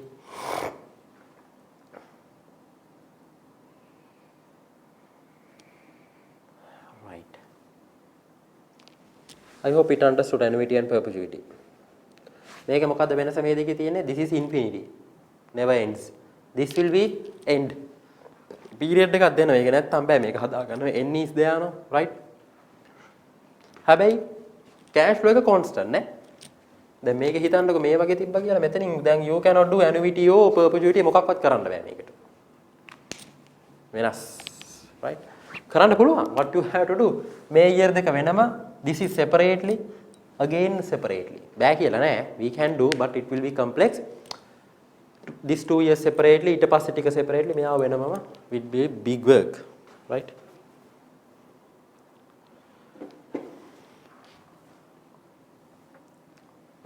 Single, multiple, mutually, NPV අනිවාර්යෙන් as I told you. Plus නම් accepted, minus reject, NPV 0 also better to reject. Multiple investment නම් accept all the investment in which the NPV is positive. Mutually exclusive now again the same thing, highest NPV. According to that the highest NPV. There are 3 projects giving 3 NPVs. Based on that the highest NPV you can select. Mutually exclusive. Now, NPV, this is you know well මේක තමයි investment එක. So this is the money that you generate, the years, variable cost and fixed cost will go. Then net cash flow you can calculate sales minus these two profit එකනේ. right? ඒක තියෙනවා. Then cost of capital means discounting factor, interest rate ඔක්කොම එකයි 12%. ඉතින් මේක unit we can calculate quickly. So ඒක දැම්මා then you will calculate the present value. right? So this is what 250 කියන්නේ මොකක්ද? 2778 කියන්නේ මොකක්ද? future value ද present value ද? මේක අවුරුදු 3ේදී හම්බෙන්නේ. Then that is future value. Future value in today terms. ඕකයි ප්‍රශ්නේ. This is the future value. ඒ කියන්නේ අවුරුදු 3ක් ඉවරදී හම්බෙන ටිකනේ. That's the future value in third year but in today terms. What you will do ඒක discount කරනවා. Then future value in that term you can get. ඒ කියන්නේ we see 12,800 will be 9,100. But anyway don't forget this is not a present value. මේක future value පැටලෙනවා ඒක හරියට. right? Future value discounted and you will get the present value to හිතා ගන්න you have to decide no මොකද්ද කරන්න කියලා right to get it.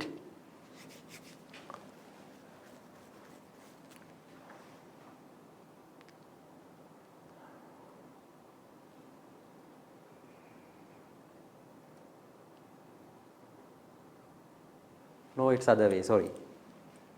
It's other way, sorry. This is the present value. This is today values, right? This is today values. And this will be the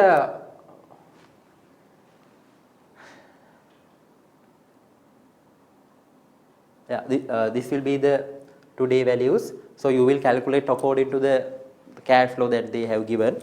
Then you will discount it and you will calculate anyway present value based on today. Right? By applying the discounting factor, yes, you are trying to take that money value into this cash flow. Okay. Now NPV, this is positive since you can accept. Right? Okay, negative වෙන්න පුළුවන්, zero වෙන්නත් පුළුවන්. Right?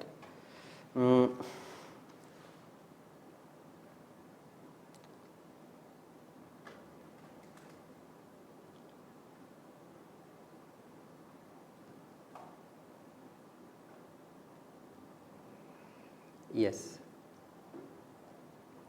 This called what?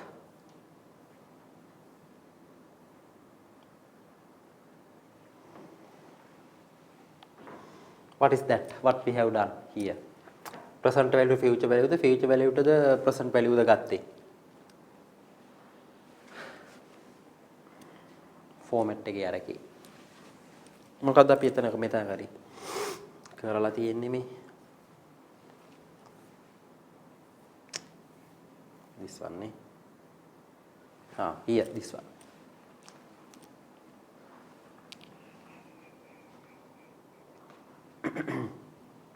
These are the present values, no? Right? Make a present values. Right? Today, adani hadaganne මේ ගණන් ටික. Then you will apply the whatever the discounted rate මොකක් හරි එකක් apply කරගෙන ඔයා හදා ගන්නවා value එකක්. Right? මෙතන පටල ගන්න එපා. මේ present value කියලා කියන්නේ මේ that's a method, that technique. Net present value. Hari. What we have done? Compounding the discounting the. මොකද්ද මේ කරලා තියෙන්නේ?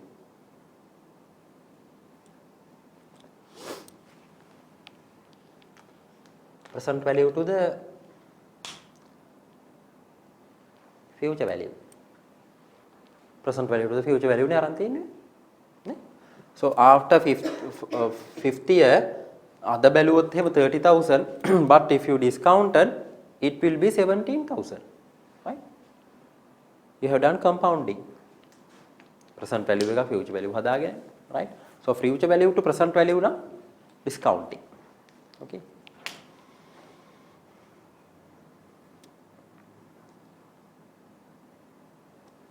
Reinvestment assumptions. An assumption underlying the NPV method is that any net cash flow generated during the life of the project will be reinvested at the cost of capital. Okay. Some questions will come, this cash flows or NPVs will be reinvested to the project again. Right? Apa way project ekatama reinvest වෙනවා. If that's so, during the life of the project will be reinvested at the cost of a capital. What we have to do? This 15,000, the question will say, will be reinvested to the same project. But it will come after the 50th year. In that time, it is a cash flow, no? ඒක යාට investment එකක්, right? Okay. The IRR method, on other hand, assuming these cash flows can be reinvested to earn return equal to the IRR of the original project. Yeah. So now reinvestments, no? NPV එකේදී invest කරොත් එහෙම that will be the additional capital or additional investment කියලා identify කරගන්නවා. In IRR method, yes, you are assuming. These cash flows can be reinvested to earn a return equal to the IRR. ඒ කියන්නේ දැනට generate වෙන same IRR is there, no, with the project. You will assuming okay. This also able to generate the same IRR. ඒක invest කරොත් මේ IRR එකම හම්බ වෙනවා. Assuming the cost of capital 16%, NPV method assume that the cash inflows will be reinvested at the cost of capital 16. Whereas the IRR method assuming they will be reinvested 20 if the IRR is 20. Then make a NPV if you invested this one, whatever the factor is 16 and 16 ma thamai apply වෙන්නේ දිගට. If it is a වෙලාවේදී IRR එක 20 නම්, okay, in that method you will take the same 20.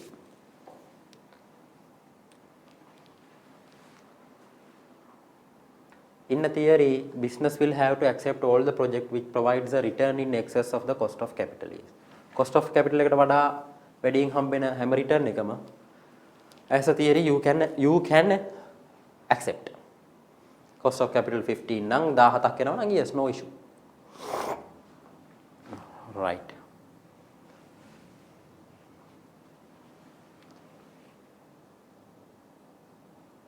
Hari. This is make a really required assumption of calculating NPV. Following assumption you have to make. All cash flows occurs at the start to end of a year. ඔයාලා දෙකෙන් එකක් select කරගන්න ඕනේ, right? Sometimes question will say or not, but anyway එක්ක අවුරුද්ද මුල හම්බ වෙනවා නැත්නම් අවුරුද්ද අග හම්බ වෙනවා. මැද්දෙන් බෑ. Right? Either beginning or either end, most of the time end. Initial investment occurred present year 0, that's fine, no? Other cash flow start අනේ හැම එකම පටන් ගන්නෙ බිඳුවෙන් පස්සේ. Start after that year 1, right? Year 1 එකේ ඉඳලා එනවා අනිත් cash flows ටික. Working capital investment will be recovered end of the project. මතකද අපි කිව්වා working capital මොන හරි investment again not this one, this is initial investment. මීට අමතරව if anything there called as a working capital තිබ්බනම් it will be definitely recovered under definitely recovered in the end of the project period. Keep in mind. right ඕක තමයි assumption එක under the NPV. ඔය ටික මතක තියෙනවා නම් අපිට it is ඔය ටිකයි අර formula ටිකයි තියෙනවා නම් nothing. right especially මේ ටිකම තමයි පැටලෙන්නේ. advantages you can get it right, disadvantages. okay